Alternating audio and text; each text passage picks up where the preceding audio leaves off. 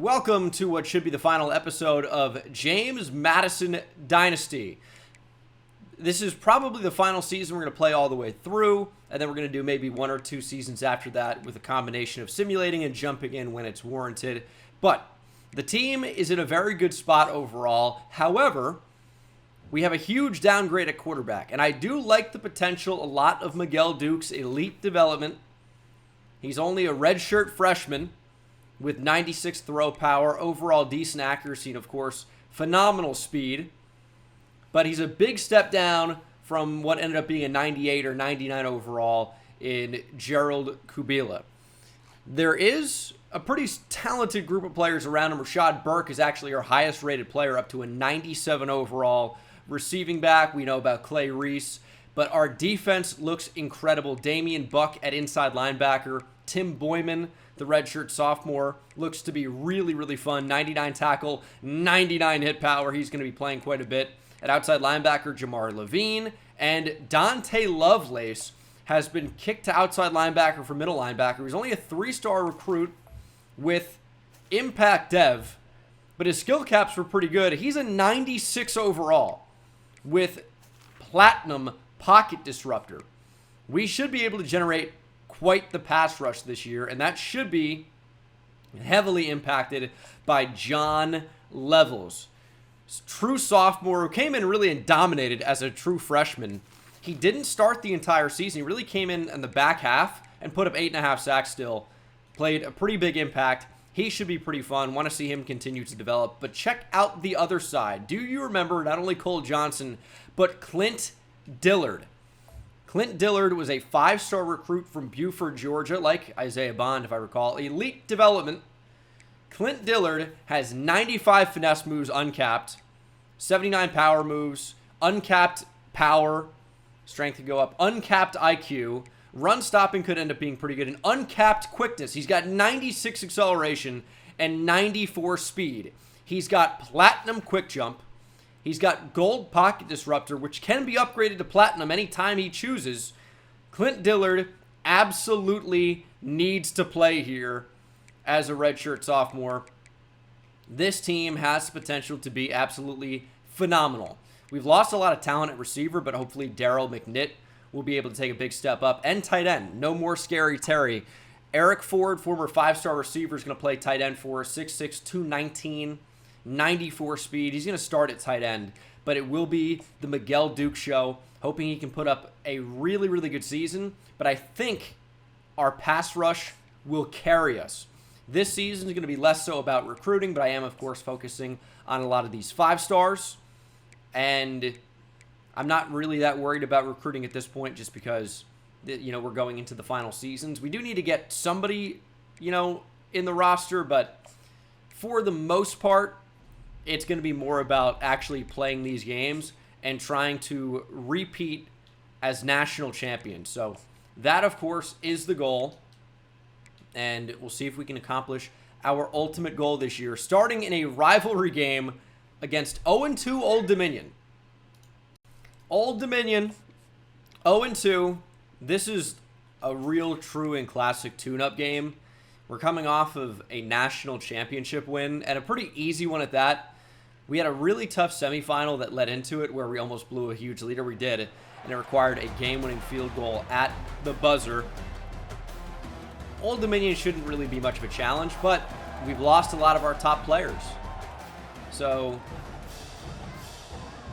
it could make things a little bit more challenging where we no longer can rely on Gerald Kubila, who was the Heisman winner last season. We turn to the freshman Miguel Dukes, quarterbacking the James Madison Dukes. No more 5-star to 5-star connection, though, at receiver. Of course, we had that big flip from SMU to JMU, as we'll find Cortez Davenport. We should just be a lot more athletic than Old Dominion, so we'll see what happens here. But one thing that we can do with Miguel Dukes that we really were not able to do with Gerald Kubila as much is use that athleticism and get on the move, and that's exactly what we're going to do here. Rashad Burke, I was hoping, was going to set up a block somewhere. We end up not getting the first down. Oh, they just never run out. It's super frustrating. But Rashad Burke is the tailback. Of course, Jeff Etienne graduates, right?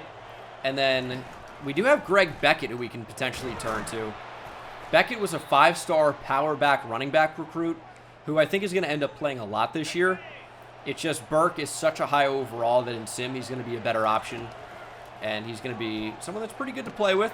As we find the 5-star tight end, Eric Ford. That's the 5-star to 5-star connection. Ford, of course, the converted receiver. You can kind of tell he is 219 pounds. It's not super, super light for a college tight end, but it's not exactly huge. So we're going to get on the move here with Miguel Dukes. Get a block from Ford and duck out of bounds with Miguel Dukes. We might be able to run a little bit with quarterback this year, especially against Old Dominion. We got a block there. Eric Ford might have the edge. He does. Touchdown. That's a mismatch. Eric Ford could be a big, big target for us this year, especially if we can use him after the catch. He's not slow at all. 94 speed. And we're playing Old Dominion. This needs to be just a team we absolutely run through. And our pass rush, I think, is going to be a big reason why. Here's 3rd and 17. Dillard and levels off the edge should be a major issue for opposing offenses. And that's a sack. There's Clint Dillard. Our pass rush is just going to be absolutely insane this year. See if our offense can match what that pass rush can do. Here's 3rd and 5.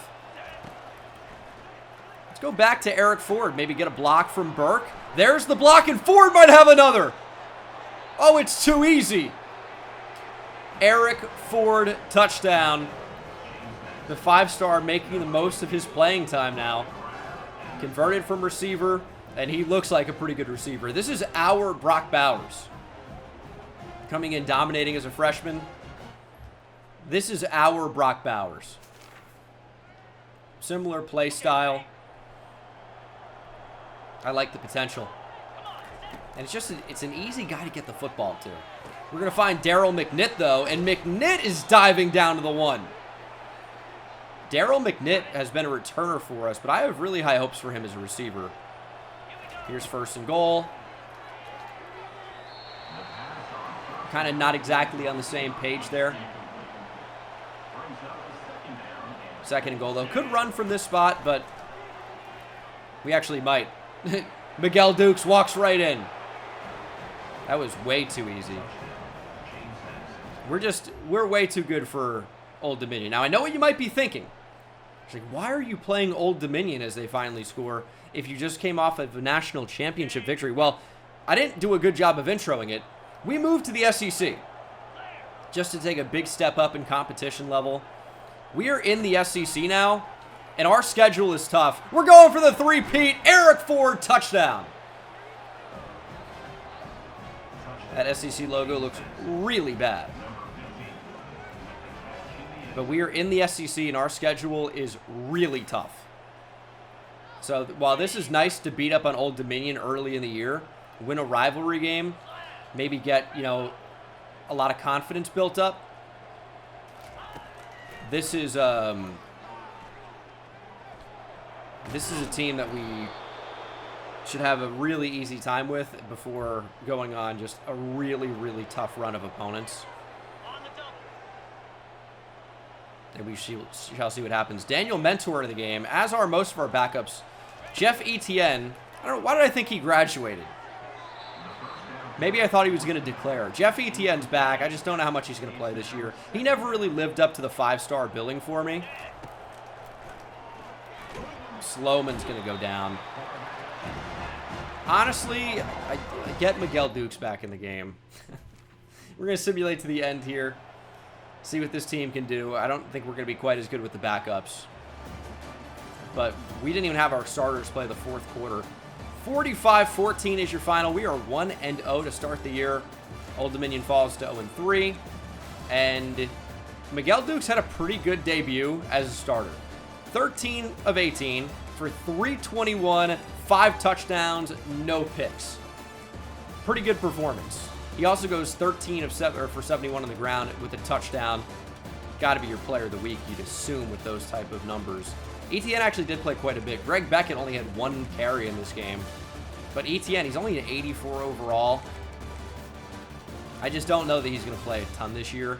Eric Ford goes 4 for 94, 3 touchdowns. Darryl McNitt, 3 for 114 and a touchdown. Clay Reese caught his 1 pass for 47 yards and a touchdown. Senior is our best rated receiver, and oh my goodness. 3 TFLs for John Levels, 1.5 sacks. 2 for Dillard, who had 3.5 sacks. Bibbs, Lovelace, Odin, and Samuel, all with TFLs. 2 interceptions for Julius Awe, who's finally worked his way into a starting role. Our DBs are not especially good this year. Like, we do have Josh Gavea starting at free safety for the first time, Johnny Joy at strong safety, Manu Ray at corner, and Antoine Odin in the slot. But outside of that, our depth and overall talent is not especially good. I know I named 4 guys, all of which are starters, but it's really gone quite downhill. So if we are going to focus on anything in this recruiting class, of course, it's going to be just overall talent.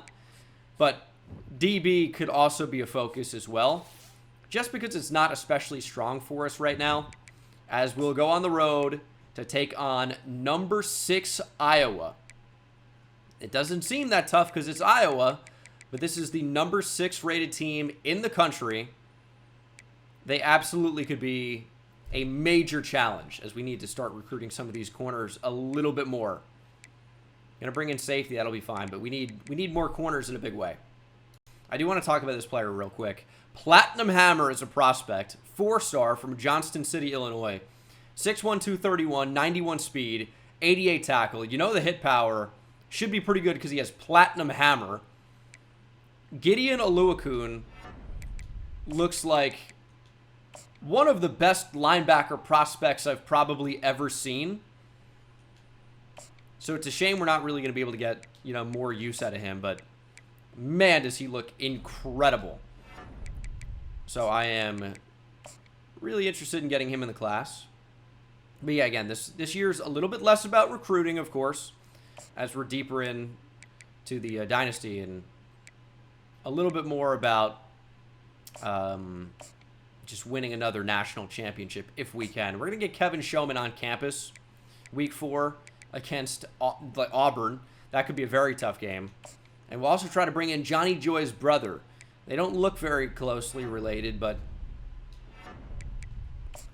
I don't really have a but to that. That's just kind of, they don't look closely related. That's kind of where that ends, I guess. No players of the week as far as I could see, but this is going to be a tough game. Iowa is the number 6 team in the nation, and it's a road game. We've got a freshman quarterback starting. This is going to be a very tough game. Iowa's just a team that plays tough. Their defense is always good. Their offense,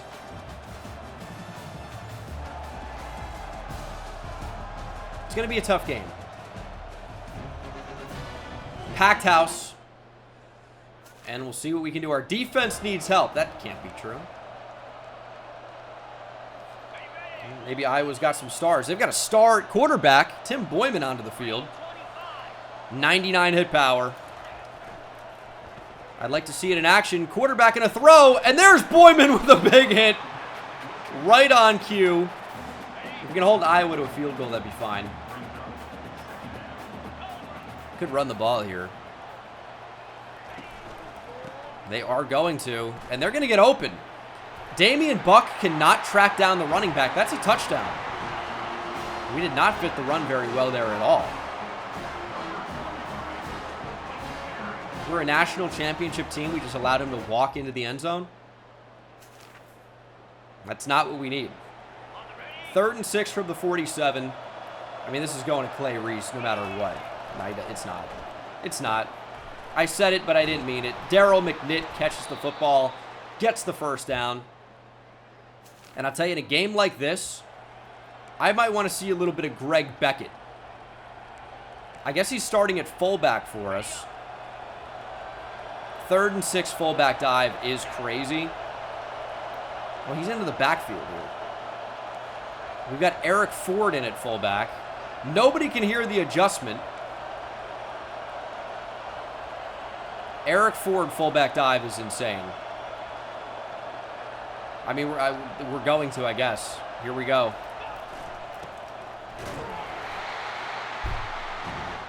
I thought we actually had a chance there. It did not go that well. We're going to go for it.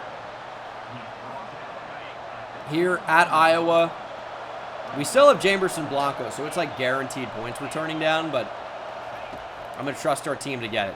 Miguel Dukes finds Cortez Davenport, who's hopefully developed his hands over the offseason. And we'll find the end zone. First and goal from the 7.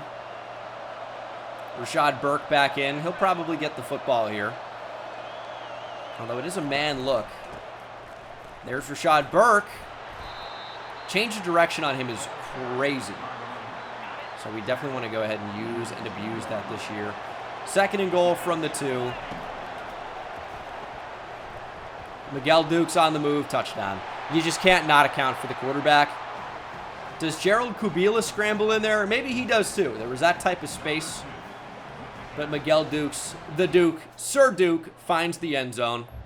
And our defense needs help. We need our pass rush to get going. That Dante Lovelace is part of that. We'll bring Damian Buck in. Play action. We're running with that, and that is great coverage from Damian Buck. Should have been an interception. But he could not quite reel it in. That's why he's playing defense. Here's 2nd and 10. Fullback in motion. They're going to run the football, and they're going to go nowhere. That is Tim Boyman. Tim Boyman making quite an impression on me so far. He's got good speed. I mean, former 5-star recruit, right? He should be making an impression. Shot to the end zone. Manu Ray, interception. Had 5 in a game last year. And adds number 1 here on the road at Iowa to stop a touchdown. But our defense, yet again, needs help.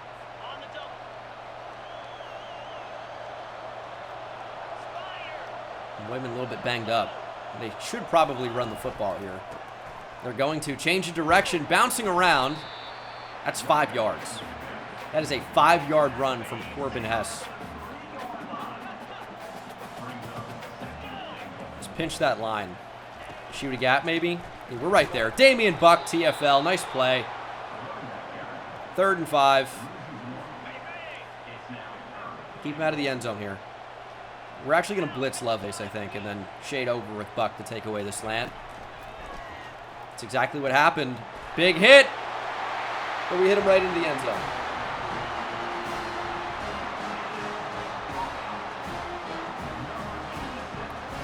All right, well, offense is going to need to step up today. They're not really playing that well against Iowa.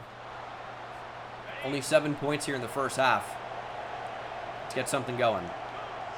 It's tough to play on the road. It really is. Take a shot down the field. Step. No, it got taken away. Batted into the air. And now intercepted. The tip picks really frustrate the hell out of me. Iowa gets the ball. And we'll need to make a play here on 3rd down. They're out of field goal range right now.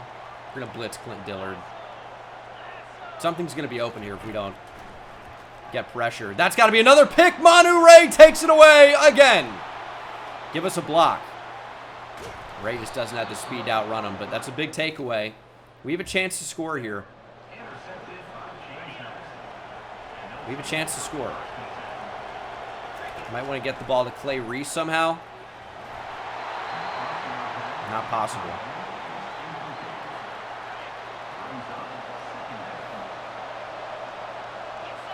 Second and 10. Stepping up, Miguel Dukes. He's ice cold right now. Gets the first down, though. Still have 2 timeouts.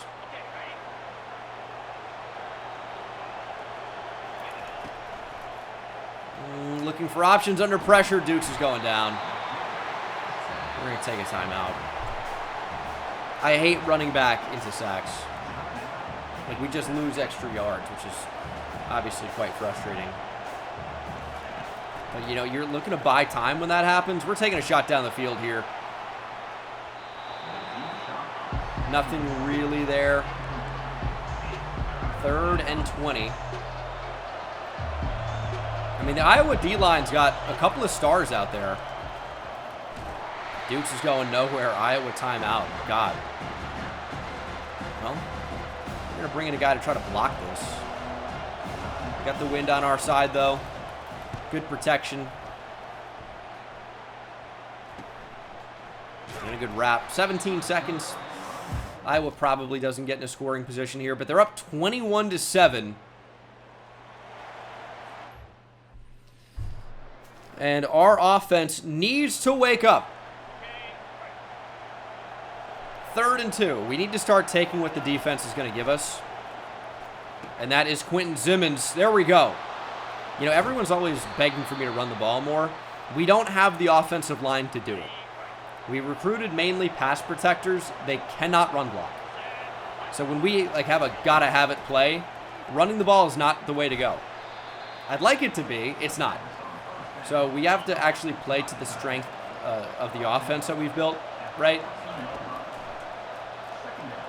And we can run with the quarterback, maybe. Miguel Dukes walks in, touchdown. All right. Needed. Down by a touchdown. Got to trust our defense to make a play. Get the ball back. They're not doing it. They're really not doing it. Get out there. There's good pressure. Clint Dillard. When we need a play, it looks like it's going to be Clint Dillard. He's actually playing pretty banged up. But, I mean, that's got to be the guy. John Levels as well, of course. Like, our ends are insanely good. But it's actually going to be interior pressure this time. Well, John Levels forced him back inside to Tim Samuel. That's going to work for us.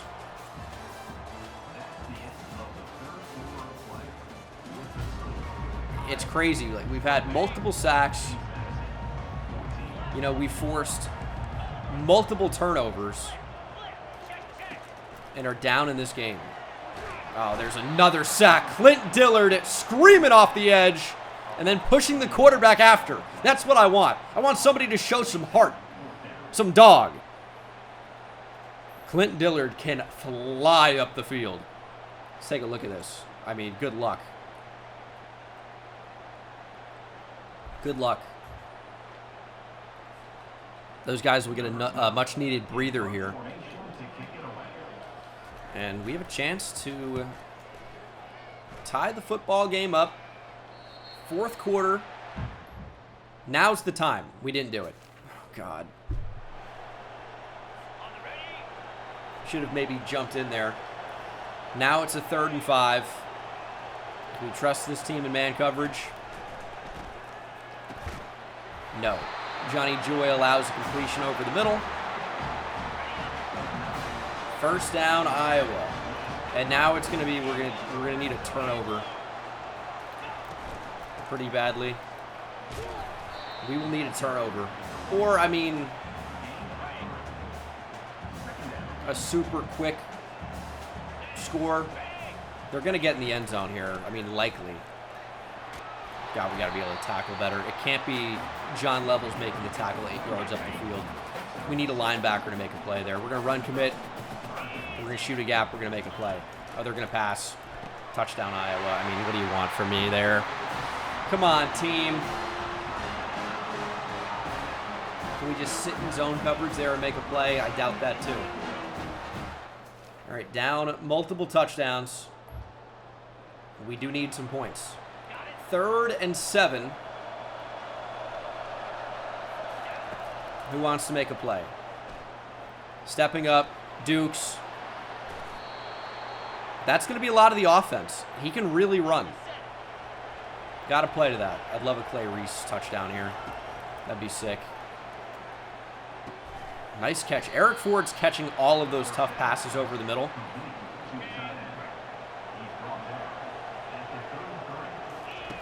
Clay Reese. I think we have Eric Ford. We just don't have the time. Safety was kind of playing that anyway. 3rd and 5. Got to get it out. Ah, the corner's playing right there. Ford cannot reel it in. And we will be forced to go for it. 4th and 5. Not sure that was ever really there, but it was certainly a miss. And we have 1 minute and 3 seconds and no timeouts to score 2 touchdowns, which is what we've done over the course of the entire game. Well, that's going to be a good start. Darryl McNitt, 80-yard touchdown. It gives us something. It gives us something here. This is where they want us to go for 2, but the time, like, I don't know that it's going to end up mattering all that much. We will need an onside kick regardless. There is McNitt, makes the catch. We will need an onside. There is a chance, just not a great one. Here we go. Make the recovery, please, get on it! It's bouncing around and we don't recover. Tough road game against number 6 Iowa. They're going to come out on top.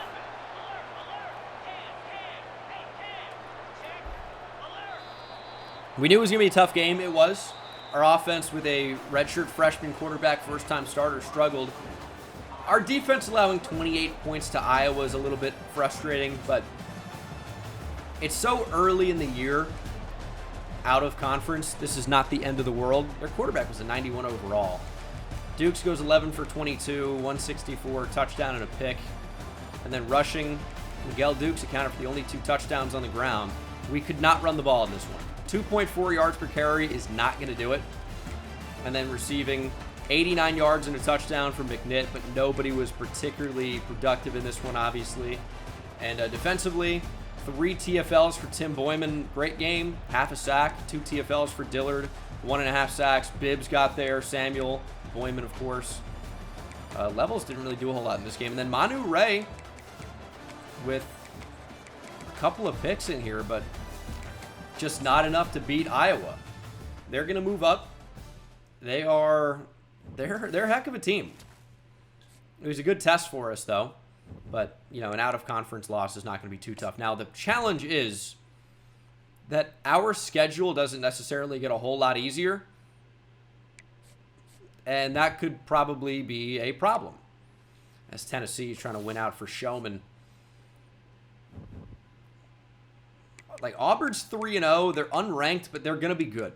You know, it's an SEC team that's undefeated at this point. This says they're ranked number 25. We dropped to 4. It's not that bad, but even the unranked teams are pretty good. At Georgia, at Notre Dame, out of conference against Oregon, at Bama, versus Texas, Arkansas, on the road at Tennessee. We get Vanderbilt and A&M. That's maybe one of the tougher schedules, maybe the toughest schedule that we have ever played in the history of my college football 25 dynasties. That could be a bit of an issue. This is notable. Kevin Showman, 6'2", 186, is a 4-star corner who is, I mean, right there between Tennessee and JMU. It's week 4. He's on campus this week. I think it's a win and in. If we win, we get him. If not, obviously, it could be slightly challenging, and that was not very good. We got very unlucky with Eric Joy here, because we know he liked pro potential, but we chose 2 of the wrong fits. It's going to end up being that one. So that's a little bit tough. But if we can get the points for a visit, I guess we could schedule him against Oregon and maybe have a chance. I don't know. I don't think we're as far behind as it looks. We just had 2 wrong sells in a row. It's probably, you know, looking a lot better than that. So, yeah, I mean, guessing the wrong motivation is tough. That's why I usually start with a soft sell. But again, I'm just not as focused about recruiting this time around. It's important, but it's not super important. Got a visit on campus today. 4-star corner. If we get him in the class, it'll be because we win this game. Looking to bounce back after a loss. Our first loss in a while, by the way. We went fully undefeated the last season. Spoiler, but you shouldn't be watching this season without watching the last one. Unless you're live on twitch.tv/Bengals, I am for all of these. In which case, you may be spoiled. We went undefeated, won the national championship last year. The episode's been up on YouTube for days. That's just how it goes. But we need the offense to bounce back a little bit. I'd like to be able to run the ball a little bit better. And that's just going to be perfect. There's Rashad Burke. It's one of our best runs in a long time. It's a 37-yard run.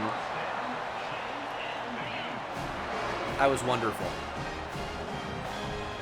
That really was, I mean, you just can't do it a whole lot better than that. We're going to take off again, get another block. Miguel Dukes also off to the races. Big stiff arm. It's back-to-back gains of 30-plus. First and goal from the 8. Greg Beckett in motion. No need for a high point in that spot. It's a big miss, though. It's not even close. Under pressure.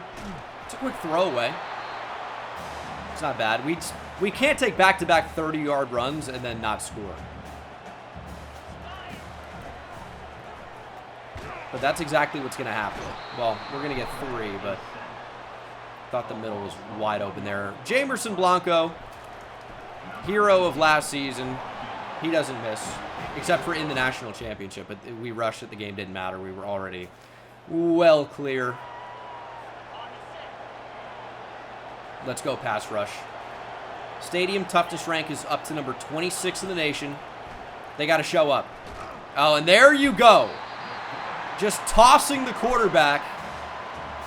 John Levels was in there, but of course, it wasn't John Levels who made the play.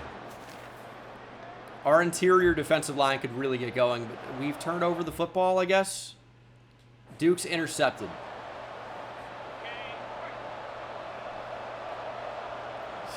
It's very annoying. Quick throw! Diving interception by Antoine Oden! Oh my goodness. What a player. He was DB of the year last year. And, I mean, we're seeing why this year. That is an incredible play. Antoine Oden reads it the whole way and goes full layout to take it away. He's 6'5", playing slot corner. I mean, he is kind of unfair. Get Eric Ford a touchdown. That's just wide open. It's Clay Reese. Clay Reese, I thought, had a chance to score on that. He's going to go down inside the 5. And we'll look to just pound it in here. This is where I might like Greg Beckett, but it's going to be Rashad Burke. Oh, a good burst from Burke. Touchdown. We got the football back. It's a punt for a 26-yard punt. Okay. Up 10-0. Ford with the step, makes the catch. Oh, he's hurt. Didn't make the catch. Severe risk of injury. -7 speed. Quentin Simmons going to come into the game as a result. Second and goal. There is Simmons. He makes the catch, breaks a tackle, fights into the end zone. If you've seen any of this series, you know that Quentin Simmons is a touchdown machine. He would absolutely not be denied. We're up 17. And we got the ball again. Interception, courtesy of Manu Ray. Oh, he's going to put up an otherworldly season this year. That's 3 interceptions already. I mean, we had it wide open on the other side of the field. I mean, wide open. Wide open.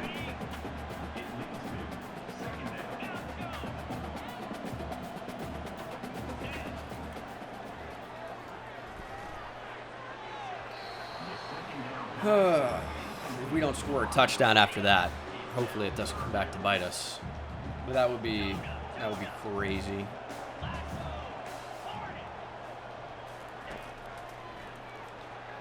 Out for Clay Reese. There's his touchdown. Don't worry about it. Do not worry about it. Clay Reese hits the Heisman. He won't be winning it. And it's suddenly 24-14. Auburn with a couple of quick strikes. Otherwise, we've controlled the first half. Got to be careful with the health of Miguel Dukes in this one. Severe risk of injury to that left leg. He's going to play through it, though. Wide open is Simmons. Can't score a touchdown there.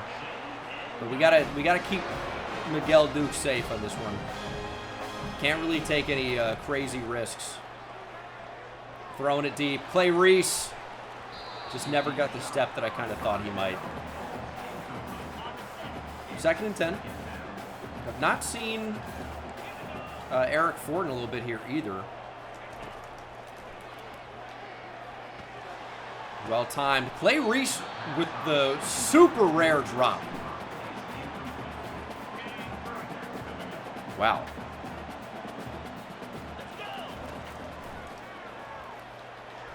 And we go right back to him. Show him that we still have faith in him to compete. Nice catch.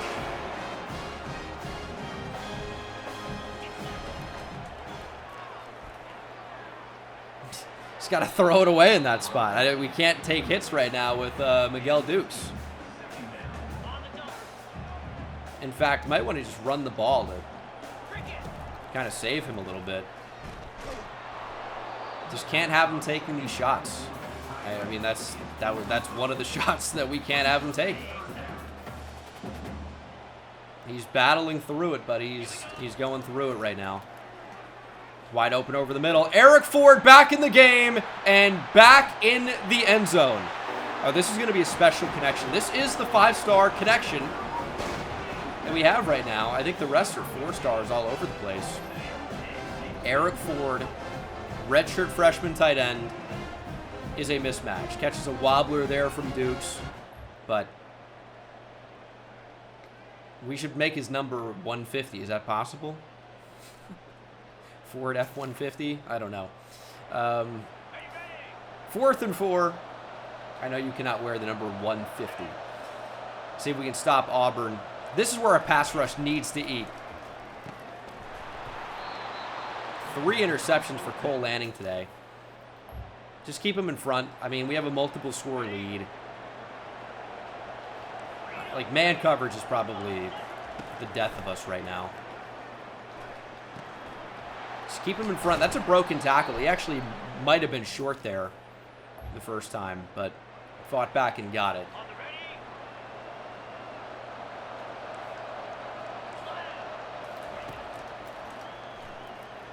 Shot to the end zone. It's picked off by Josh Govea. And that should be the game pretty much. First year starting for him. And we're already in the red zone? What type of play did we just have? Greg Beckett into the game. Still on his feet somehow. Timeout Auburn. 83-yard rush by Rashad Burke is how we're down here, by the way, in case you were curious. He's back in. He's got some insane burst. 13 rushes for 152 yards. Obviously, a lot of that is due to a gain of 83. But still, it happened. Auburn down to their final timeout. And they're committed to stopping the run, that's for sure. But we'll take our points here. End the game off the leg of Jamerson Blanco. And Auburn, thanks for coming out. But it's a big, big victory for the Dukes. Let's get Dante Lovelace after the quarterback. Damian Buck, too. Why not? Quick throw. It's intercepted again. Julius Awe. Chance for a pick six here. Has to outrun Westbrook. He will. Sorry. Not sorry. Running up the score here late. Julius Awe, pick six. 40-15. 40-17, excuse me, is your final. We scored 28 points in the second quarter. And that's a great way to bounce back. 2 picks for Miguel Dukes. Did throw 3 touchdowns, 260 yards. Played hurt. And then rushing. Best game of Rashad Burke's career, I want to say. 14 for 151 and a touchdown. Darryl McNitt even got a handoff. Gain of 18. Clay Reese right at 100 on 6 catches. Touchdown for him. Touchdown for Ford. Touchdown for Quentin Simmons. And then defensively, TFLs for Bibbs and Levels, who both had sacks. Dillard with 2. Bibbs, Lovelace, Levels, all with 1. 2 picks for Manu Ray again. 1 for Antoine Oden, Julius Awe, and Josh Govea. Wow. Touchdown for Julius Awe, obviously, as well. But Manu Ray, John Levels, and Clint Dillard are going to be putting up some pretty insane numbers, I would say. These guys are playing great, and that should lead to the commitment of a 4-star corner. That's a blowout win against Auburn. Kevin Showman from Fort Mill, South Carolina, has picked the Dukes.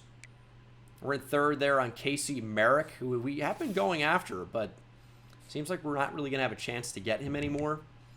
Now we have to play 2-2 Georgia at Georgia. Not super excited about that, to be honest.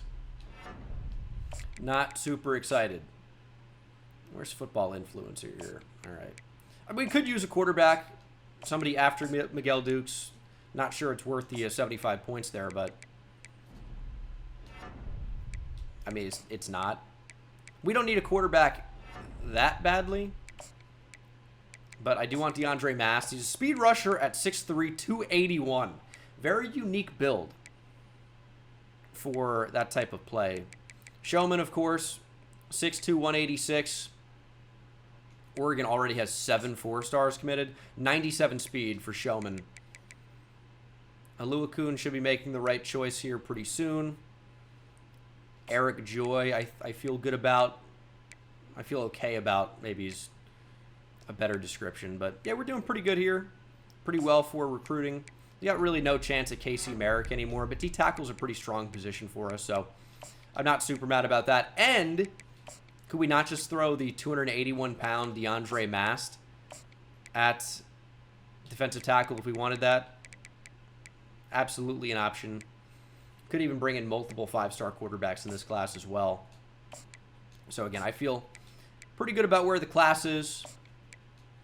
We could also go James Kopp potentially at D-tackle since we're passing up on the other one just to get one in the class. It's going to be a pretty small class for us this time around, again, with that focus on the defensive backfield. How hurt are we right now? Torn rotator cuff for Tony Pollock. He'll be back in 4 weeks. It's not a huge injury. Got pretty good depth on the offensive line. And Georgia is our highest rated opponent of the year. And we're on the road. We've already lost on the road to Iowa. Georgia may be unranked, but they're even better. It's going to be interesting. And it's raining here at Sanford Stadium, here in Athens. Crowd going crazy. Welcome to the SEC. This will be our toughest game of the year, I would say. We're not going to be able to audible or hot route. Toughness rank is 7. Everyone's starting absolutely ice cold. Not great. They're going to be flying around making plays. Georgia's going to be a nightmare.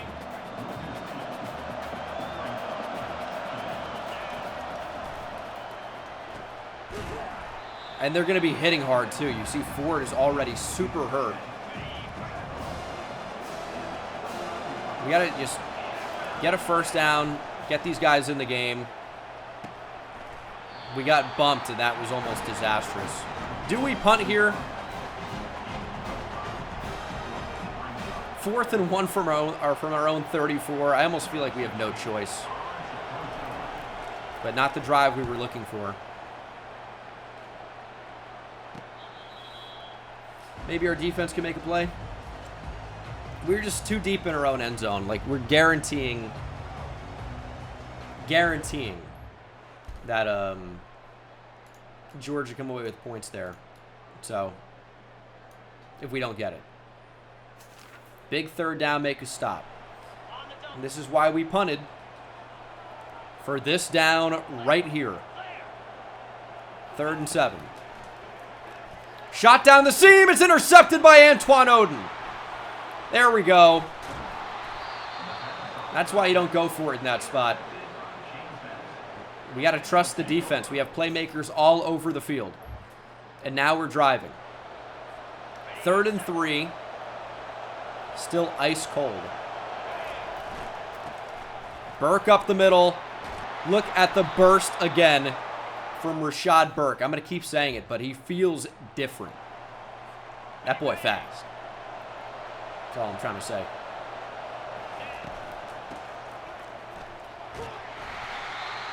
Take 3 there. It's going to be tough to pass in this one. I'm actually shocked that we're running the ball so well. You got to set up a block there. You got to block, Daryl. It's a touchdown if Daryl McNitt turns around. 3rd and 2.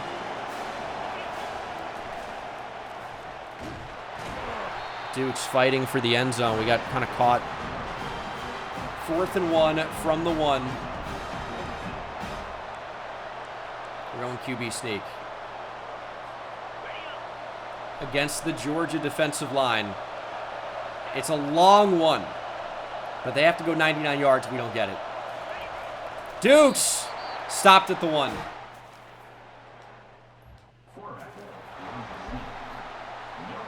And we will rely on our defensive line. Georgia's got to go 99 yards.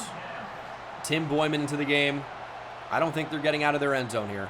This is 2 points. Got to believe that. Why did you get out of the way? Why did you get out of the way? We had it played so well. Why did you get out of the way? You're right there. Where are you going? Davis Wilbur into the game. Maybe his last time ever playing.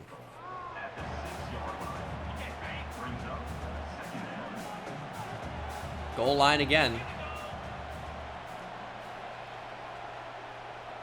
We'll call a timeout. I don't like the look. I don't like the look there. We need our pass rush to go crazy. Somebody's got to make a play. 2nd and 4, slot in motion. Handoff up the middle. And Georgia's well out of their own end zone. Matt Sweeney. And our defense needs help. Georgia's already to our 16. They could go 99 yards here.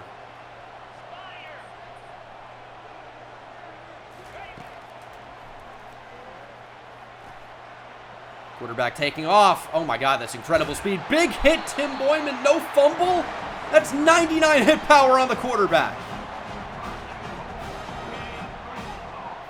We got to put the ball on the ground there. Quarterback throwing touchdown. 99-yard drive for Georgia. Well, it looks like we answered with a score. It is 7-7. Final play before the 2-minute timeout. See if we can even get this thing snapped. We cannot.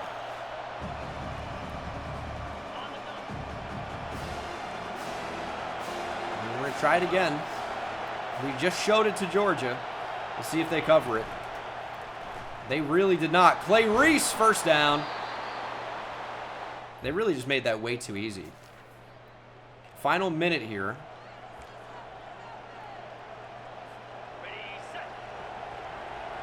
You've got to be smart with the football. Good route. Eric Ford, first down. This is where we're actually going to end up going chew clock. Giving Georgia hopefully no time to answer in the first half. That's a good route. Clay Reese, touchdown. I know that was a red throw, but that was a perfect throw. Put it down and away. Down and in there where the corner can't ever make a play on that. Big touchdown to go up 14-7. Into the 3rd quarter. 3rd and 15. Okay.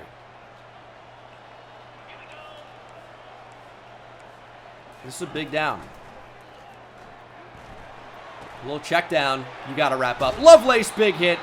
And on 4th and 6, Georgia should punt. They do.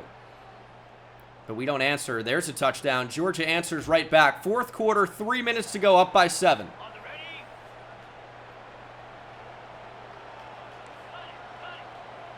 Somebody's got to make a play here. Quick throw inside, picked off Julius Awe. Georgia's still with 3 timeouts, but Julius Awe, living up to his last name, shock and awe. The reaction of the Bulldog faithful in the crowd. I don't know what that is going on with the puffer jacket. I couldn't figure out what he or she or they is doing, but they were putting their hand inside the body of a gentleman. It's interesting. Eric Ford, nice move. And Georgia gets to see our version of Brock Bowers. That's fun.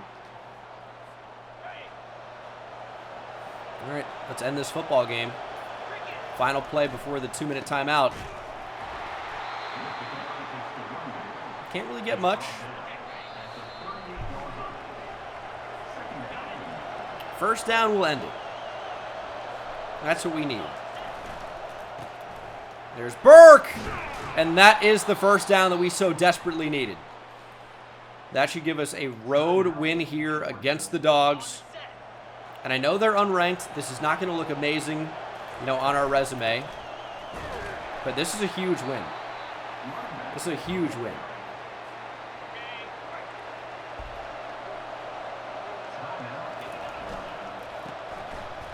Also, I didn't even realize when I said F-150 for Eric Ford earlier. He wears 15. That's a complete accident. Not intentional. Rashad Burke, house call. Yeah, he's gone. Rashad Burke's got some wheels.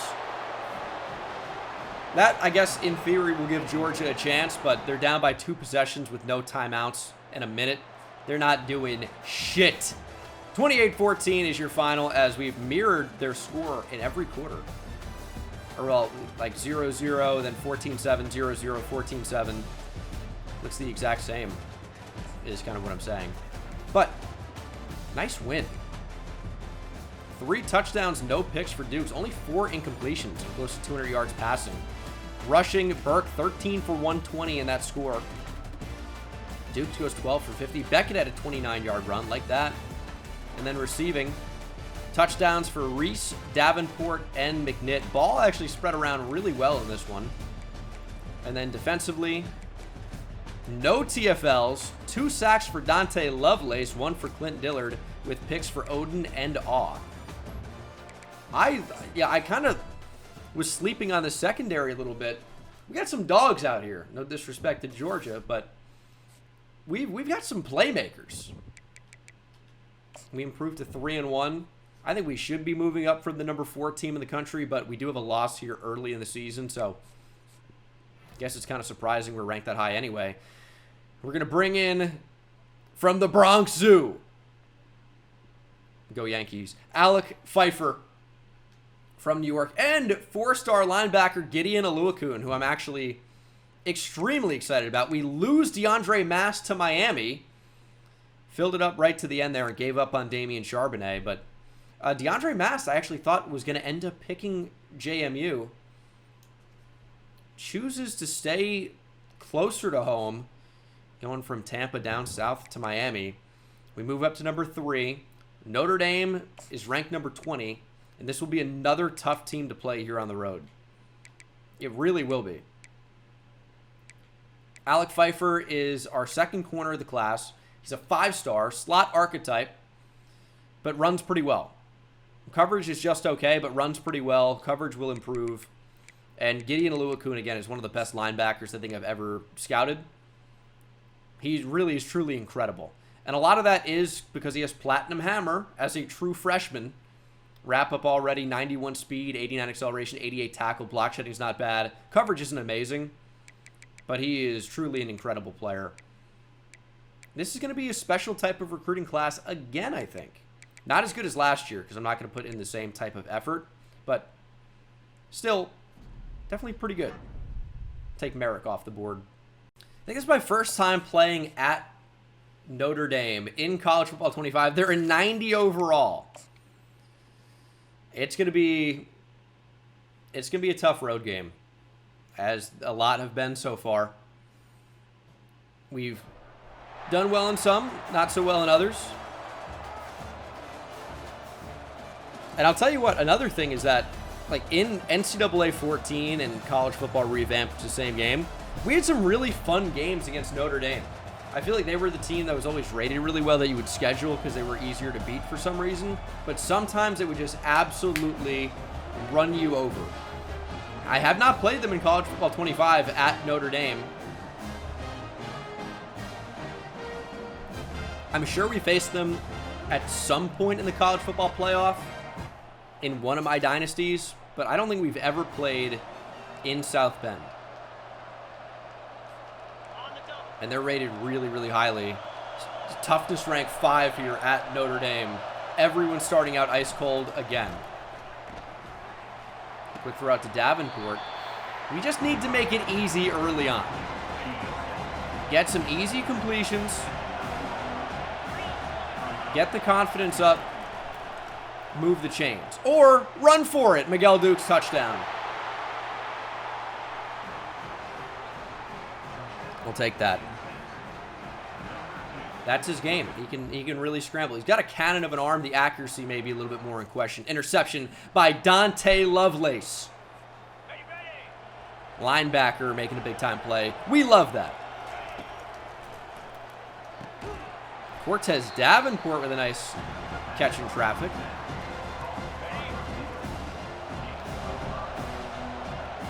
Let's get Rashad Burke a carry. Touchdown? We just didn't have the burst that he usually shows. Severe risk of injury. Greg Beckett into the game. This is a touchdown. Yeah. No one wanted any of our big power back. Former 5-star Greg Beckett is a tank. You know, usually I say when the trains come and get off the tracks, nobody was on the tracks this time. They said, all right. They made business decisions. They said it's not worth it. You know, we're playing great defense right now. It's 21-0, 28-0, and we have the football. I mean, it couldn't really go any better than this. There's Beckett with a block. One-on-one. Oh, Beckett wrapped up in the open field. I really thought that Beckett was just going to go right through him. Intercepted. He's supposed to come back to the ball, dude. Well, so much for that. Clay Reese trying to save a touchdown. He will.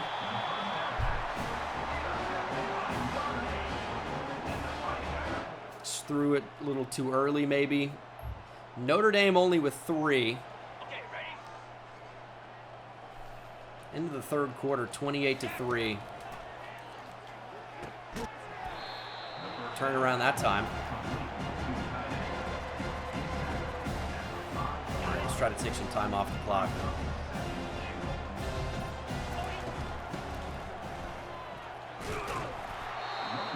You know what it is? It's especially tough with our line to run in between the tackles. Would we have more success kind of widening out the field? Dukes has fumbled. Oh my goodness. Big man touchdown. How do you even score this? It's not a rushing touchdown. Big 69. It's a fumble recovery touchdown. I didn't even know you could advance something like that. Ryan Monroe.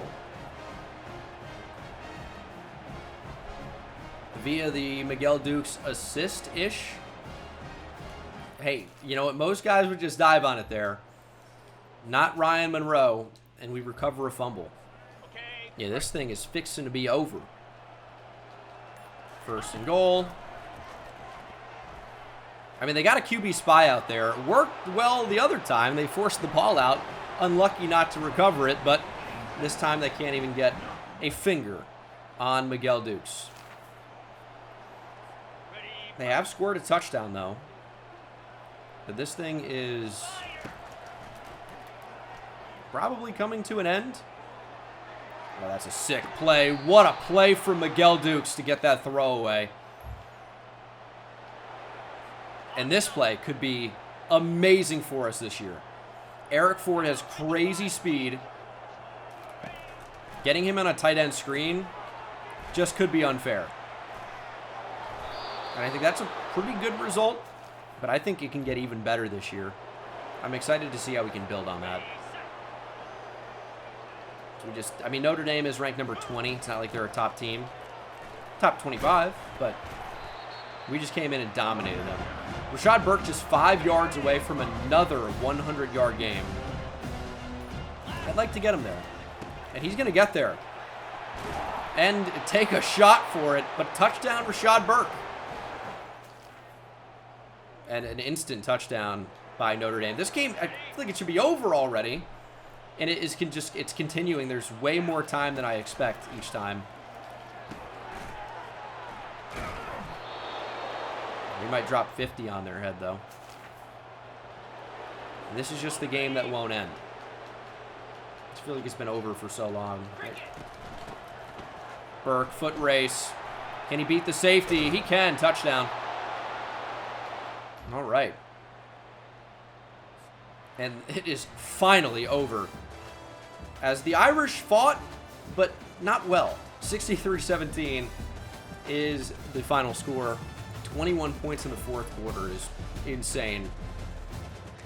James Madison, 12 of 18 for 231, 2 touchdowns and a pick for Miguel Dukes. Rushing, 14 for 122 and 2 touchdowns for Burke. 55 yards on the ground, 2 touchdowns for Dukes. Touchdown for Greg Beckett. And receiving, nothing really of note. Only 1 catch for Mentor and McNitt. Both huge gains and both touchdowns. Defensively, 2 TFLs for Cole Johnson. Welcome back to the field. 2 for Dillard, who had 2 sacks. 2 for Bibbs. Lovelace and Levels, each with 1. Dillard and Levels with sacks. Picks for Lovelace and Johnny Joy with a forced fumble for Lovelace. He had a great game. Dante Lovelace, Defensive Player of the Week, potentially. Kind of should be. That is a pretty insane effort. Show me Dante Lovelace, Defensive Player of the Week. He's earned it, in my humble opinion. As we do get 4-star linebacker Timote Putu from Palm Beach Gardens. We do lose out on Eric Joy. We knew that was going to happen. We stopped recruiting him as a result. We're not going to do as well as I would want with the corners in this class, but we're still going to do okay. Telvin Yeast on the verge of committing. We're looking really good for these running backs. We may bring in 3 5-star running backs. Maybe Zach Gunner can do something else, but at 5'11", 238, he's either going to be a running back or a linebacker, inside linebacker. Those are only 2 options, I would say, but that could be good. Look to bring in a big-time receiver, 4-star George Saylor from Houston. And the O-line is just okay right now. Do we really want to schedule him against Texas? I don't really actually think it's going to matter. I think that recruitment's going to be over prior to that. But we're recruiting well. We're going to bring in Brett Marshall. I think that's almost a guarantee to the class. James Kopp could be a little bit tough. And this is a fun recruitment because it's between us and Oregon, and that's the matchup this week. We scheduled a really tough out-of-conference set of opponents, and I think that makes it a little bit more fun after we've won a national championship. We really see what this team is capable of. Now, does that stop you from potentially going back and winning another national championship? Maybe so, especially when you move up to the SEC, but at the end of the day, we just need to hold our ranking, and I think we're doing a decent job of that so far. Oregon's tough, though.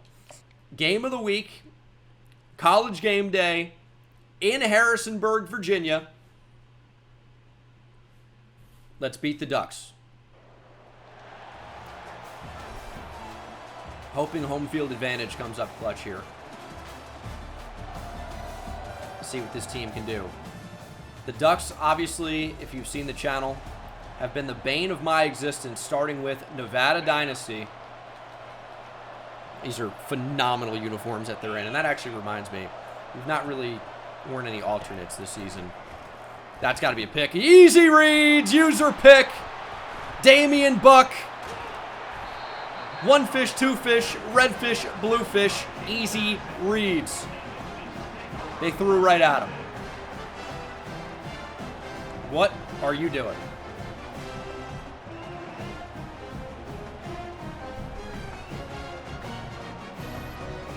Damian Buck's a big-time player. Highest-rated player on our defense. Joint maybe with Dante Lovelace. Our backers are sick. Really, our front seven is amazing. Big play there. Burke goes for 43. Get Clay Reese to the outside. Let's flatten this out a little bit. They kind of play it. Good pocket movement from Miguel Dukes. Unnecessary hit, though.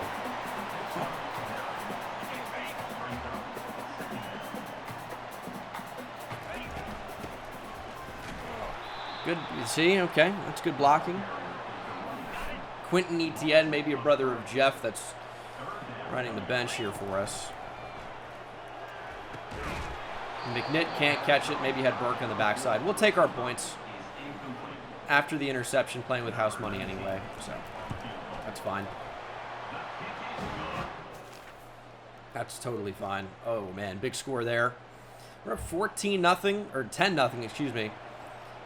57-yarder for Jamerson Blanco.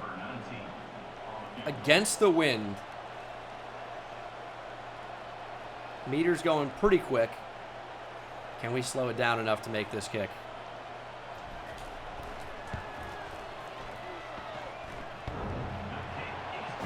Never in doubt.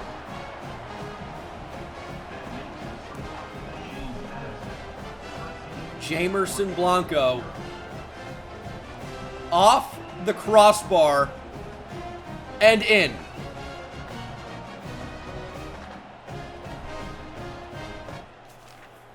I mean, he's insane. He's the best kicker ever. Really, really, truly, probably the best college kicker of all time. Low bar, but still. 3rd and 3. It's going to be going the other way. Why are they playing cover 2 there? We'll bring Blanco back out. Keep this a 2-score game. It's the smart thing to do. And our defense does the job, gets us the ball back. That's why you take the points in that spot. Plenty of time. A lot of football left. Oh, my fucking... What is that? Eric Ford never saw the ball in the air?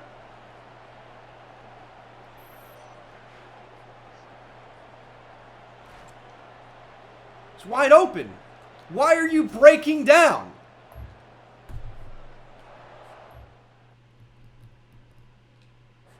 No, we allowed a 40-yard touchdown. Goodness, dude. That's a huge, huge swing in the game. We're going to go back to him. Make up for your mistake.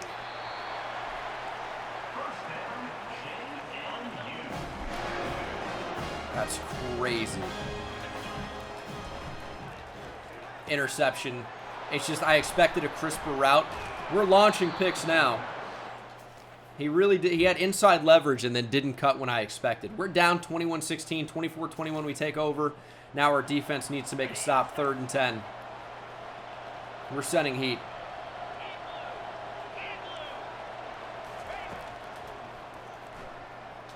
It's going to be open.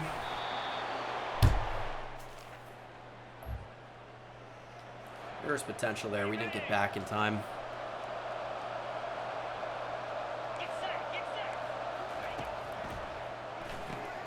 I mean, where do you think you're playing defense to? You're in a hook zone, right? They might have been in a deep zone. Oh, man. They're going Wildcat. All right. How do we stop this? That's how. Tim Boyman was there. And Tim Samuel was there. 2 Tims. 3rd and goal from the 4. Get to the quarterback. Dante Lovelace does. 2nd sack of the game. It's a big time play. Oregon likely tying it up here. Although this one, I mean, it might be wide right, and it is. Oh my goodness, I was lost for words. But he misses wide right. 3rd and 7. Oh, this is such a bad play call. We're going to jump. Still in Blanco range, just can't take a sack. It's a bad play, though, so we at least get a better play as a result of the false start.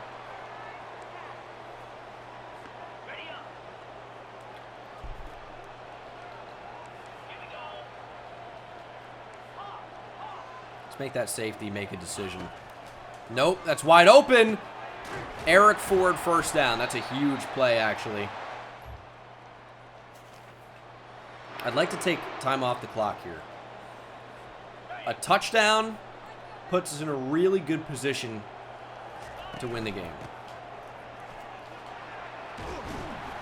Good run from Burke. He's over 100. He's been a machine. Now, a lot of it is just one breakaway run per game. But, I mean, he's doing it, though. I kind of just want to get Beckett in the game here on the goal line. But we're doing runs from the gun. I wish there was like a quick... Actually, there is a quick change I can make. But I can't do it from, like, pick a play. You know, I have to... Or, like, coach suggestions. I have to actually pick a play. But this at least gets Greg Beckett in the game, who's more of the power back. Or is the power back. It's going to be a hold. It's going to be a hold. That actually complicates things.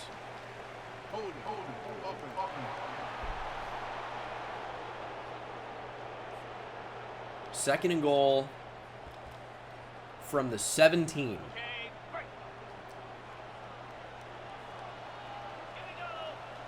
All right. See how Oregon responds here. Ford is open for a touchdown. We don't have the time to get it to him. 3rd and goal. A touchdown's big here.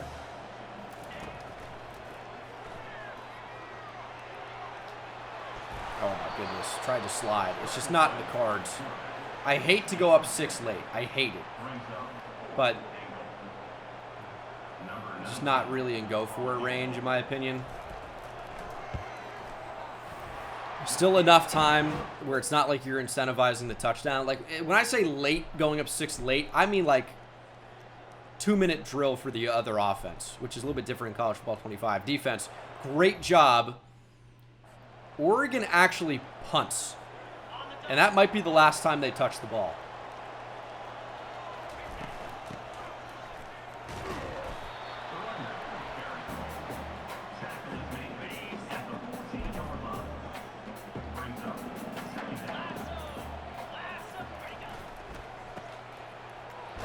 Oh, that's a huge hit. He's got platinum hammer as well, it looked like. Not going to snap the ball here. Going to start to force Oregon to at least call their first timeout. And then we'll have a very interesting decision on 4th and short. I think I mean, almost have to punt, I guess, but hopefully it doesn't come to that. Oh, and it won't. Beckett gets us the first, moves the chains, and that will pretty much do it here. 1:57 to play. Just can't fumble.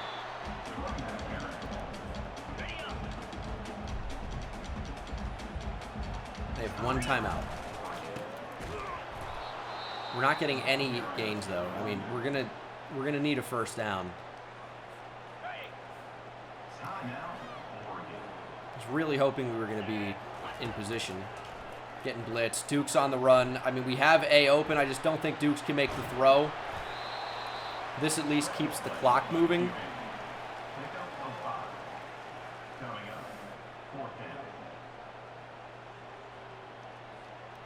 Yeah, I mean, we're going to have to punt. But this is, we give Oregon the ball back. Down by a touchdown. A touchdown and an extra point wins them the game.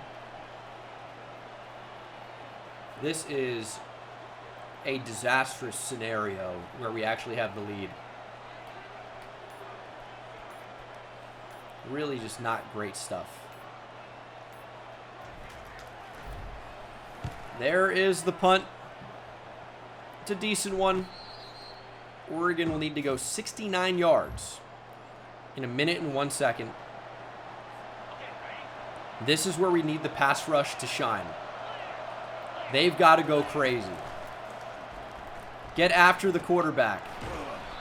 If we can force 3rd down even, we're going to be in a decent spot because we have some edge rushers with pocket disruptor, and they get bonuses on 3rd down and 4th down. So hopefully they can really get after the QB here. Quick throw, good coverage, but Boyman allows the catch in front of him.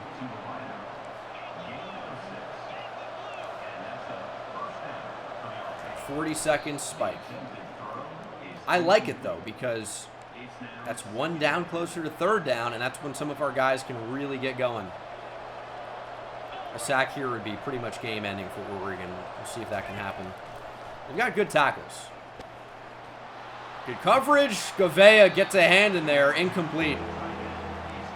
That could have been a little scary.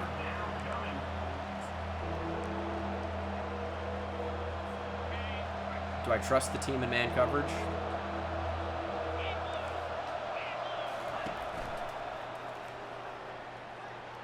I do. Oh, good pressure. 4th and 10. Levels is not dropping back into coverage. Where do they want to go with the ball? Wide open. Big completion. Got aggressive. Left something open. 20 seconds for the Ducks.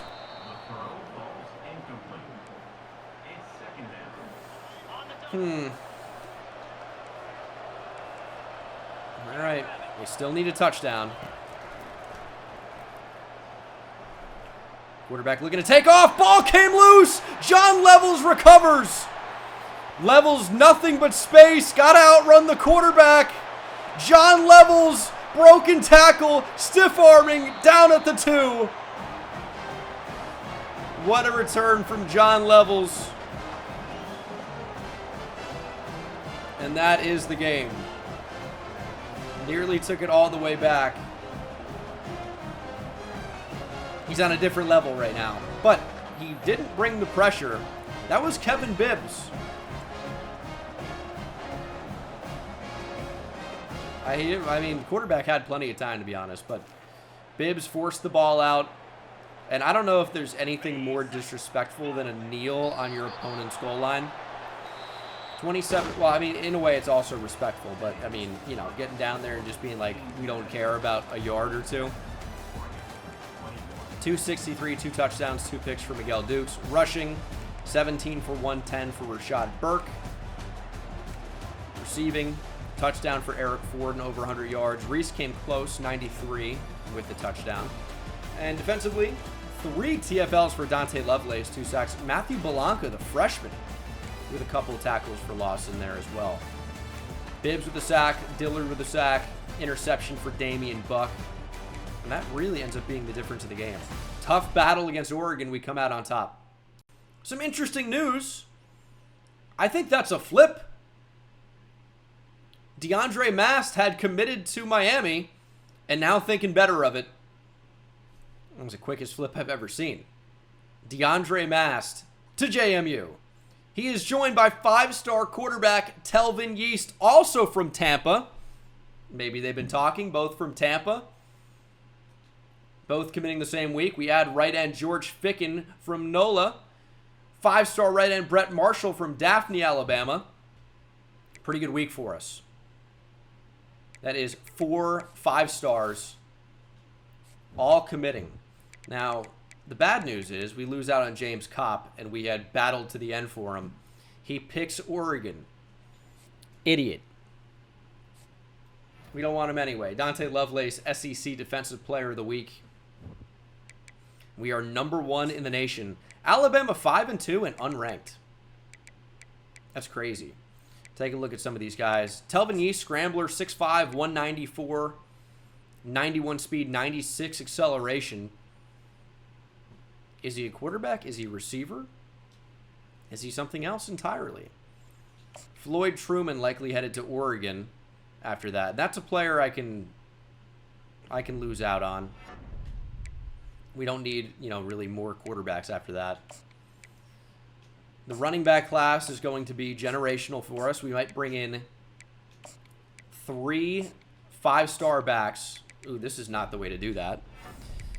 So this is just going to be another insane recruiting class for us. This is what happens when you build a dynasty. And that's kind of what we're doing right now. Everyone wants to be a part of it.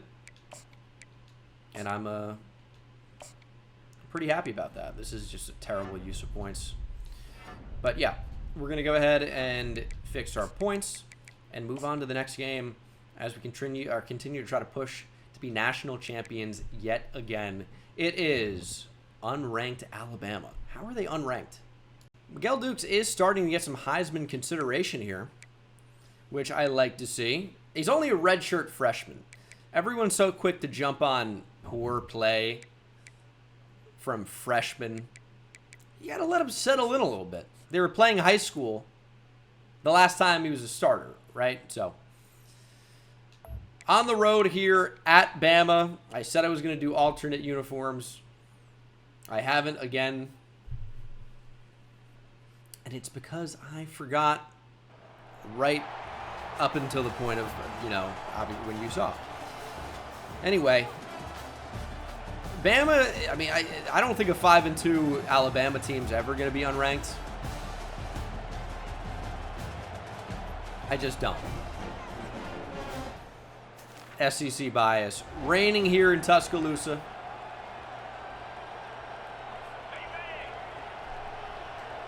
Let's play some football.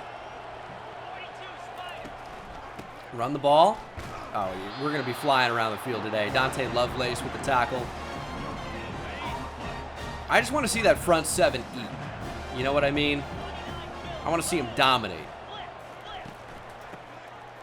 There's a great play on the backside of that. Clint Dillard. He does not have 11 sacks already, does he? Oh my goodness. It's insane production. They're going to run the ball. Big hit, Damian Buck. They get a yard. If they're going to try to run the ball today, it's not going to be a good time.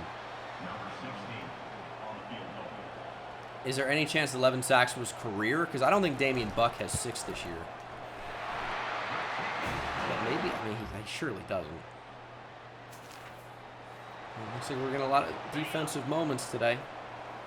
That's for sure. Let's bring up Joy. We're going to show blitz. There's good pressure.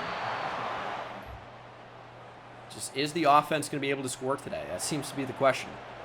Defense is making stops, making plays. Toughness rank 4 here on the road against the Crimson Tide.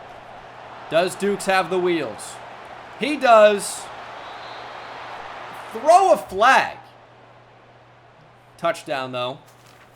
And the ball back. Greg Beckett into the game. We're going to try to give it to him. Up the middle. Nobody wants Greg Beckett on the goal line. Halfback dive, he just walks in every time. Big touchdown for our bowling ball. And our defense is just playing so well against the Crimson Tide. This is not the play.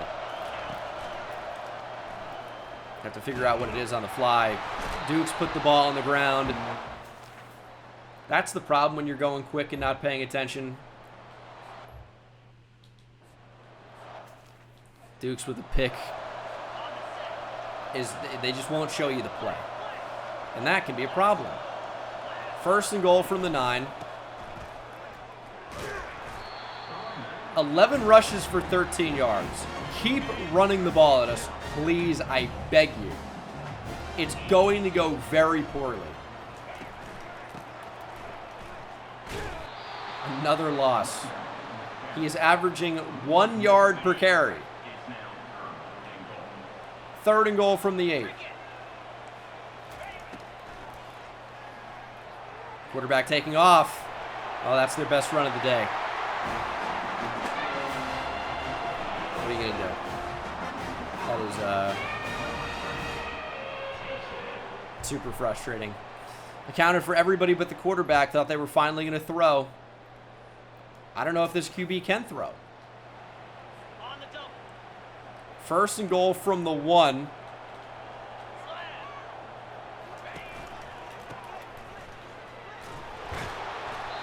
Still keeping him out of the end zone. Anton Boone is up to 38 yards rushing. Bama with a 3-point lead. We absolutely need a stop here.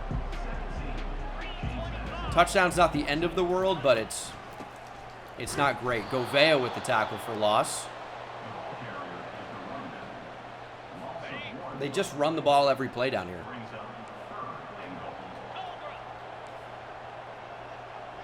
Third and goal from the 2. Here's a pass.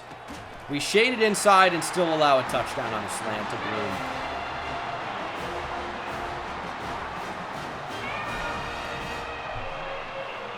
What does shading inside do if it's not like taking that away? What does it possibly do? Oh, big touchdown for us though. And the football back.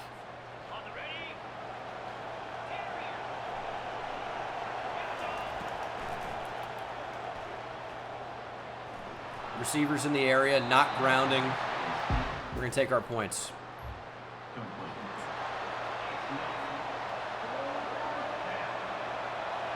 Moving a little bit quick here for a shorter kick, to be honest, but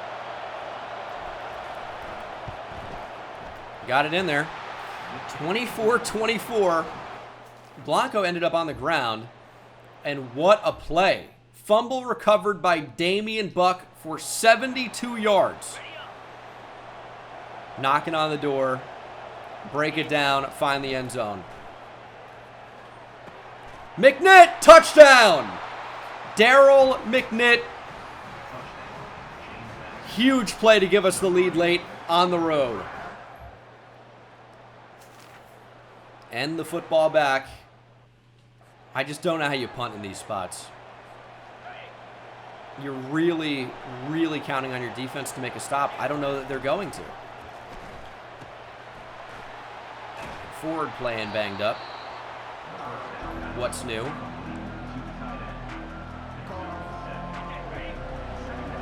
Should be the final play here before the 2-minute timeout. There's the first down.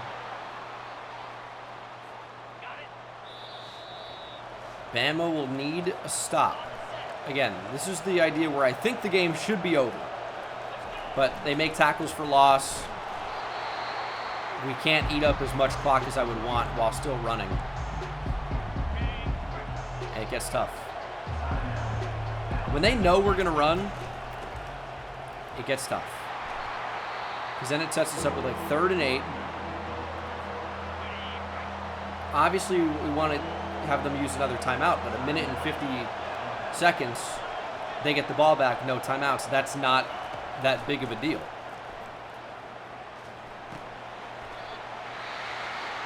So you try to get the first down in that spot, but I didn't want to be too crazy. Didn't want to turn it over. And away we are with the punt. But we do have the lead. They have 1 minute and 44 seconds. No timeouts. Again, I don't really think that's going to be too much of a factor. We need levels to get after the damn quarterback here. Go make a play. Oh, my God. It's going to be an instant answer touchdown by Alabama. Brents cooks awe in coverage. Well, you get for pressing late in the game, I guess.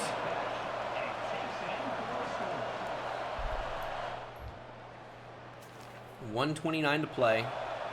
We have all of our timeouts, and we have the best kicker in college football history. Fuck me! I meant to press Y! How do I hit X there?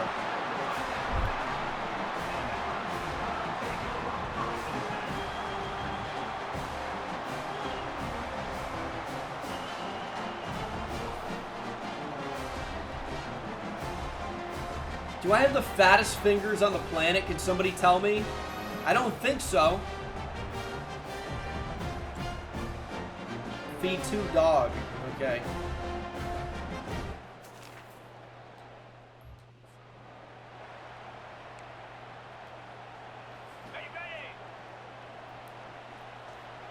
Alabama gets the ball back.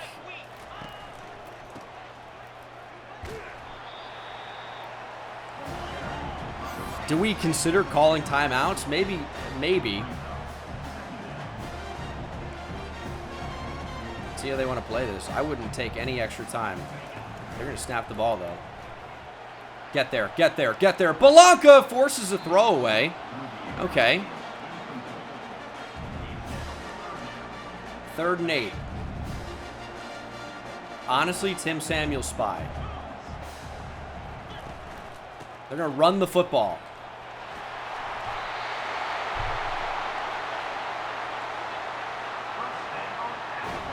I did not expect that.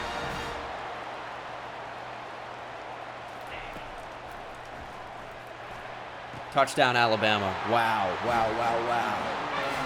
That's not worst case scenario, though. Worst case scenario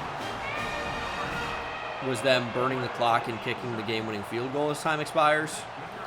This way, we at least have a chance.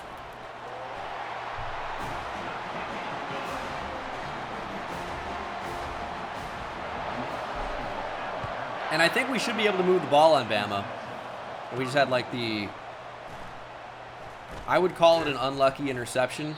I don't know how I tapped X. And you could see I genuinely tapped it. The ball was lobbed out over the middle as I was trying to move up to Y.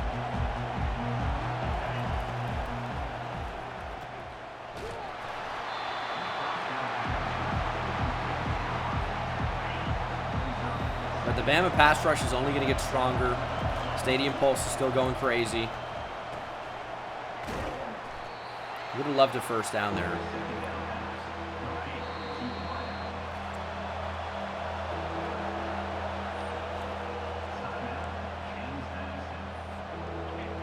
We kind of need someone to win down the field. Clay Reese in the past has been that guy.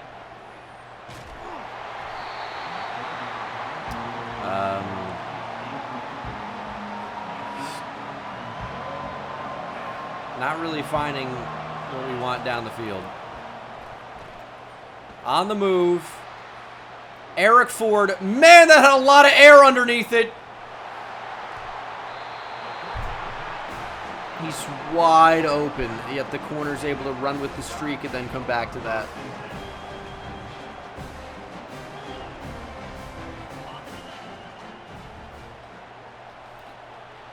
Yeah, the timeout doesn't really matter when we can't get a first down.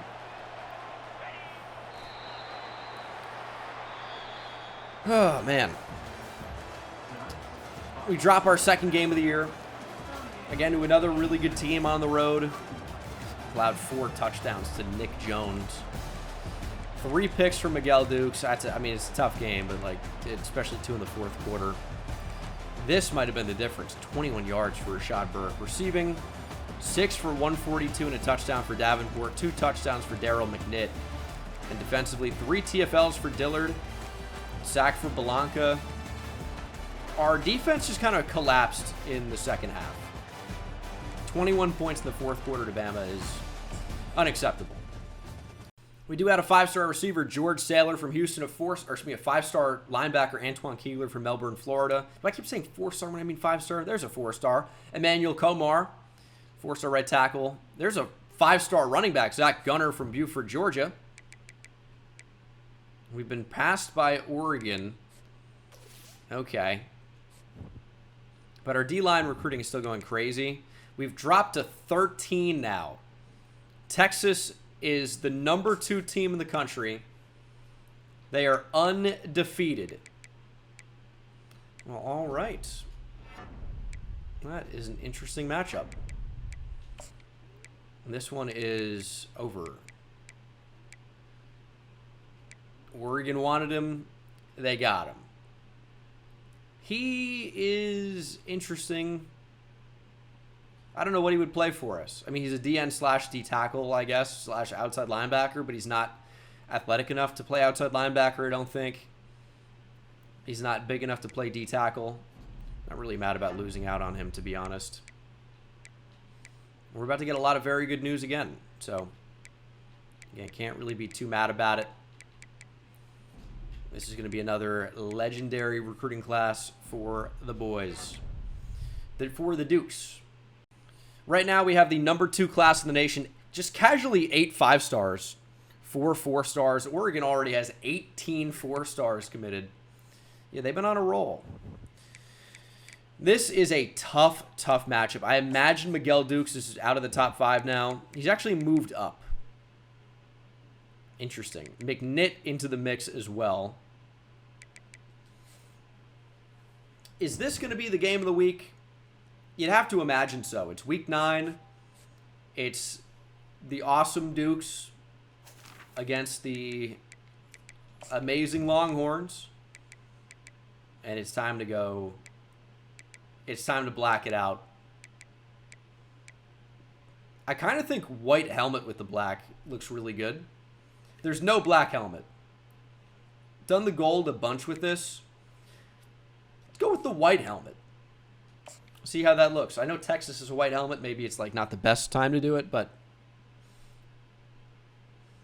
I think also like white, black, white could have looked good as well. But we'll see how this looks. We rarely rock the black. It's a day game. And it is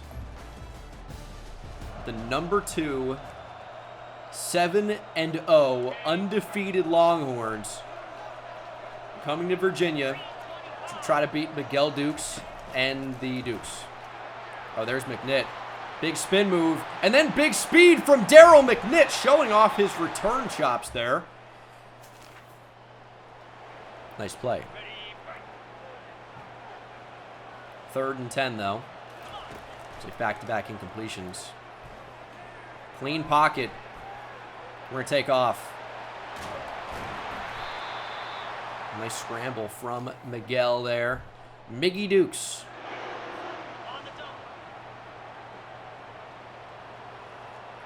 First and goal from the 5.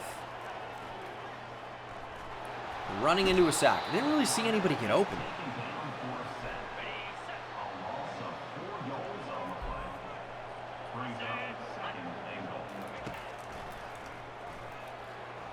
Oh, that's threading the needle, and Reese drops the ball.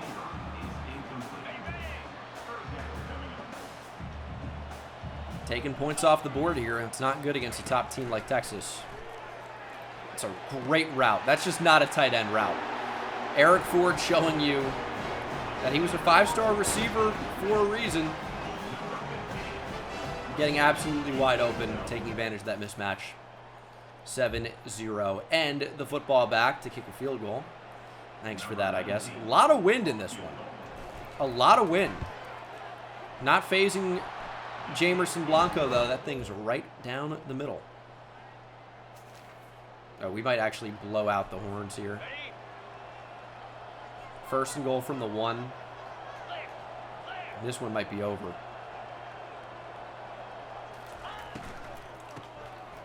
Ooh, okay.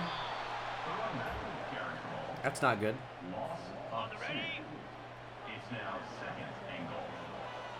Second and goal from the 3. Touchdown. Eric Ford. I'll tell you what, in our wins, this guy's our most productive player. In our losses, I don't know that we really see him make too big of an impact. That's the difference. Just need Eric Ford to get the football.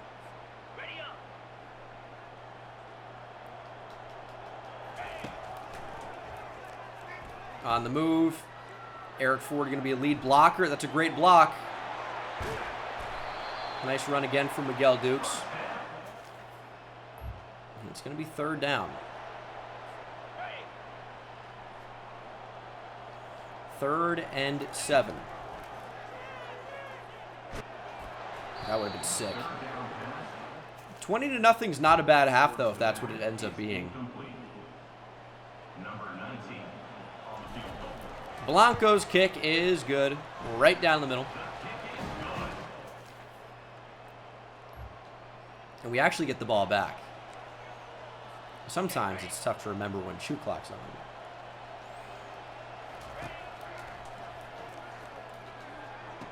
Oh, Eric Ford. You monster. You just tossed the ball. You don't need it anymore. You did your job. Eric Ford is kind of insane. Let's go back to him.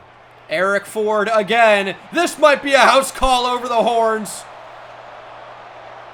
You'll never hear me say that in real life with that much enthusiasm. Eric Ford touchdown. This is a redshirt freshman. Starting for the first time. And he is a big-time player. It's 27-0. I'll tell you what, after losses this year, we look like the best team in the country. And I think there's something to be said for that.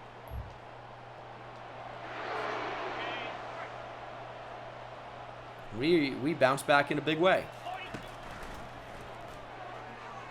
It's Eric Ford again with a step. Makes the catch down inside the 5. Just give 15 a chance.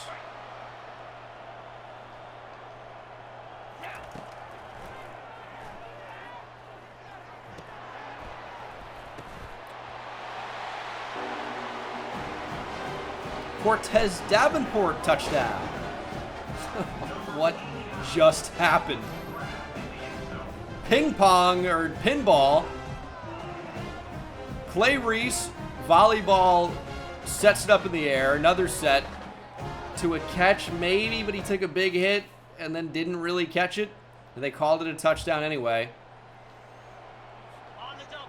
And we were trying to shut out the Longhorns. 4th and 13. Game all but over. Longhorns find the end zone. There's no room for a pass to be completed through there. It's insane. Ready, set. Here we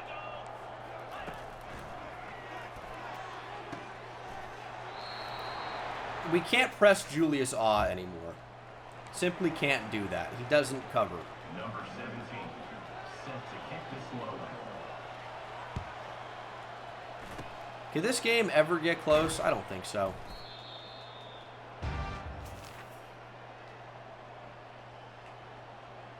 I don't think so, but you never know, I guess. Touchdown here certainly puts this game away. Good blocking on the outside. Daryl McNitt goes inside the 10. Miguel Duke's very close to 300 yards passing. Maybe we get it here.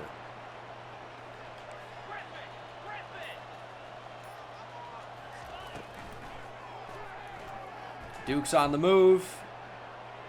He'll take the rushing touchdown. You know what? They all count the same. Texas with another score. They're making it look closer than it probably is. We were up like, what, 30-0? Something close. Is Texas even going to call their timeouts? They are not. 41-21. We hand the Longhorns their first loss of the season and in convincing fashion. Dukes goes for 290 through the air. 4 passing touchdowns. Adds 1 on the ground. Over 50 yards rushing for him. Receiving, Eric Ford, 5 for 139, 3 touchdowns. 108 for Daryl McNitt. Touchdown in weird fashion for Cortez Davenport. And then defensively, only 2 TFLs. Awe and Odin. 3 sacks for Clint Dillard. 1 for John Levels with a pick for Damian Buck. Clint Dillard is having a heck of a season. If you were looking for a stat update on him, let's go ahead and pull that out. After we earn the commitment, hopefully, of another 5-star. Is that even on the table? Hey, it might be. It is. Left outside linebacker Rodney Muhammad from Hampton, Georgia. 5-star running back Kelvin Aragon from Jacksonville. 5-star free safety J.C. Rhodes from Baltimore. We are recruiting pretty well here. Miguel Dukes is your SEC Offensive Player of the Week. And we are back to being a top 10 team. CFP rankings are out. We have 11 5-stars in this class. I said it wasn't going to be as good as last year. We're just on cruise control right now, as the CFP bracket currently has us in the mix as the 10 seed, rematch against Oregon.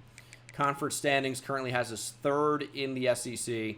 A lot of one-loss teams in the conference, Ole Miss undefeated, and I don't think we play them this year. So I don't really know what we can do about that. We've got Arkansas up next, and then at Tennessee before 2 more home games. Vanderbilt and A&M to end the year. Tennessee could be tough. Could be a top 10 team by the time we play them.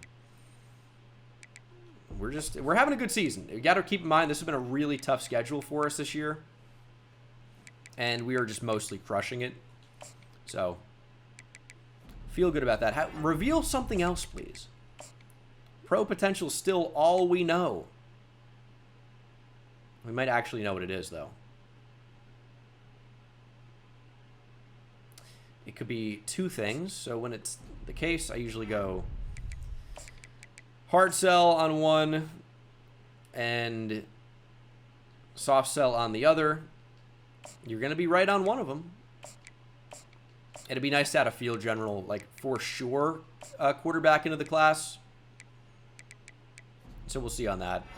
Keep you guys updated. But yeah, this class is going to be incredible again. We're not going to over-recruit. It's going to be probably a lighter class. But, I think that's fine. We've done pretty well so far. So,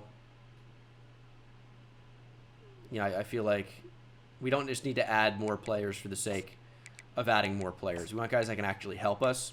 We do need more depth at certain positions, sure, but I don't think I'm going to add anybody else to the board. What you see is what you get. We're going to add another 5-star, and then another 5-star, hopefully, in Brian Antwine. Get him in against Vandy, maybe, because that should be an auto win. Famous last words, maybe, but that should be an auto win. I don't know if we're going to... This is not going to come down to a Week 13 decision. Might lose out on Danny Costanzo, but otherwise this class is going to be simply incredible. Arkansas on the schedule. Week 10. Had to take a bit of a break. It's the first time I've done that in all the dynasties that I've done so far. But had to take a bit of a break. And I think, what I say, white, black, white could be a decent combo. I don't know if I like that. But we're going to try it out. And we're going to try to continue what has been a pretty good season so far. Not without its ups and downs, right? We've had some downs. I might want to rephrase that. We've had games that haven't exactly gone to plan. But we've had some tough road games. I think for the most part we played pretty well.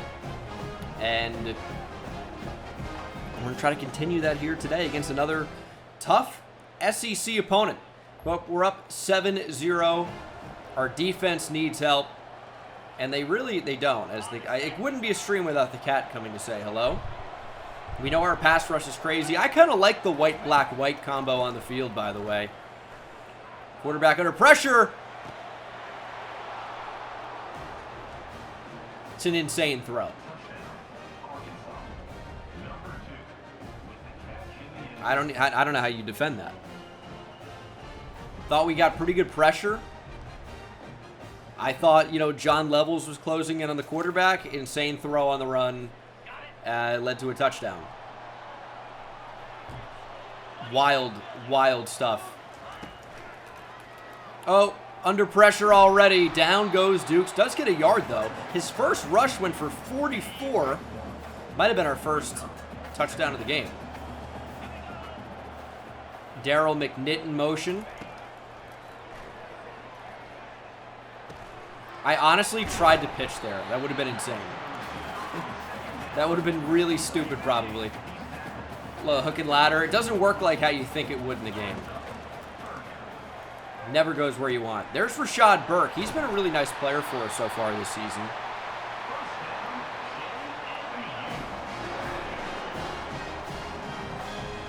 All right. We are driving, though. 7-7. We know Arkansas is going to be a tough team. We actually might have that shot over the top. Daryl McNitt got it. Touchdown. It's a good drive. I think we're going to beat Arkansas. I really do. I think we're going to start to pull away. I honestly, like, I don't know if you can say it's a lucky play on their first score, but it's a play that I don't think they convert very often. The quarterback made an insane throw. I just don't think it happens that way a ton. I think we're going to end up pulling away. With that being said, though, it's 14-14 again. Okay, 3rd and 1. Oh, look at the burst from Burke. If we could honestly just cut that and really stretch that out all the way to the outside, I think that has a chance to be a touchdown. We're up 21-14 after a touchdown on that drive. And this is a tough 3rd down and 7. We're going to look to step up, split these two backers, and Miguel Dukes lowers the shoulder and gets there. Let's find the end zone. 28-14, I think puts us in a pretty good spot. Now, if they score again before the half, obviously, our feelings change a little bit with that. Dukes is going down. We lose 10. See, you can't just throw it away there because then it's intentional grounding, but, I mean, running back and taking a sack is also not good. Gotta figure out what to do in that spot. We get some of it back. Might end up being a Jamerson Blanco spot, though. Although, we'll see what happens post 2-minute warning here. Post 2-minute timeout. We get maybe Ford working on something. McNitt maybe on a post. If we have time here, I mean, we could get something going. We're going to take a shot to the end zone for Clay Reese. What a throw from Dukes. And Reese holds on, touchdown. All right. Good shot there of Clay Reese. He is white, but that's a little bit too on the nose, I would say.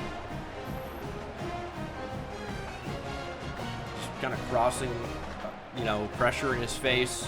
Bit of a wobbler, but, I mean, what a throw. 35-14, 42-14. Yeah, as I said, I thought we would pull away in this game, and that is exactly what's happening. We got to get Dillard after the quarterback. Recording this just after Penn State Notre Dame, so, you know, people are seeing number 11, thinking Abdul Carter. Well, Clint Dillard is our own dominant number 11.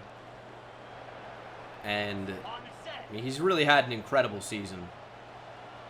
See if he can get something going here. 4th and 15, game obviously on the line. I don't know how you can call like illegal contact there. They're gonna call roughing the passer on Clint Dillard.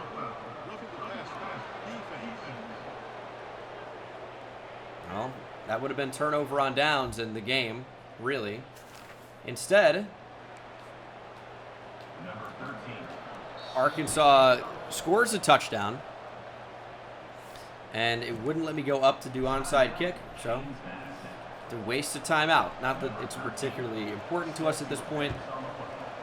That bounces over guy in the hands team. Is that Daniel Mentor who got it? All right, 1st down obviously ends the game. We're not going to snap it before the 2-minute timeout. And do we throw in this spot? Probably not. Rashad Burke, broken tackle, but ends up losing more yards. 13 for 88 in this one. Do we bring out Blanco for a deep kick here? Got some wind. Yeah, let's try it. He doesn't miss. Could let the time go all the way down, but I'm just not waiting 30 in real life seconds here. Jamerson Blanco. Can you drill it? Was it ever in doubt? He doesn't miss. The age-old college kicker adage of what do they do? Miss. Does not apply to Jamerson Blanco. That's a 45-24 victory over the now 3-7 Razorbacks. 5 touchdowns for Miguel Dukes. Rushing 90 yards for Rashad Burke in the end. Dukes had 52, although his touchdown was not on the ground. Receiving McNitt, 5 for 114, 94 yards, and 2 touchdowns for Clay Reese. Ford and Davenport also with touchdowns. And then defensively, 2 TFLs for Averill, 2 sacks for Dillard. He is a beast. 1 for Kevin Bibbs, half a sack for Buck and Odin. I'd like to see Levels produce more, but it just feels like Dillard is stealing all those sacks. But we are 7-2. Tennessee on the schedule here. Update on recruiting before we play the number 14 team in the country on the road. Willie Redmond will be a Duke, and Brian Antwine probably will be. He's on a week 12 visit when we host Vanderbilt. That probably should lock up the recruitment, but Tennessee is our challenge of the week. They're a 90 overall team, and they're home. That, I think, complicates things quite a bit, to be honest. Give me the gold dog helmet. We'll go triple mismatch. Always a good look. Well, not true. Typically a good look. Not always, though. Tennessee, though, on the schedule. We've got to go through them. And they're going with a pretty cool stadium crowd, alternating colors type of thing going on. They've got like kind of a lame dog. That'll get some people. Oh, how dare you. All right. We're 7-2. Tennessee 6-3. We are the number 5 team in the country. Tennessee ranked top 15. It's a big game. Loser of this game, probably out of the top 10. And winner into the top 10. One way or the other. So, gotta win. Tennessee is driving a little bit. 3rd and 10. Big third down. We're playing over the middle. Quarterback with all day. Eventually we'll throw it away. And we hold them to 3? Yes. Offense is driving, but we face our own 3rd down. I'm liking Quentin Simmons here. I just don't think they cover him. It's going to be a zone defense. They picked it up late. We don't have the buttons. Davenport. Oh, man, what a weird attempt. He caught it and then dropped it. It was strange. I don't know why I feel like we're about to miss this with Jamerson Blanco. These kicks on the road are always weird. Toughness ranked 15 for the crowd. But that kick is good. Blanco does not miss. And hopefully our defense can really start to get some pressure. Didn't really see much against Arkansas when we were actually on the field. Let's blitz Lovelace as well. Oh, it's a screen. Is it a double pass with a throwaway? What was that?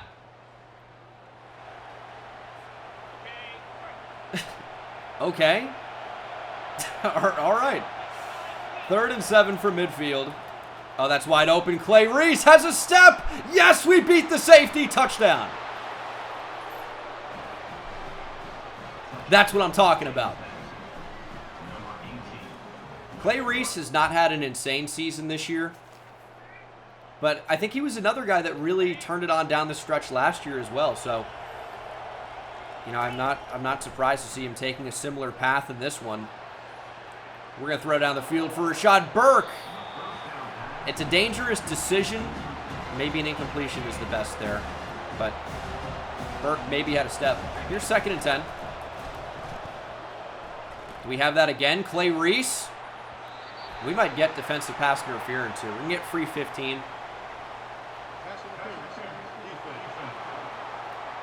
I think there was a little bit of contact downfield. I don't know if I could say that it necessitates or warrants a defensive pass interference call, but it happened. As Dukes is on the run here, he's trying to avoid a huge hit. We were able to do that well enough. I think we're just trying to attack them a little bit too much vertically right now. Get a block. Good block from Davenport. I'm actually surprised we didn't just get drilled out of bounds. It's a favorite of the CPU. Never get called for it. Let's see if we can hit this comeback. Cortez Davenport. They actually kind of read it, leaving the middle wide open. There's Clay Reese looking for touchdown number 2, and there it is. Right on cue. Clay Reese starting to turn it on and hitting the Heisman. I don't know. I mean, you ain't Marquis Balaj, baby, or Taylor McCaleb. Have any other did Braden Dahl win the Heisman? I don't think so at Nevada for us. I think Michael Turner did, though. But we are controlling the game against Tennessee into the third quarter. 3rd and 1. They're all thinking run here. We're going to hit him off play action. And we're going to throw for Clay Reese. Thankfully, we know he's X. Reese with a broken tackle. He is dominating today. 6 for 119 for Clay Reese.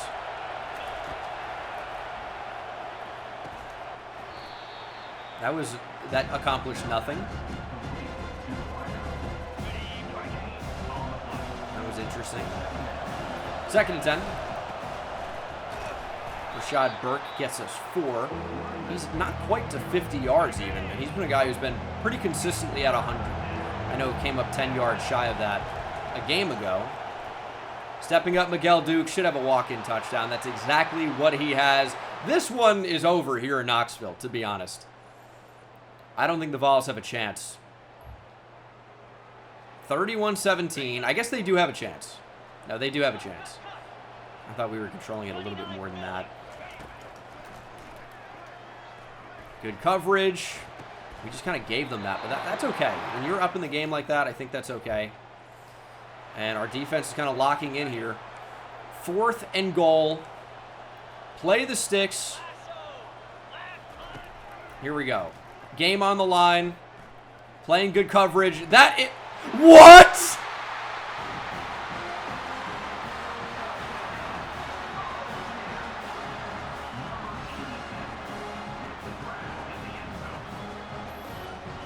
Touchdown, Tennessee. Preston Van Pelt.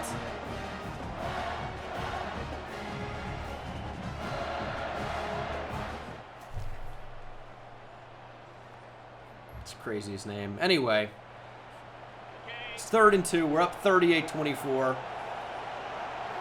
Pretty much been cheated. Give Clay Reese a shot. Oh, he dropped it. Oh, man, that was incredible nearly. But that is the game. 41-24. Tennessee scores 15 in the 4th quarter. Makes the game look a little bit closer than it was, but for the most part, not especially close. Miguel Dukes goes 15 for 22, 305 yards, 4 touchdowns, 1 interception, and rushing. A touchdown for Miguel Dukes, but not really a particularly impressive rushing performance. Clay Reese, though, 7 for 194 and 3 scores. And if he would have caught that one in the end zone, I mean, it would have been, and with that beard, 4 scores like Abe Lincoln. 82-yard touchdown for Cortez Davenport kicked off the scoring. And then defensively, a lot of TFLs in this game, but not a lot of sacks. 3 for John Levels, 2 for Samuel and Bibbs, 1 for Ray Lovelace. And Dillard goes relatively quiet in this one, but does, of course, put up 1 sack. Averill had 1 as well. And a pick for the senior slot, Antoine Oden. Willie Redmond does commit. 5-star running back from Claremore, Oklahoma.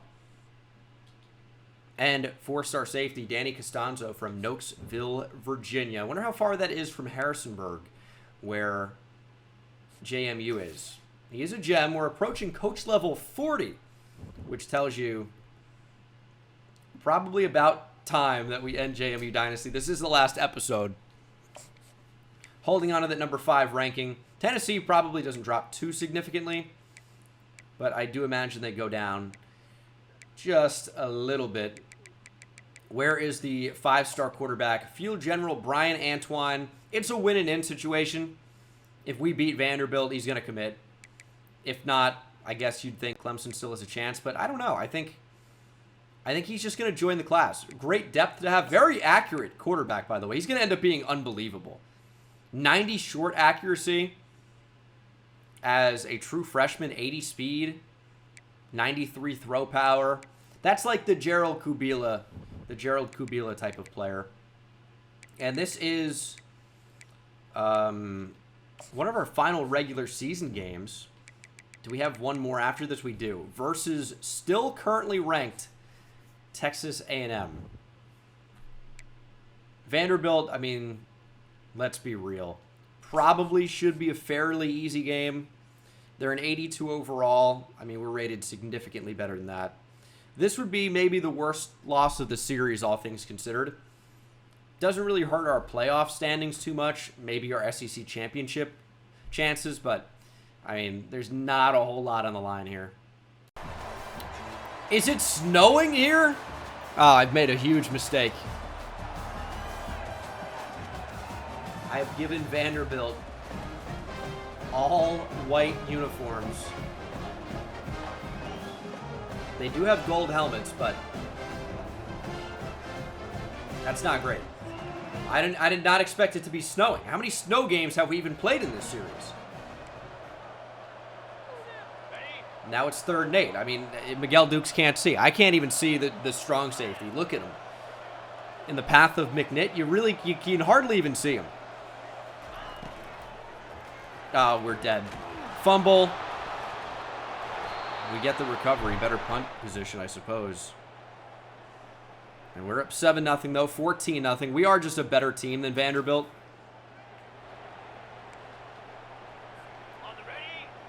I mean, I just think Clay Reese is going to score a touchdown here. Can they beat him with press? They probably can't. I don't even see where the ball is going to go. But Clay Reese does. Touchdown. 21-0.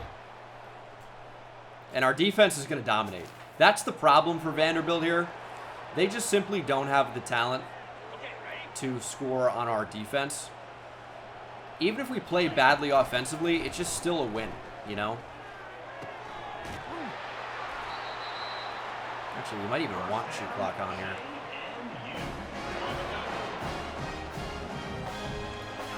They have a prayer of stopping Eric Ford here if we just throw it up to him. Well, out of the back of the end zone, maybe.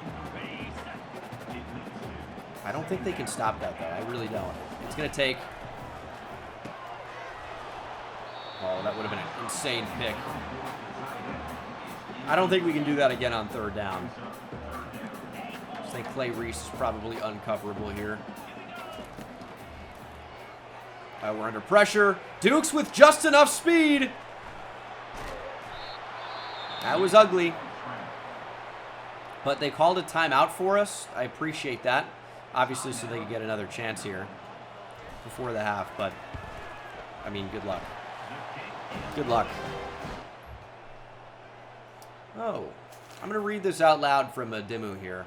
This will be in the video. Resubscribe for 80 months. That's a real one. You guys should, if you're watching this on YouTube, hit the subscribe button on Twitch. I stream these live. It's a lot of fun.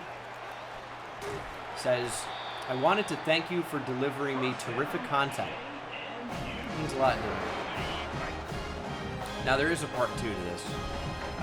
While I take the gnarliest shit I've ever taken in my life. It's 1st and 10 from the 11. Ooh, that's not a good read. It's a great one. Touchdown.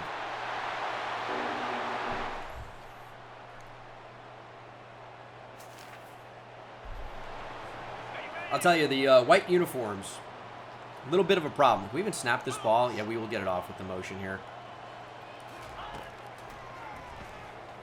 That's got to be a touchdown. Clay Reese, there it is. I mean, he's starting to dominate. This is looking like Clay Reese from the end of last year, where this guy single-handedly won us college football playoff games. Vanderbilt just getting obliterated. This is what it typically is for Vandy in the SEC. I feel like new fans getting into college football might not even know how bad Vandy is. They go, oh, well, you know, they're just like bad in the SEC, but they're still like decently good. No, they're not. Vandy gets smashed by everyone. This year, though, in 2024, they put up a pretty incredible team led by transfer quarterback Diego Pavia, and they've been very good. We had a wide open guy that ends up getting underthrown for Eric Ford.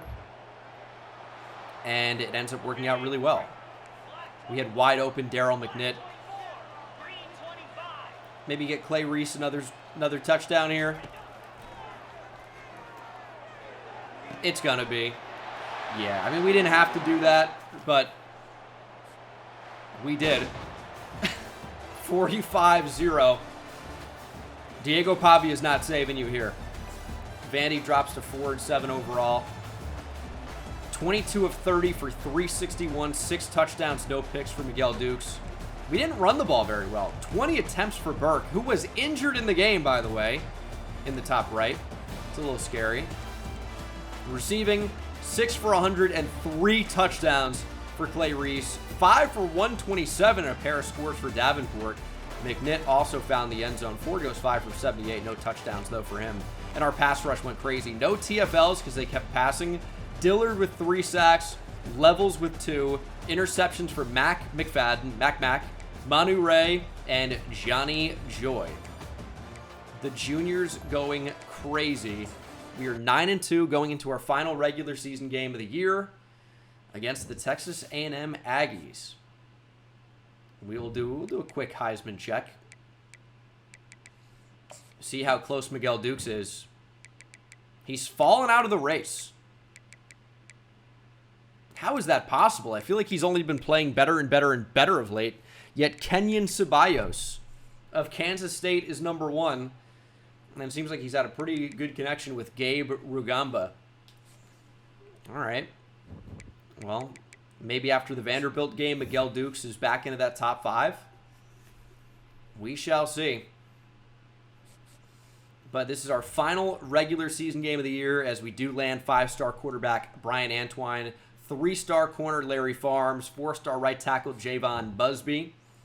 Our class is just going to end up being very, very amazing. And A&M's up to number 16 in the country. We're up to number 3. This will be an interesting matchup. A&M's obviously going to be pretty talented. And we'll see what conference standings look like. We're up to number 1. Every team in the SEC's lost, really, since we last checked it out. So it's looking like it's going to be JMU versus Ole Miss in the SEC championship, unless they lose and maybe Bama, Texas, or Auburn get in. That'll be an interesting thing to monitor. Heisman watch.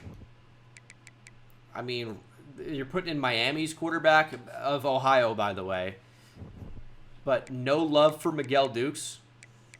Going into the final week, Miguel Dukes, 3,000 yards passing, 38 touchdowns to 11 picks. Is also rushed for close to 500 yards and 7 touchdowns. Seems a little crazy. Clay Reese up to 12 touchdowns, by the way. But the ball distribution's been so great that nobody's really that close to 1,000 yards at this point of the year. Just 4 guys all, fairly close. So I love that. How many sacks does Clint Dillard have? Oh, my God. He's got 20. 6.5 for Levels. He really has been just outshined by Dillard as a pass rusher. Both have 10 TFLs. Levels has been great, but Dillard has been better. It's pretty incredible performance there. Torn labrum for Rashad Burke. He's going to miss the rest of the regular season. It's not awful news because we do have Greg Beckett, redshirt freshman power back, that's going to be playing a lot more. We still, of course, have Jeff Etienne, who's probably just going to end up playing a lot now. Like, he and Beckett are still really going to split carries a lot. Have to see what that looks like. But, yeah, 20 sacks in 11 games is just insane. 20 sacks in 11 games. Wild. He could finish the season with 30 sacks, I guess, depending on how deep our playoff run is. That would be pretty incredible. Throwback to Antoine Bragg in Tulane Dynasty. That guy was unreal at the very end of Tulane Dynasty. There's a look at Greg Beckett, though. He's a tank. It's like 5'10", 230 pounds or something like that. Good route for Daryl McNitt. A&M's a good team. In my head, I'm like, okay, final game of the year. I'm just going to run over them, but no, they're pretty talented. Step up with Dukes here.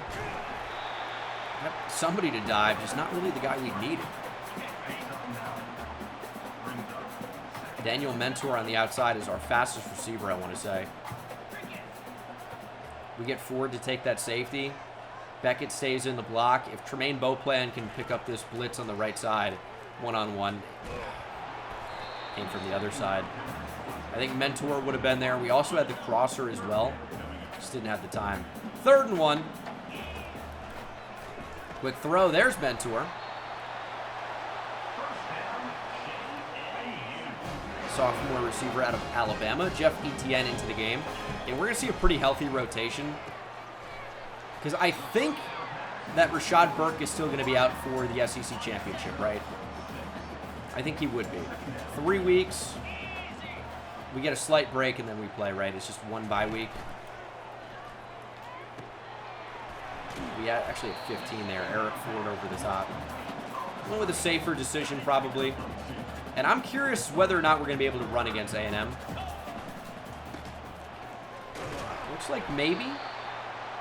Blocks were pretty good there. Let's try a draw.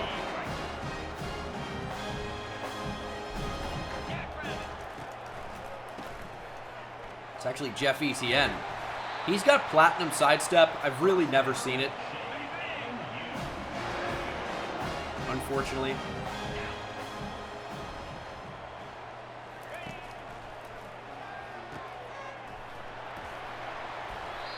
It's been such a weird drive so far.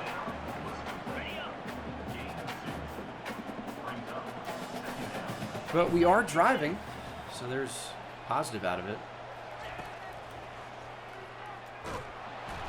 Just didn't stay patient in the pocket. I think he might have had it. Dukes is going to have to put up a crazy game to get any type of Heisman consideration. I don't really know why he's not being considered more heavily. As Eric Ford caught it! I thought for sure he dropped it. I mean, can we take another look at this here? Great angle of it. Great shot. Okay, here we go. I thought he dropped it. Oh my god, dude.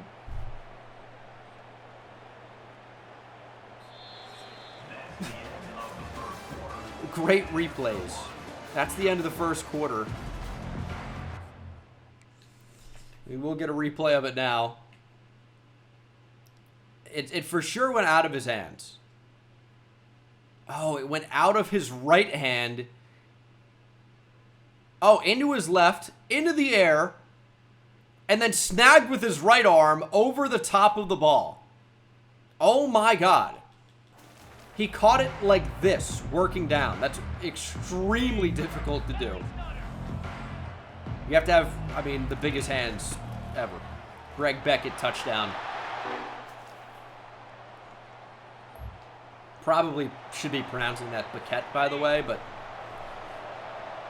I'm not going to. Then the French win, and all they do is retreat. Here's 1st and goal from the 5. That's just good football. Can't throw at Damian Buck like that. 2nd and goal. They might even run the ball here. Really light box. Touchdown. A&M not just going to give up. This might be a low-scoring game compared to what we've seen in the past. It's only 7-7 right now. Approaching the end of the half. Miguel Dukes taking off. We really can't afford to be taking hits with him with the current state of our quarterback room. If he were to get injured, I would feel like we'd be in a tough spot. But we're going to take off. Lead blocker. Dukes wrapped up from behind after a big gain.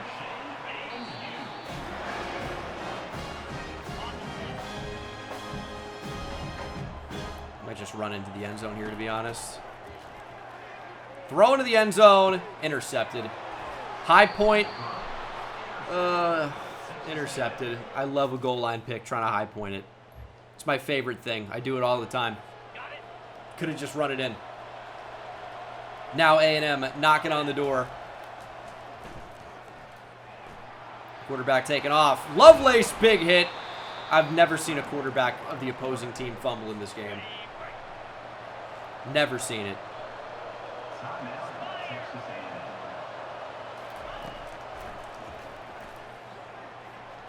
Oh, that's intercepted by Josh Govea. Takeaway right back. That went past the user defense there.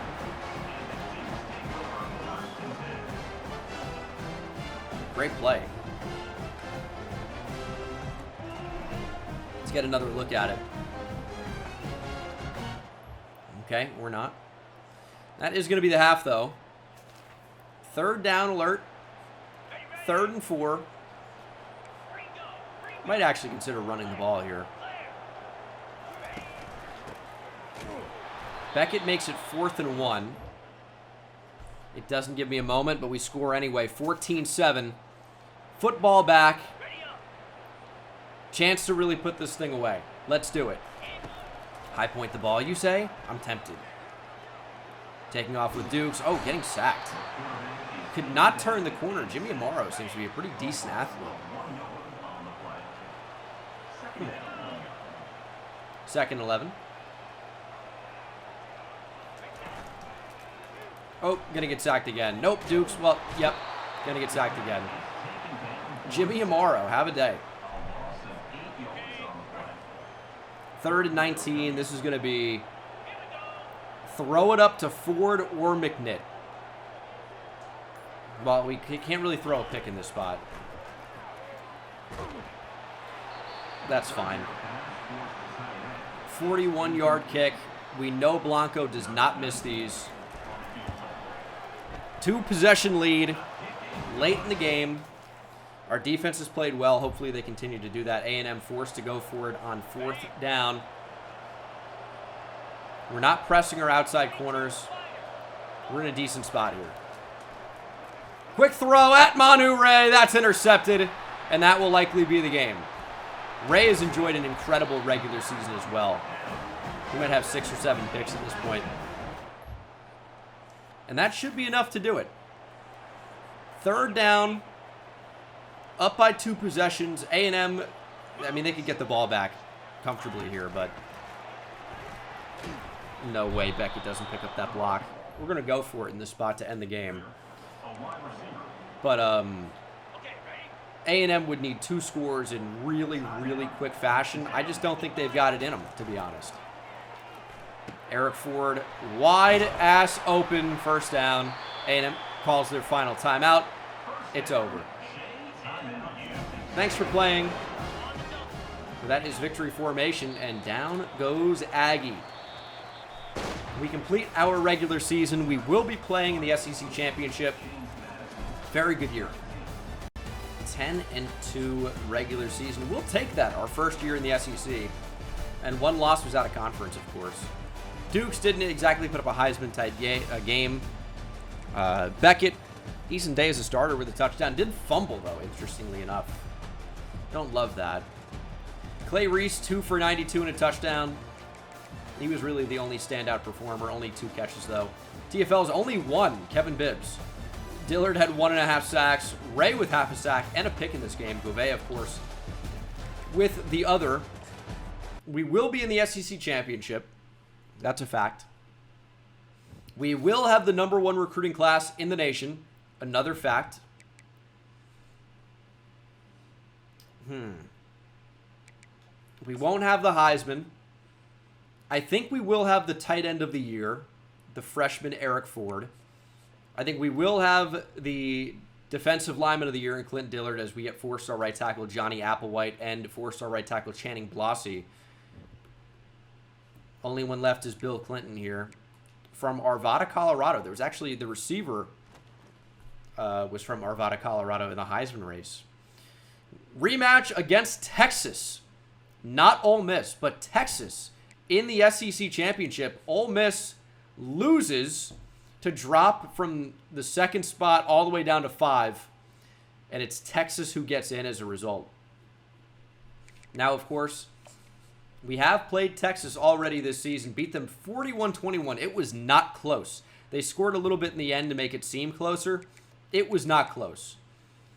In terms of records here, well, this should tell you all you need to know. Season total for sacks, Terrell Suggs put up 24. Dillard almost has that right now.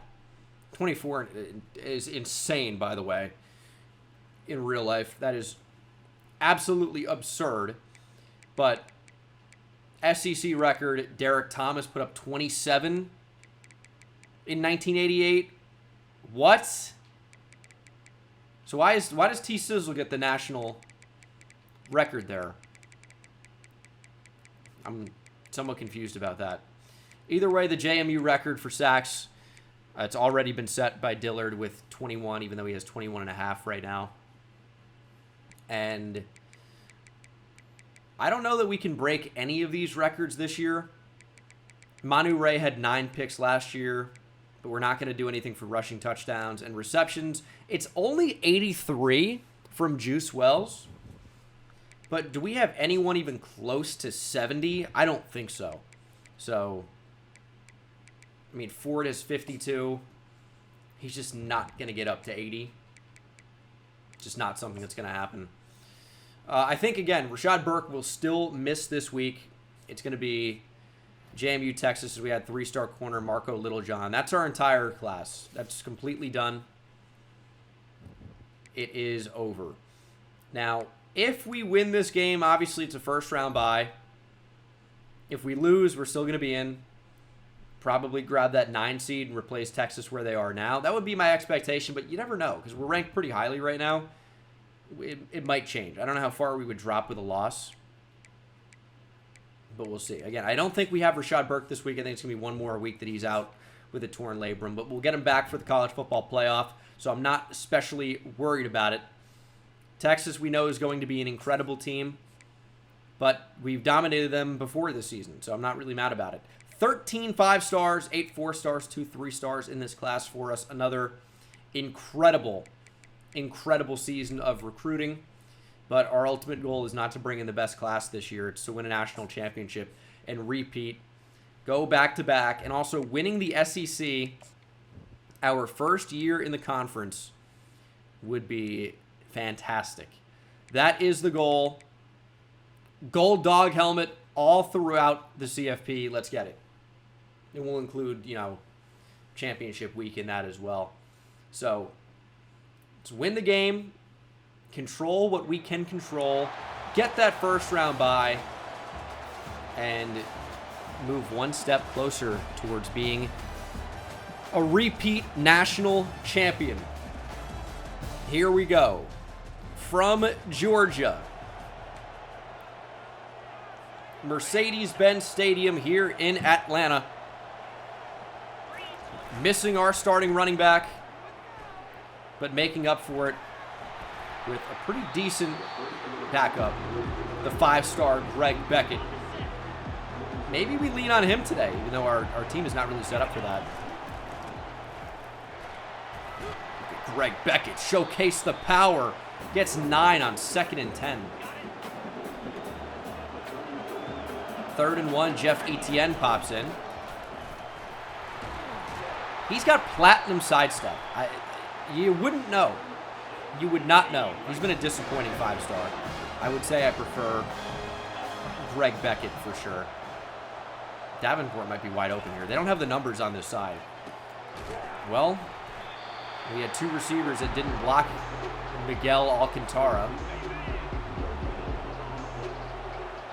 Kind of tough to be successful when that happens. Dukes fumbles, picks up his own fumble. Gets 7. Okay. Our quarterback fumbles. The CPU quarterback never does. They're not allowed. Decent ball. Eric Ford with the catch. Yeah, that drop was all by design. It was one of those, intentional fumbles. Shot to the end zone. Clay Reese. Oh, in his hands, and he couldn't reel it in. Good coverage from Alcantara. Is that a ball player? Might be someone we look to avoid. He's made a couple of nice plays here early. There's a step for Ford. Hell, he might come close to 80 catches. Ford goes airborne inside the 10. I mean, maybe Eric Ford just ends up catching 10 passes a game. Shot to the end zone. It's intercepted. What? Oh, do we need to high point that one? How does he come into the play and make that? He was beat off the line. It was up in the air. I would do that 10 times out of 10. I would throw that every single time. Alex Marciano. He glitches to the ball without even looking at it. That's insanity. We're on the scoreboard anyway. 7-0. End the ball back. I mean, you cannot put that on the quarterback. It's an insane play. ETN looks so slow. So slow. My chat showing they have no idea how to spell Drew Aller's name. They're trying their best.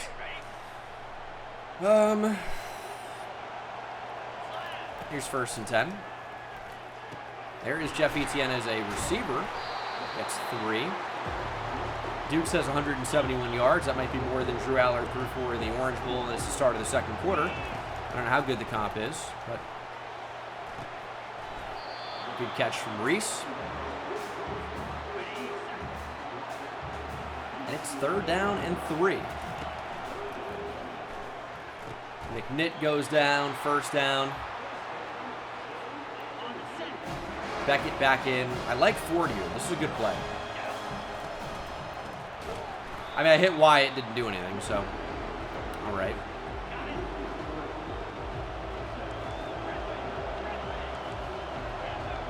Don't mind a speed out here. Yeah, let's extend that. Stepping up, Dukes. Got a block. Dukes into the end zone. Let's go, Miguel. Sir Duke extends our lead. And Texas really doesn't seem to have any answer for us. They didn't learn anything the first time we played. They're kind of just looking like they're overmatched again. Good adjustment from Beckett, but can't work up the field.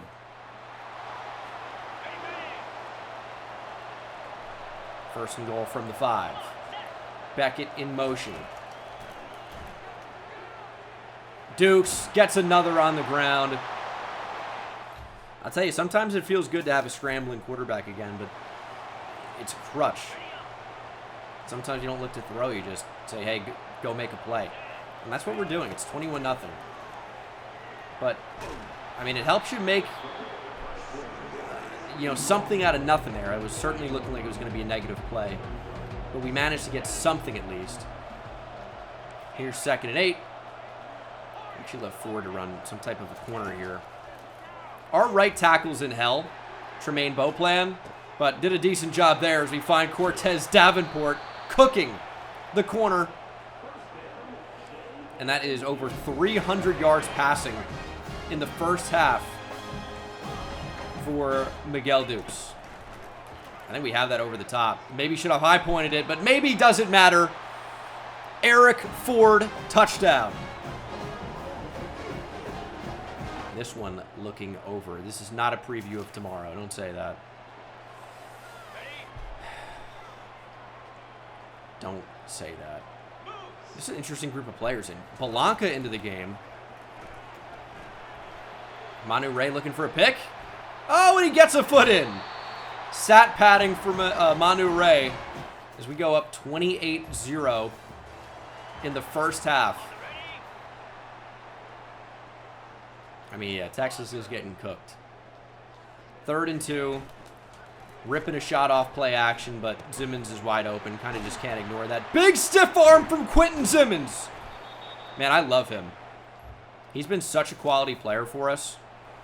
I think every series needs that guy. Every team needs that guy that's not your best player. He's not close to it.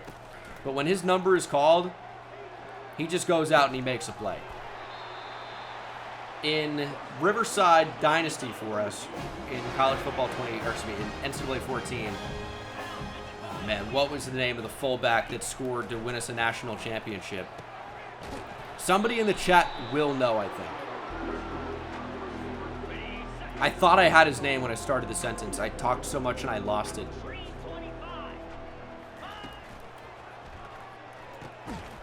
Lee Mayfield. King Firebreak on it instantly. Lee Mayfield. Everyone needs a Lee Mayfield.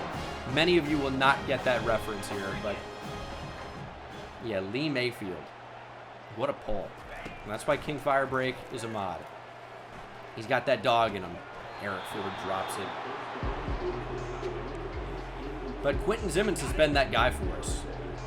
He's never catching more than like 15 passes in a year, but every single one of them are impactful.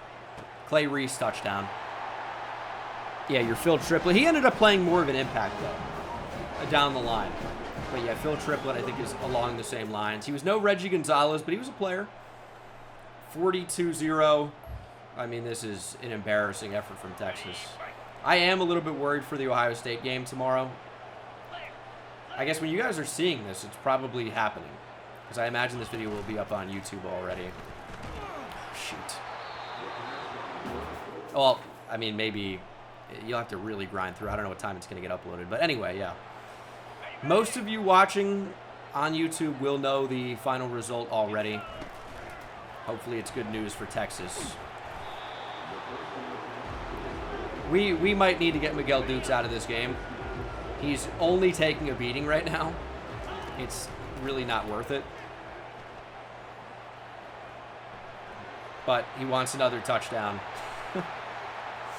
All right, that's over. It's done. Thanks for coming out. 49-10. We win the SEC, our first year in the conference.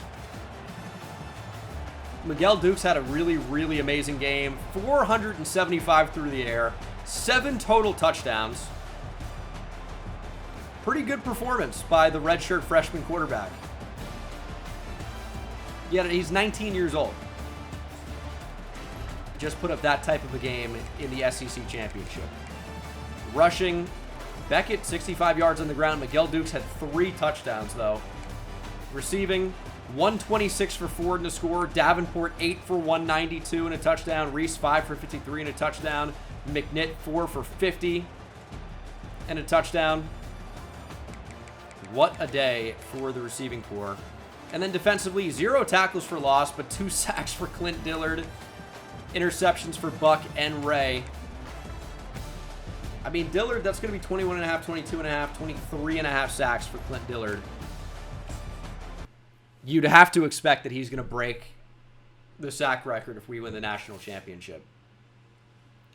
7 XP away from a level up as well. But we are SEC champions. First year of the conference, we get it done. Was it ever in doubt?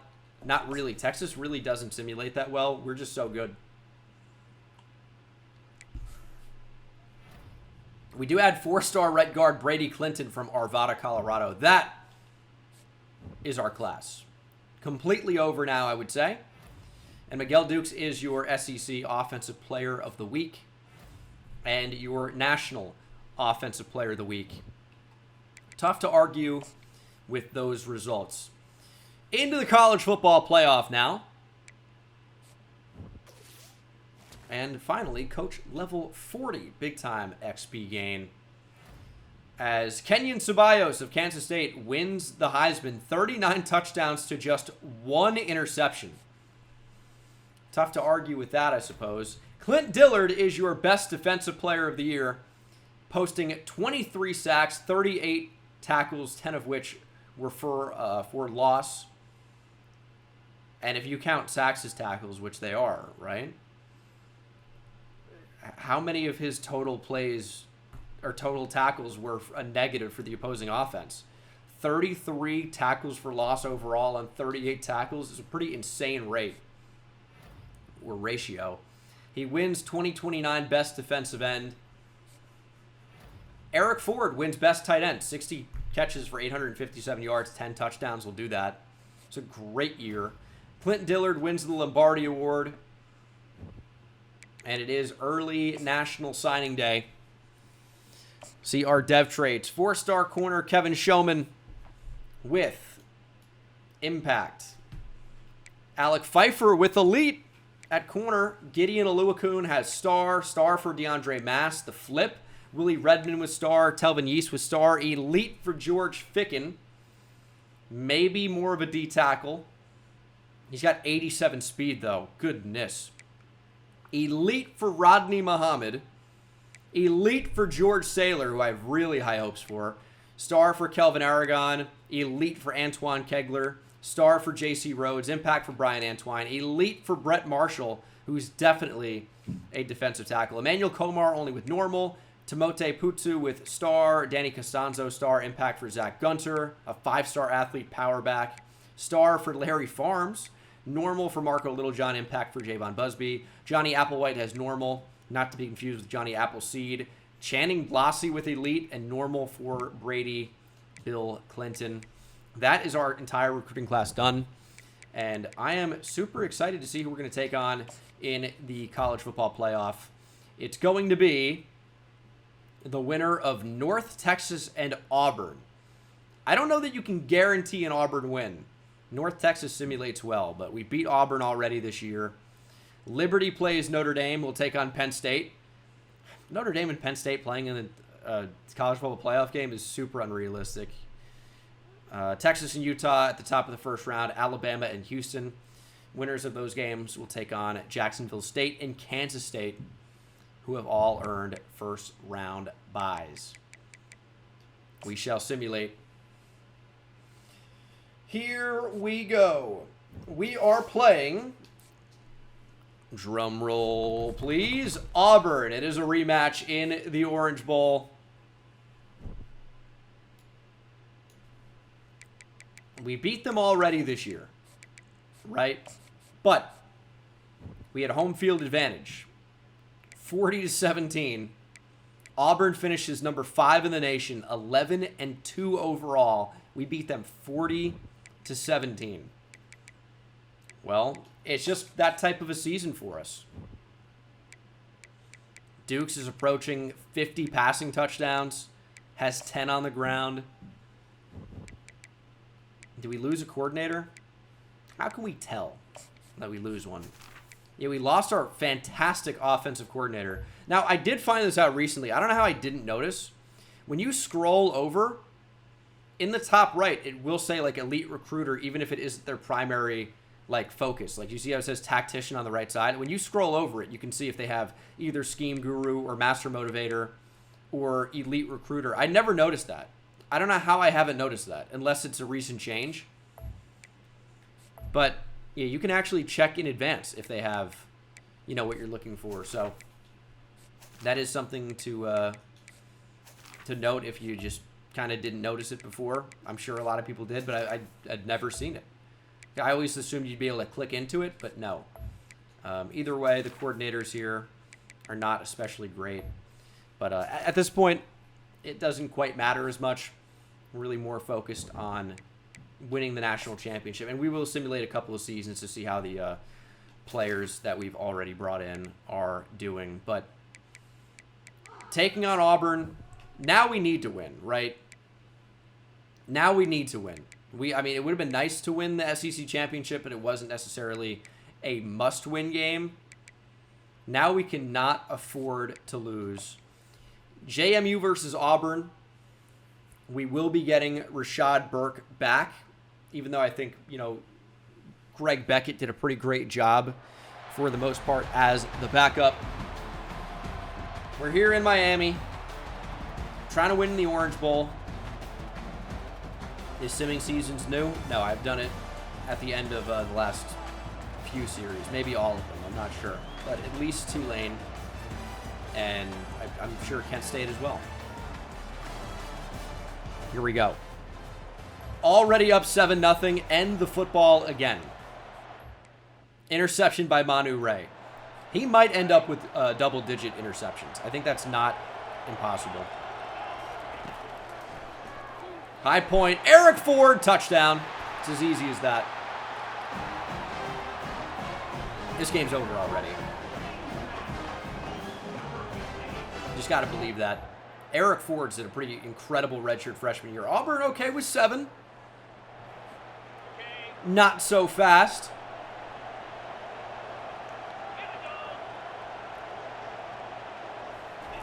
McNitt in motion.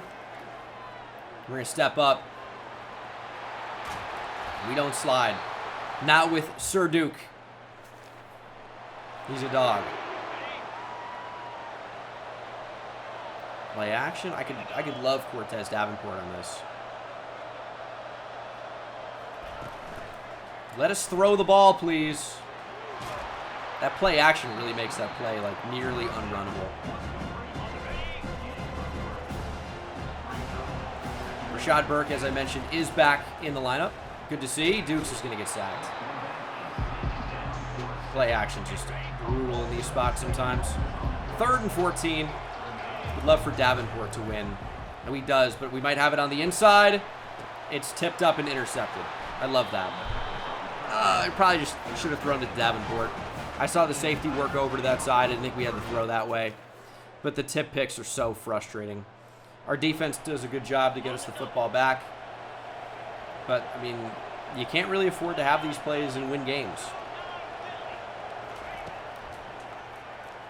Throwing it up. Daryl McNitt. Can't catch it.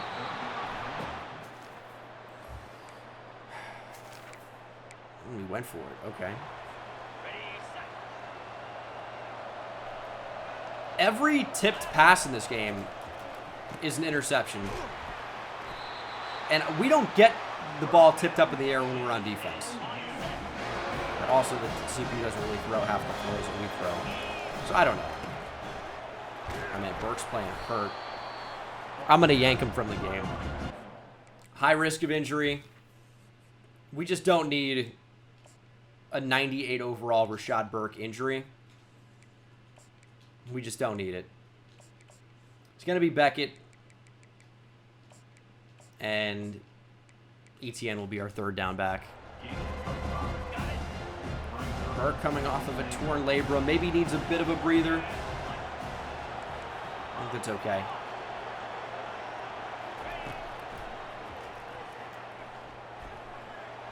All day in the pocket. We end up scrambling for it. Touchdown, Miguel Dukes. It's 21-7. And our defense continues to make plays and just get us the football back. It's 28-7 now. Show us what you got, Jeff. They're blitzing. It's a perfect time for it. ETN can't outrun anybody.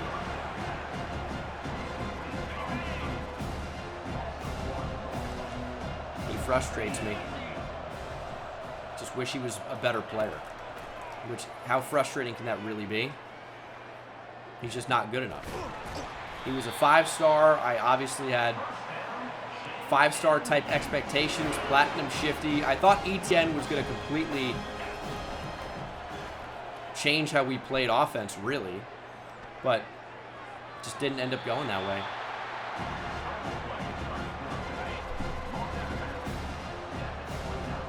Like, he's been solid, but, I mean, that's just not what you want out of a 5-star.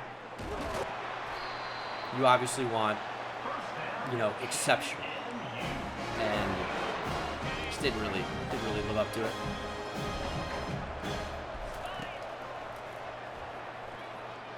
Block and release, please. There's the release. I mean, Ford might actually end up catching 80 passes somehow. He's getting a lot of usage here the past few games. There's Daryl McNitt, though. Touchdown. I mean, you never want to say it's over in the first half. But, I mean, it's certainly moving that way. Interception in there as well. It's 35-14, 5 minutes to play. Dillard is a little bit hurt. Levels is hurt. These guys are giving it their all, though. I mean, we had no choice but to allow that almost. It was either that or they would throw in behind us on that deep in, that dig. 4th and 10, 4 minutes to go, 40 seconds on the game clock. Fours all over the place. Tim Boyman in here. Hasn't been playing as much recently, but I still feel good about him. Shot to the end zone. Julius Awe with the interception. And now it's just a matter of, can we kill enough clock to end this game in rapid fire fashion. I think so. First down here would put us in a pretty much can't lose spot. Ford with a tough catch in traffic. Is Auburn even going to bother calling timeouts? They are, I guess. No, they're not. But it's 3rd and 9.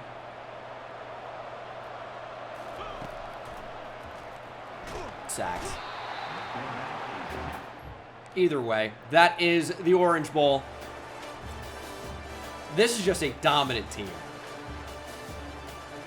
We've got a lot of great players all over the field. So even with an 84 overall quarterback, we're just crushing everybody. 4 touchdowns, 255 yards passing for Miguel Dukes. He's going to end up with like 50 passing touchdowns. He's had a great year, and so many total. That's double-digit total touchdowns as well. He's at like 11 or 12 rushing touchdowns. Receiving, Davenport goes for 103. Touchdowns for him, Ford, Reese, and Darryl McNitt on his 1 target. Tackle for loss for Averill and Govea. 2.5 sacks for Dillard. Averill, Bibbs, Damian Buck.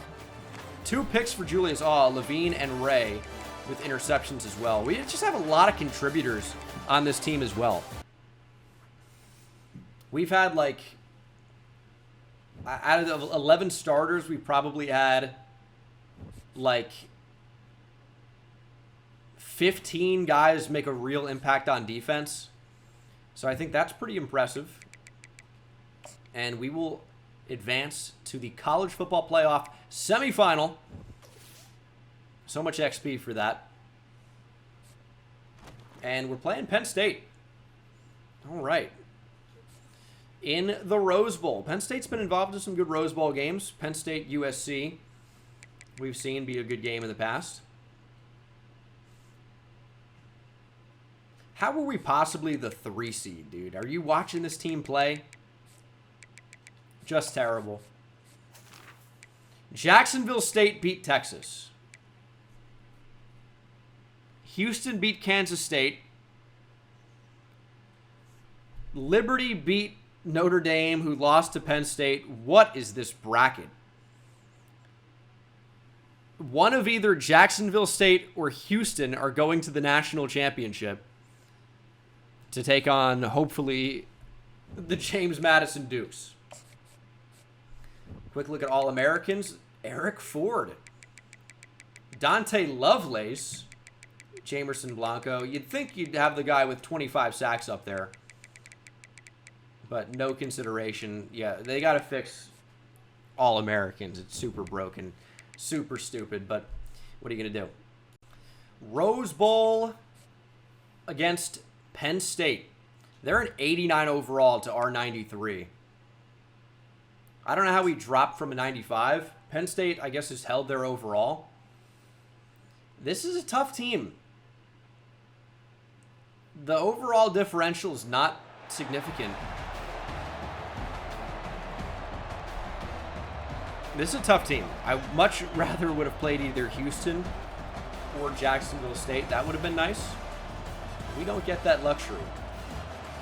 This game really is, I guess, for the national championship. It'd be tough to see Jacksonville State or Houston winning the college football playoff. But we shall see. We pretty much rolled over everyone this season. Couple of losses, but our wins have not been close. We really haven't had too many games we're just sweating out. We've just been the better squad. Dukes runs for a gain of 10 plus.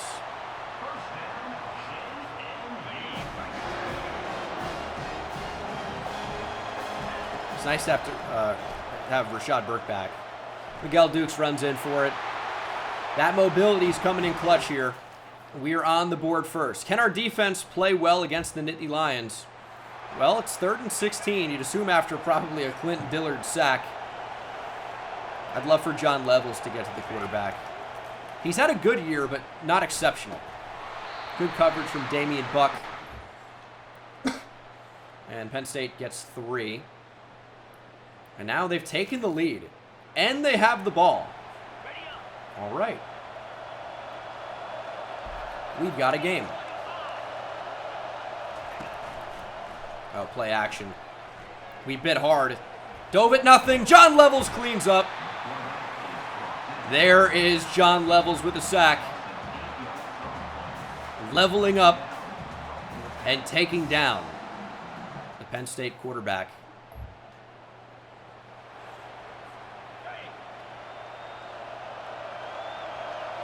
Big score before the half. I don't like Clay. I want Clay Reese on a comeback. There we go. Are we going to step up again? Is that the entire offense?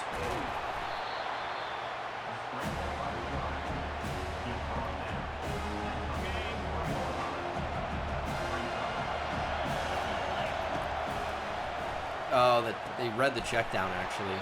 We do get the first. Dukes has been picked off in this game, by the way.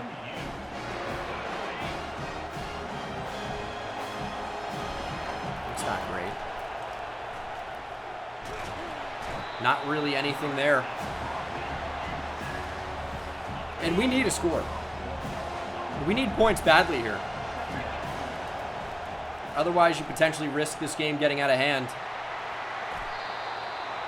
50 seconds to play in the first half. Here's 3rd and 5. We're getting on the move already. We're just going to have to throw to Ford. He can't catch it. It'll be a 54-yarder from Jamerson Blanco to tie things up. He is the best kicker of all time, but this is a long one. From 54. No problem. No sweat from Blanco. What a player. College kickers miss, but not him. From the O in Rose Bowl. 10-10. Into the second half. 3rd and 6. Rashad Burke can take a screen to the house. Can't even get it to him. Can't even get it to him. Approaching the 4th quarter, it is still 10-10. Yeah, I'll tell you what, if you wanted a good game, you're getting one. I didn't. I just wanted to win. Final play of the 3rd quarter. Pressure gets there. Clint Dillard. Who else? This guy is unbelievable. That might be 25 sacks for Clint Dillard. The redshirt sophomore will certainly be a first-round pick. That's his first sack today.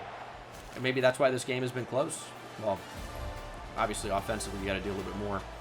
Up 17-10, though. Let's get Johnson in after the QB. 3rd and 6. They're not running the ball here, surely. They are! And they're going to make it 4th and short. And surely they will go for it on 4th down. Doesn't feel like they're going to run the ball against this look. I don't know.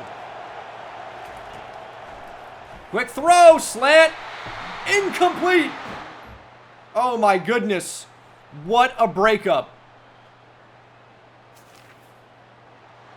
But we don't end up capitalizing off of it.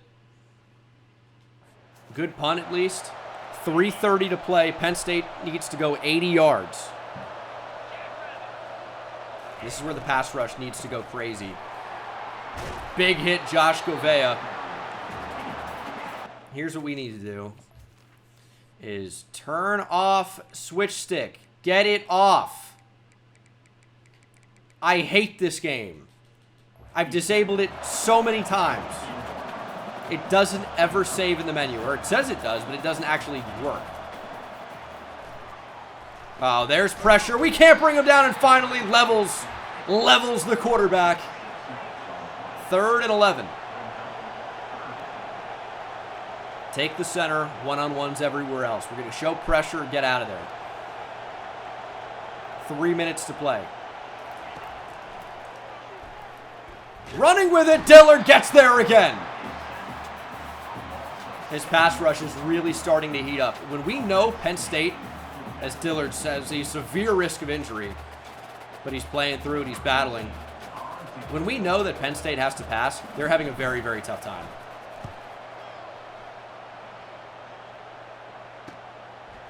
Having a very tough time. All right. Touchdown wins the game. I'd like to take time off the clock when doing it, but we've got to have a good drive here. We've only scored 17 points this game. Miguel Dukes has been intercepted twice. Game clock slightly ahead of the play clock, which means we do need to snap the football or risk a delay of game, or a certain delay of game. Back-to-back hitting Daryl McNitt. Like that. That's the 2-minute timeout. Does Penn State lose another college football semifinal game in the same day? One in real life, one here in college football 25 land. Also, lining it up for Jamerson Blanco could be good too. The fact that we're in a field goal range now kind of decides this game. Penn State gets a free timeout. Our right tackle, Jermaine Beauplan, is down, and he was hurt. He's missed a lot of the postseason. But that's a good run from Rashad Burke, and that one should do it, really. 1:46 to play. They have one timeout. Good luck. Torn pec. So Beauplan's season is over. Man, he's been an injury-prone player. His season has been ended twice now. 2 separate years.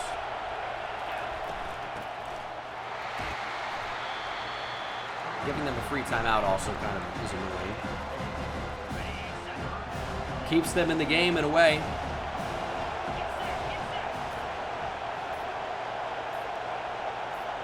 Inside a minute when we snap this ball. Burke stopped short. We are not going for it. Are you joking me? It's insanity to even consider that. Yes, we can win the game guaranteed, but we can win the game with 3. We've got a kicker who doesn't miss to put us up by 2 possessions. The only way we possibly lose this is if they block the kick. Otherwise, we're making the kick. Penn State will have less than 20 seconds. No doubt about it. 15 seconds. They've got no chance. We have won the Rose Bowl, and we are headed back to the national championship. Miguel Dukes, first season as a starter, could not be going a whole lot better. He's led us back to the national championship. Don't look at the numbers from this game. It's not important. What is important is the fact that we could go back-to-back, win the Natty, with a quarterback, and I want to really stress how insane this is.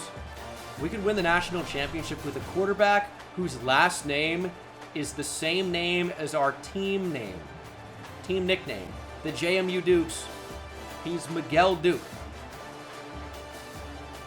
I mean, it was written in the stars. Or not Miguel Duke, but you know what I'm saying. Miguel Dukes. Not his best game, but he had 2 touchdowns on the ground, 84 yards rushing. That counts for something. I'm going to say this. I don't think there's ever been a time in the history of college football where a national championship winning team was quarterbacked by someone with their nickname as his last name. I don't think it's ever happened.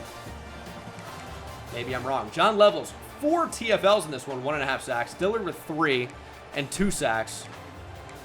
Matthew Belanca's actually been playing quite a bit as a true freshman this year. Interception for Manu Ray. He might be close to 10. He'll have a chance to do it in the national championship as we take on either Jacksonville State or Houston. We shall see. Should be fun to find out, but that, in my opinion, was basically the national championship. It's hard to imagine losing to either U of H or Jacksonville State. Clint Dillard, SEC Defensive Player of the Week. and, of course, National Defensive Player of the Week. Miguel Dukes was your SEC Offensive Player of the Week. Hey, 2 touchdowns, 80 yards rushing on the ground. That's redundant, but that's all right. Jacksonville State in the Natty. 2 teams who are fresh up from the FCS level playing each other in a national championship here in 2029. Kind of a fun storyline. Jacksonville State beat Houston 10-0. Okay. That's interesting, I guess. I guess they've got a great defense. Miguel Dukes is 3 passing touchdowns away from 50 on the year. He has 13 on the ground. So he already has 60 total touchdowns on the year. Reese, Ford, Davenport, and McNitt are within range of 1,000 yards receiving.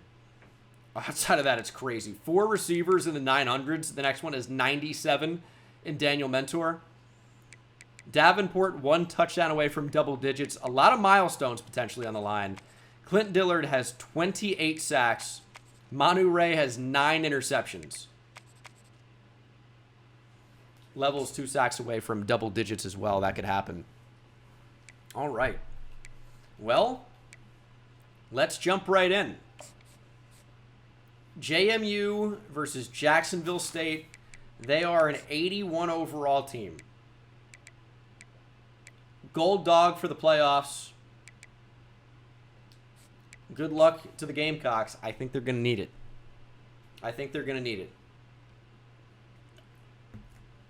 Obviously, we expect this game to be a murder, but you never know. They made it here, didn't they? They did what they had to do. They just shut out a team in the college football playoff semifinal. They upset Texas. They've needed to win 3 games to make it to this point. No, they got a first round bye actually over Houston. So no, they didn't. They've won 2 in a row. They've done what we've done. Are we discounting them? Are we discrediting them? I don't know. We shall see. We're up 7-0 already. And we're on defense. Let's see what offense they're even going to be running. Could be interesting. Get John Levels after the quarterback. Are they going to run the ball? Yeah, good luck. It's not a good idea. But we're only up 7-0 after the first quarter. So it's not like we're dominating in this game. And that is a touchdown, Jacksonville State.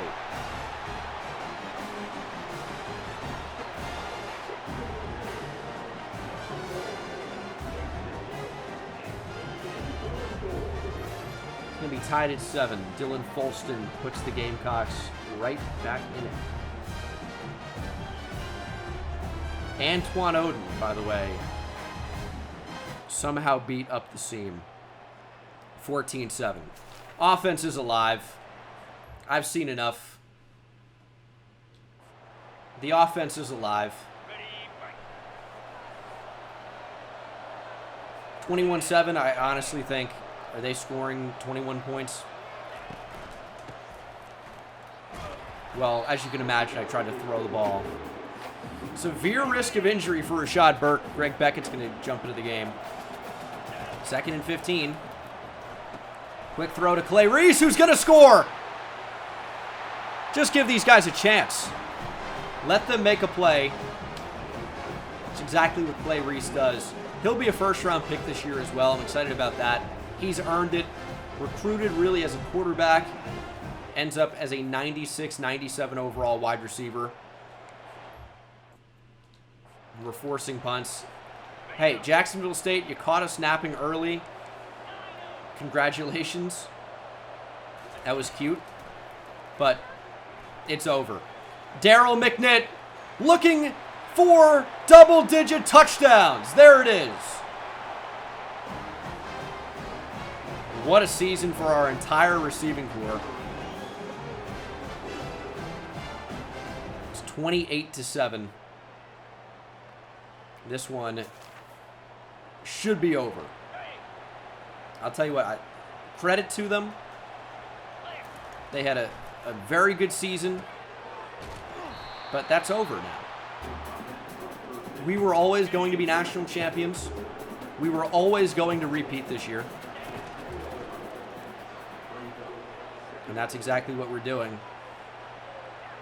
Miguel Dukes, vintage Johnny football, receiver open in the end zone. He's trying to run for it. Dukes diving down to the 2.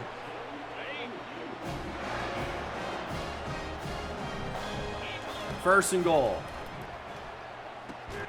Daryl McNitt scores again.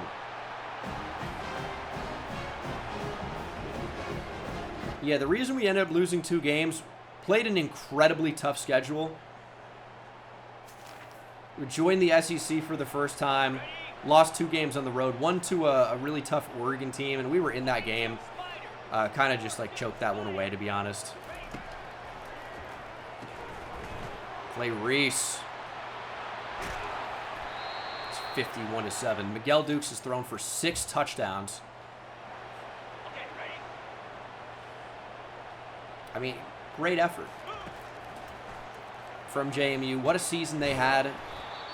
And you got to give credit to Jacksonville State as well. How did they even get here? I don't know. But they're getting absolutely blown out. Miguel Dukes on the move. Touchdown. Yeah, this is shaping up to be one of the biggest blowouts in college football playoff history. It's looking like TCU Georgia a little bit, where TCU had the absolute brakes beaten off of them. And yeah, we're not really slowing down that much. Sorry. Rashad Burke is going to die on the field, unfortunately. But that is the ball game. We are national champions yet again. 2 years in a row for the Dukes as we defeat the mighty Jacksonville State Gamecocks. Yeah. The Cock was absolutely beaten to a pulp tonight. Cox, excuse me. 58-7. Coach Gene Dangus lifts the national championship trophy yet again. That's 2 now, as this JMU Dynasty has been secured. We're going to simulate out and see how the team performs in simulation over the next couple of seasons. Miguel Dukes goes for 384, completing 90% of his passes with 7 total touchdowns. As always, there was some hate on him this year, but he was a redshirt freshman quarterback that dominated, truly. 18 for 20, 384, 6 touchdowns, no picks. Added a touchdown on the ground, of course. We didn't run the ball well at all. Burke goes 2.9 per carry, but still probably will be a first-round pick. Cortez Davenport, 6 for 116 and a touchdown. Clay Reese, 5 for 158 and 3 scores. Ford goes 4 for 26. 3 for 84 and 2 touchdowns for Daryl McNitt. And then defensively, TFL for Clifton Averill, Tim Samuel, and John Levels, who had a sack. Buck had a sack. Dillard has a sack. He'll end with 29 sacks. But Manu Ray does get up to 10 picks. He is now the sole record holder for interceptions in the season at James Madison. Had 9 last year, put up 10 this year. Certainly living up to the #1 player in the nation as he was as a recruit. That was a very good season, and a lot of these guys are going to be back for their senior seasons or even their junior seasons in some cases. I don't expect Clint Dillard to be one of them, to be honest. I really don't. Miguel Dukes ends up with 4,500 passing yards, 53 passing touchdowns, 16 interceptions. Rushing, Burke 2 yards shy of 1,000. 5 touchdowns. Miguel Dukes 7 yards shy of 700. 14 touchdowns. Receiving, Daryl McNitt gave it his best shot to get to 1,000. Ends up 15 yards shy. Ford, 1,000 on the nose. 4 receivers with double-digit touchdowns. 18 for Clay Reese, who led the team in receiving yards, but Ford had 74 catches. 77 tackles for Buck, led the way, 4 for loss, 2 sacks, 3 picks. Great season. 15 TFLs for Levels, 13 for Dillard, 29 sacks for Dillard, and 9 for Levels is a good season. Ray puts up 10 picks. Julius Awe with 6. Buck with 3. I thought Antoine Oden had more, to be honest. Lovelace, Govea, Johnny Joy, Mac McFadden, and Levine all with picks as well. What a season. CEO has been unlocked. But we need more coach points to make it happen, which we should after winning another national championship. We should. Coach stability going down because we added in a new offensive coordinator. John Levels is your SEC and national, I'm presuming, of course. Defensive Player of the Week. Miguel Dukes wins SEC Offensive Player of the Week and national. Obviously, you'd expect. Great performance from him. And we actually didn't get any upgrades there. So I'm curious on whether or not we're going to be able to stop any of our first-round players from declaring. I guess not. Here we go. At quarterback, losing nobody. Running back, Rashad Burke expected to go in the first round. ETN only graduates. At receiver, Clay Reese expected to be a first-round pick. Tremaine Beauplan, who's hurt, is declaring to become a fifth-round pick. I don't think so. He has decided to stay. At left guard, Antoine Brake graduates. Tony Pollock graduates. And then at right end, Clint Dillard, after a 29-sack season, is expected to only be a third-round pick. Let's bring him back. Clint Dillard has decided to stay. He's going to be incredible. Cole Johnson we can bring back as well. He doesn't really even play that much, but he's decided to stay as well. So our entire D-line is still staying together. Dante Lovelace, projected to go in round 1. We'll try to bring him back. He has not been persuaded. So we'll lose Lovelace. Damian Buck, expected to be a first-round pick. Try to bring him back. He has not been persuaded. Tim Boyman's going to be really important now. Joey Manuel and Jamar Levine graduate, losing a couple of really good linebackers. Julius Awe and Antoine Oden graduate. Antoine Oden expected to get drafted in the 3rd round. Keeping our safeties, and Jamerson Blanco graduates. Hopefully we'll get drafted. But bringing back these 3, I think, is still pretty good. So I'm excited about that. And I mean, we're going to end up buying CEO. We're going to get a ton of points when we get levels up, so it's still going to be pretty good for us. But now it's just simulating and, you know, maybe jumping in at some point here. So that is level 41, 33 coach points now. It would have been nice to have those prior to that, so we could buy CEO, and then I guess we wouldn't have the points anyway. But I do want to delay Sunday. We should get, I mean, close to 18 coach points here in a minute. We'll have to see. But in terms of the portal, I just can't imagine adding anybody here. There is a running back, 4-star Jerry Sams, 4-star transfer. He's a receiving back. We actually might need one of those. But other than that, we just don't need anybody in the portal. We just have a lot of power backs right now. If Jerry Sams can actually play a little bit, we'll consider bringing him in. I mean, he's not bad. He'll be good depth, if nothing else, I suppose. So, sure. And we'll get him in on a visit next week. Should be able to overtake Wisconsin and Penn State. And we'll have to see. Draft results. We do need a kicker, actually. Rashad Burke, Clay Reese, Dante Lovelace, and Damian Buck all go in the 1st round. Antoine Oden goes in the 3rd. Jamar Levine is a 4th-round pick, and Julius Awe ends up going in the 7th.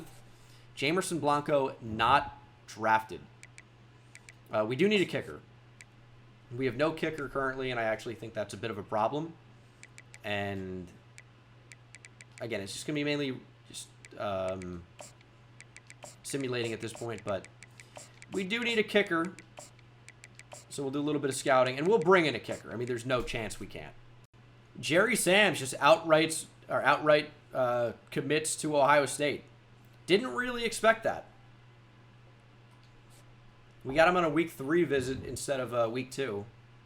And obviously that made a pretty significant difference, as I was looking to pick up a decent backup receiving back. It's not going to happen now. Now, I will say recruiting's going really well. Other than that, which is these 2 kickers will be joining the class. Sergio Valenzuela has 90 kick power, 77 kick accuracy, and clutch kicker. Warren Slater has mega leg silver, 93 kick power, 72 kick accuracy. Phenomenal player. So that is our recruiting class. Just add those 2 guys. And, of course, I've shown you everybody else dev trait-wise. So I'll just tell you what the kickers have. And we will jump into this next season. Adding the kickers, we have Warren Slater with impact only and star for Valenzuela. One of those guys will be the starter. One will get redshirted, but we are good to go. Position changes were really fun. Cortez Davenport's going to be a full-time running back for us now. And we get 5,000 XP, which is way less than I thought. I thought we were going to get a ton there. Not a lot of levels up. Anyway, Cortez Davenport is a 99 overall running back with elite dev. His route running's pretty good. He's always really struggled to catch the ball, but he's got 99 carrying. He just makes a bit more sense at running back. 95 agility, 93 change of direction, 99 ball carrier vision, 98 awareness. Power's pretty good, actually. He's got 80 trucking, good strength. Quickness, obviously fantastic. He's got basically no caps. Kind of should have been a running back the entire time. And, yeah, 89's cool on him. Miguel Dukes is now a field general type. We changed his position and then back to QB. And he got field general, which actually works out really well for us because he had elite dev and now can actually be accurate. So he's upgraded his accuracy all the way. He already was insanely fast and already insanely elusive. So that's why he's now a 93 overall with some different physical abilities, which is pretty fun. So he's going to be incredible for us, I would imagine.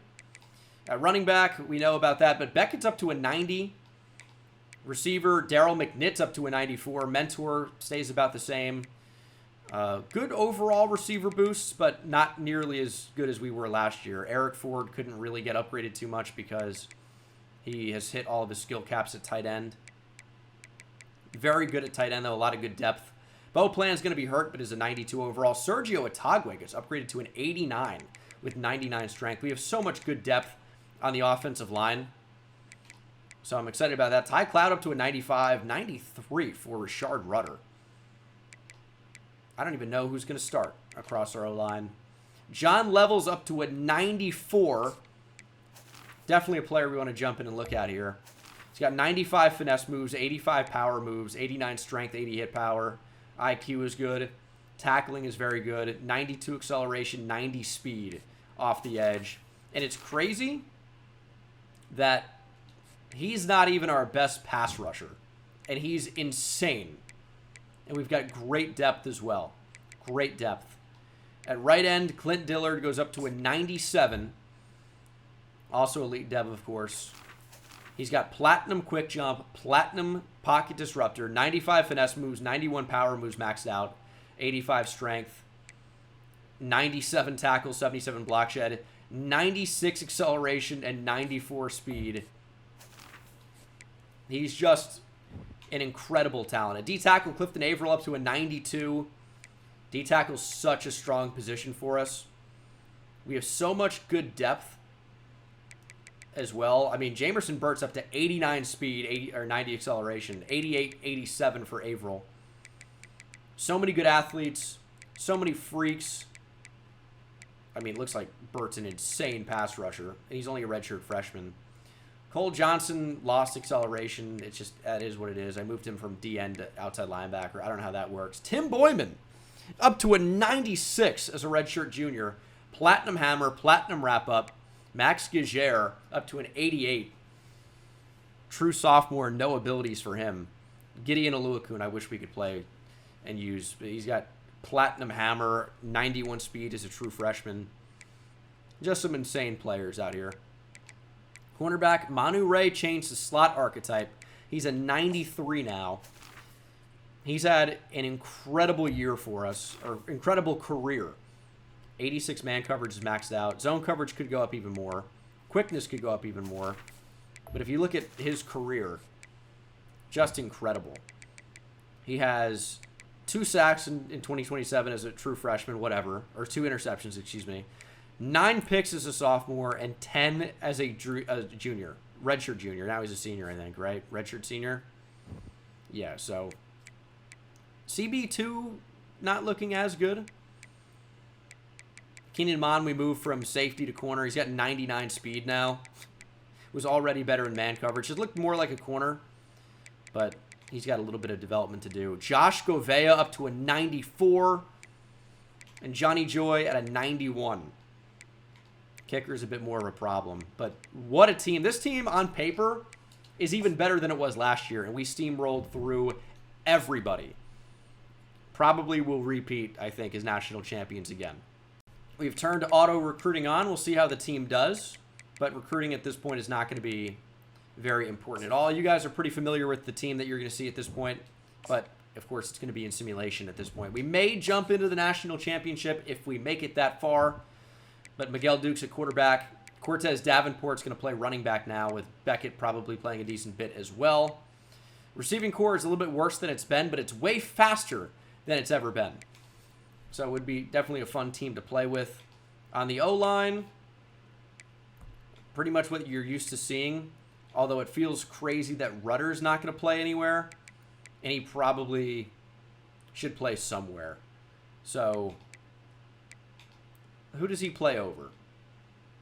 Sergio Atagwe, probably, until we get Tremaine Beauplan back from injury, and then it'll be Sparks and Beauplan, of course. At left end, it's going to be Clint Dillard. It's going to be John Levels on the other side. It's an insane combo. Our D tackles are great. Our linebackers are phenomenal.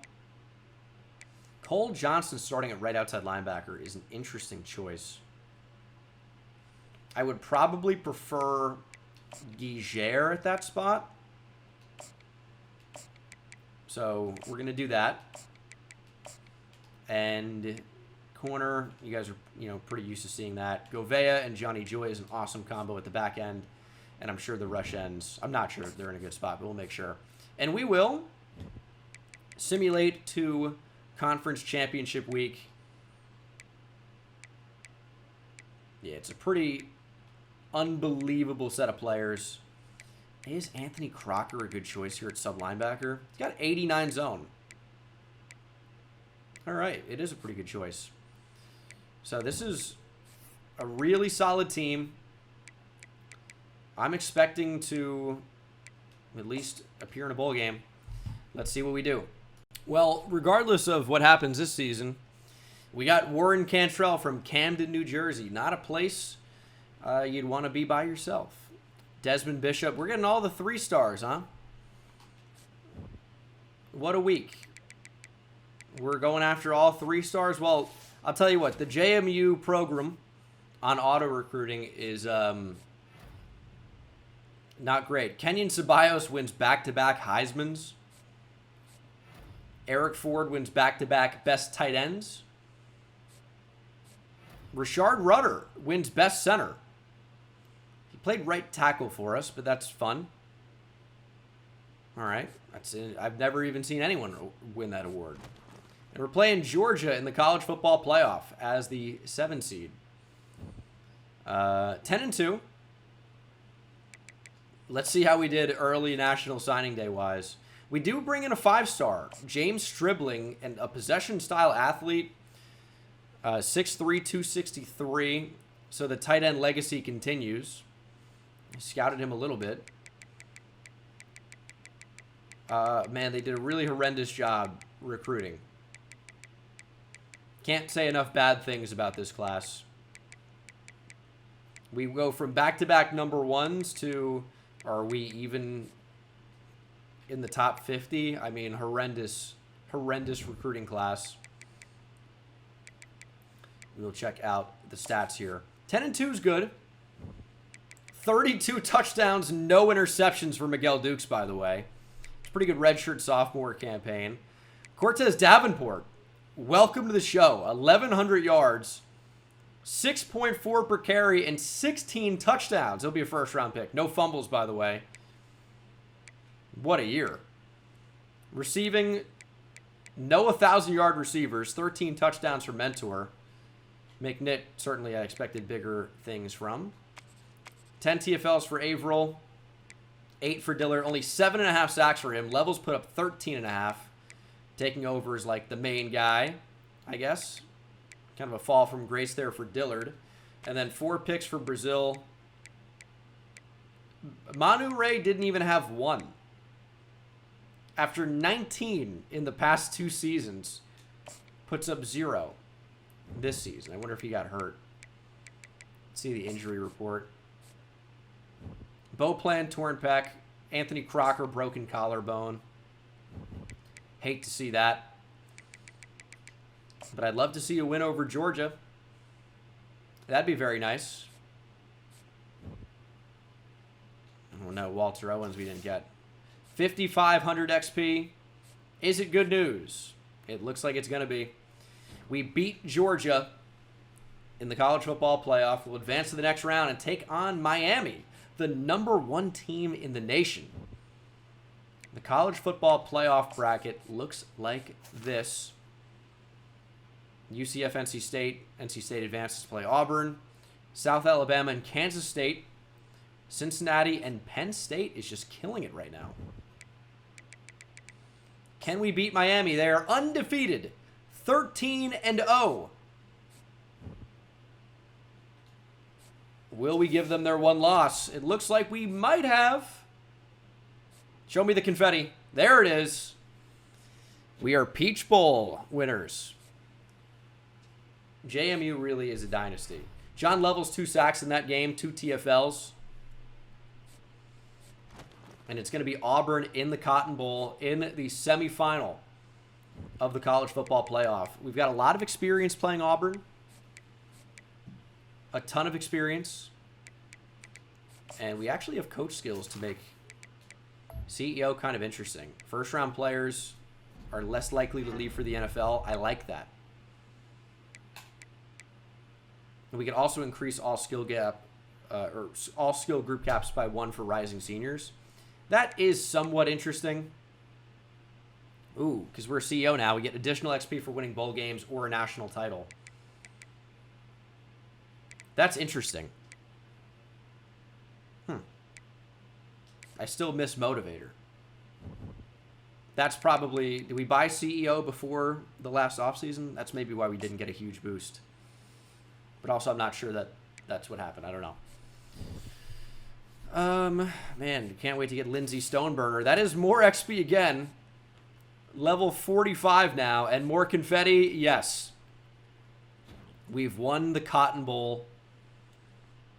And we are headed back to the national championship. Clinton Dillard with a sack, 7 tackles overall.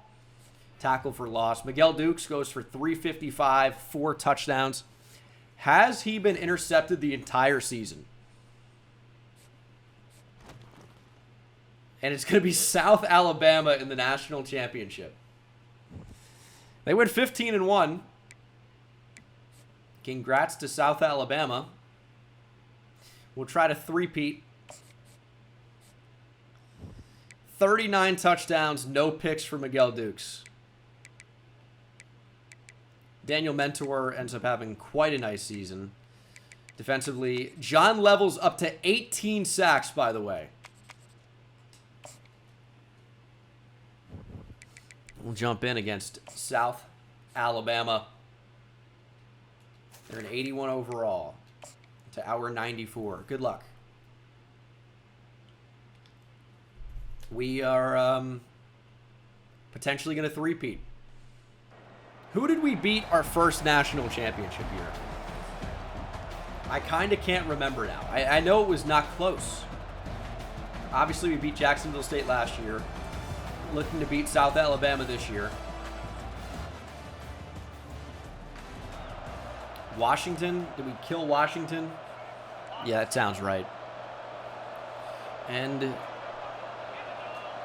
maybe South Alabama's up to the challenge here. They had a better record than we did. So you can say maybe a better season. Fats with the catch. I remember when we signed him, actually. And here he is playing in a national championship. And this is one of those teams where you kind of can just do whatever you want. I don't think South Alabama is going to be as good as we are, personally. I don't know what's making me say that. It's just a gut feeling. Wide open. Fats into the end zone. Let's go. Yeah. Thanks for coming out. But it's hard to imagine that they're even really going to make this one close. They bluff blitz. Taking off with Miguel Dukes. Easy first. And we still have more seasons with him, by the way. He's a redshirt sophomore. So I guess he could declare for the draft. And maybe he does. But I'm thinking probably another season before that happens. We'll see, though. He has no magician anymore now that he's a field general. So that's why he feels a little bit slower. But still good. I don't even know if we'll be able to snap this ball. Oh, we barely do. Eric Ford to the end zone. Yeah, he's going to catch that. Wouldn't want to throw the first interception of the season with Miguel Dukes as he looks to stay perfect. It's a nice catch from Eric Ford. We got the ball again. I imagine our D-line's going crazy. 3rd and 7. Ooh, good coverage. Trying to hit Daryl McNitt. It's 24-0. We just keep getting the ball. I don't even know if we're making any plays. We're just forcing 3 and outs. When I say making any plays, I mean, like, you know, interceptions, forced fumbles, forcing turnovers, sacks even. Dukes, good wheels. Got to beat the safety.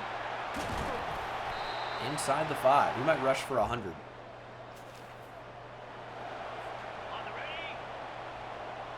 No interceptions. It's the biggest thing on my mind right now. No picks. McNitt, go up and get it. Touchdown. Woo. Now, we do keep playing like lesser teams as Akeem Brazil gets an interception. We play lesser teams in the national championship. So the final game of the year continues to be like a showcase of our dominance as Daryl McNitt wins over the top rather than, you know, a tough, hard-fought game. But we've built a dynasty, and that's what I do as Coach Gene Dangus, right? We build up programs. We win national championships. And this is going to be number 3 in a row. I'll tell you what, Fats is a big-time player. There's another touchdown for him. There's just unfortunately no good way to say his full name. So Fats is a great nickname for him. Mafe has 99 speed. He might be able to win here. And there he goes. Can he make the catch? He can. Staying in bounds. Zach Mafe. What a snag. And it is 52-0. We keep getting told to throw the football. What do you want from me? I like to listen to Coach. RPO keeps it on the ground, though, with Greg Beckett. He's got 89 yards rushing. I'd like to be able to get him to 100. I think he's going to be able to get there. We shall see, though. Is that 92? 3rd and 1, they just want us to throw. Imagine if this game was the actual national championship, though. You get to see JMU beat South Alabama by 60+. We have the ball again. I don't know what happened there, but bad stuff for South Alabama. Also, Where's Cortez Davenport? Touchdown, Daryl McNitt. Threw that a little bit late, but it got there in the end. Where's Cortez Davenport? Hopefully that doesn't... Foot fracture. All right. So hopefully it doesn't impact his draft projection here. But it shouldn't. It won't. I know for a fact it won't. 3rd and 3. Daryl McNitt, touchdown. Oh, and over the safety of the end zone. That's disrespectful.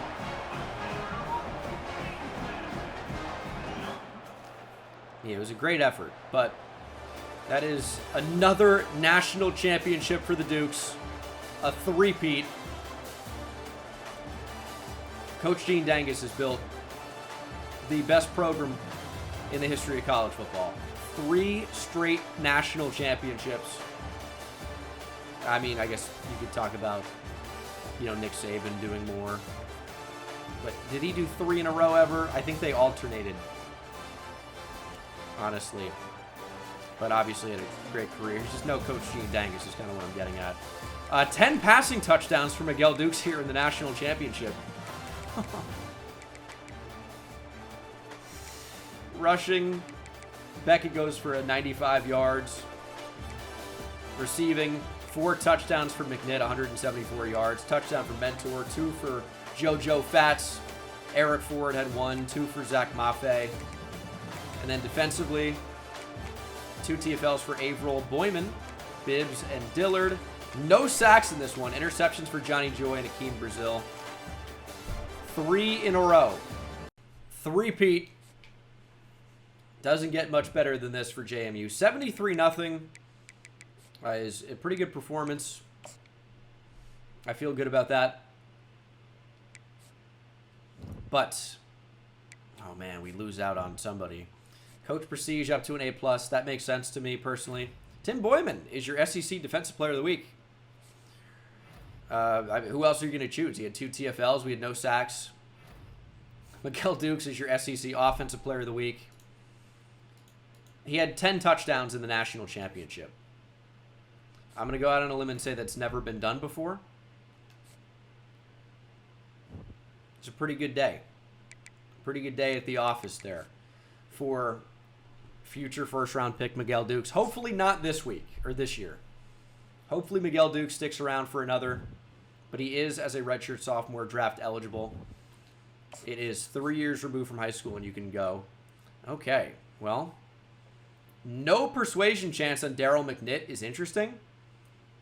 When we just bought the package that said, hey, these guys are less likely to go pro. Seems like they're not really.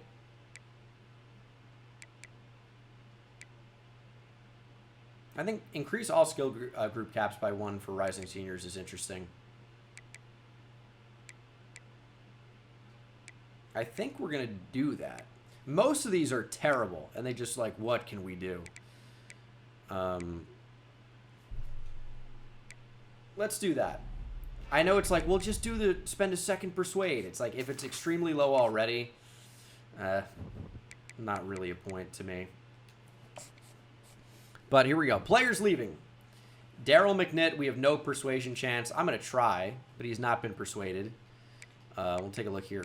Quarterbacks, no quarterbacks leaving. Cortez Davenport projected to be a first-round pick.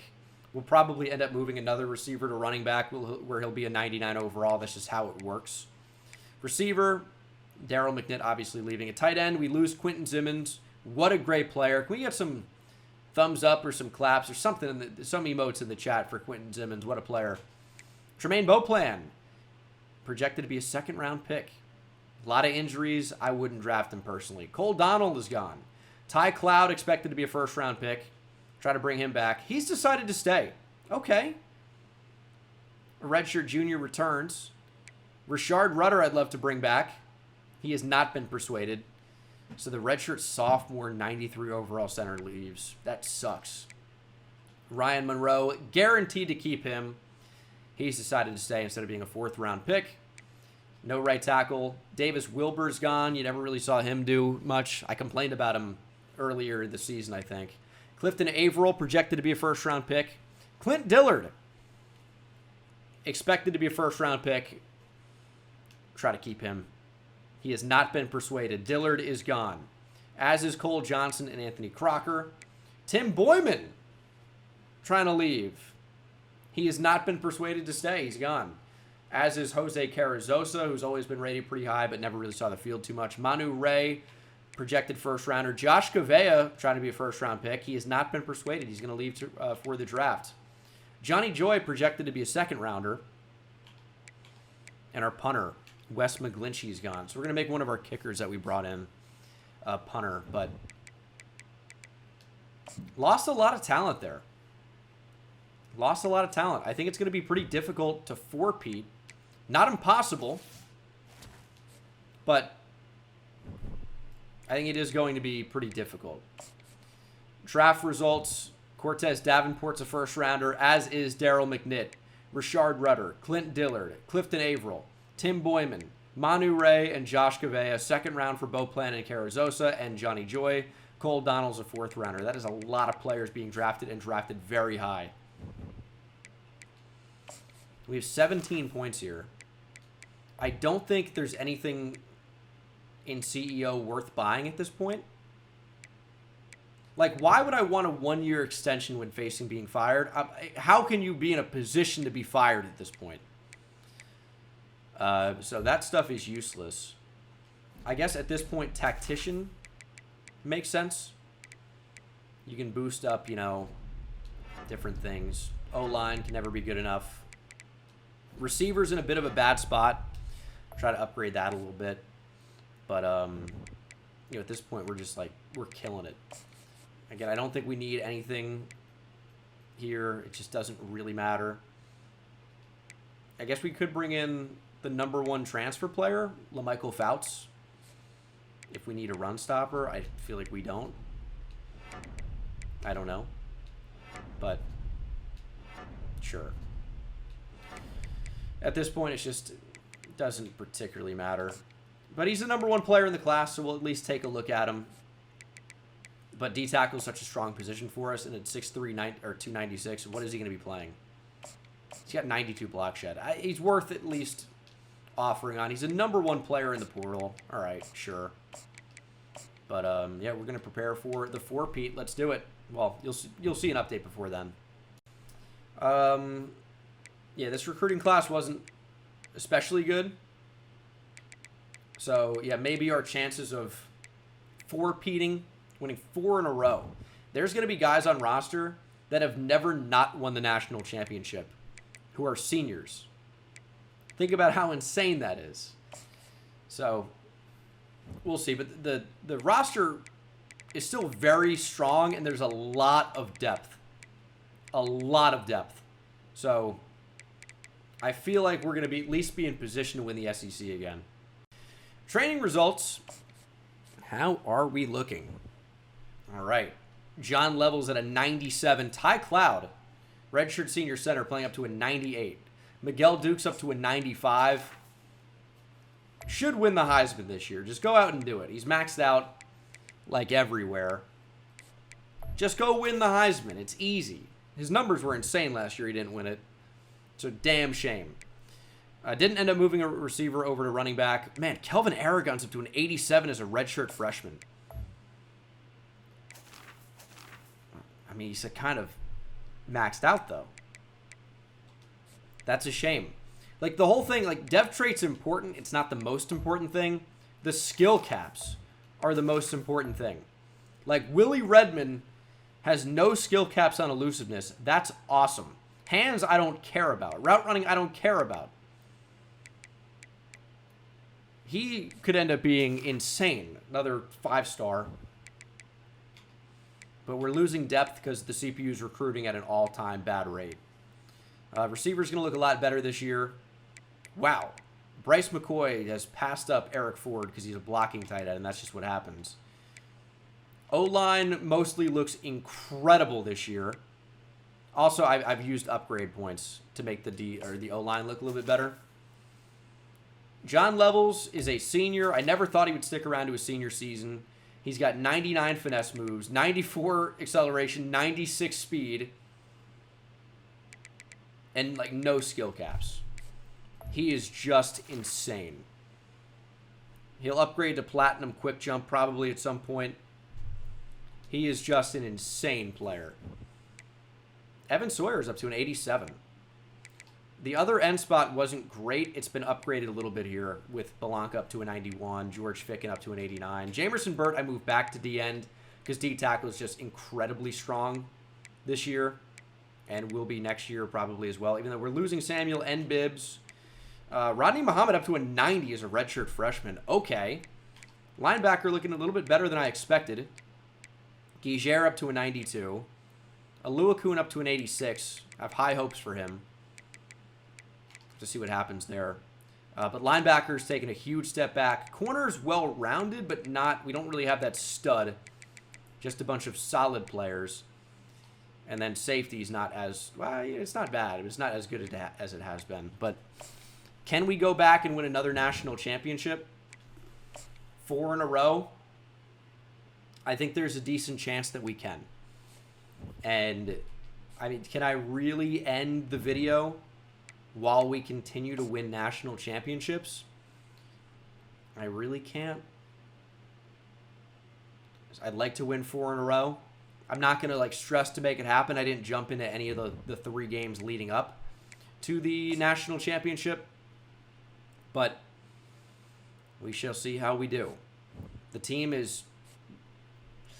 It's as good as it was last year, which is maybe as good as it's ever been. I don't know. Miguel Dukes is a redshirt junior. It's going to be really tough to convince him to stay another year. He's probably just going to go to the NFL draft. But, I mean, this team is just spectacular. And I hope, because we're the #1 team in the nation, with 3 national championships in a row, that we're actually going to recruit and get some 5-stars. We'll see if the CPU continues to recruit at an all-time bad rate. But the team is mostly the same in a lot of areas. It's changed in some places. Greg Beckett is now the starting running back, and an elusive style back now as well, by the way. That's a fun change. Receiving core is better than it was last year, with 99 and 97 speed all over the place. Eric Ford's going to be tight end 1, though. We got a great blocking tight end.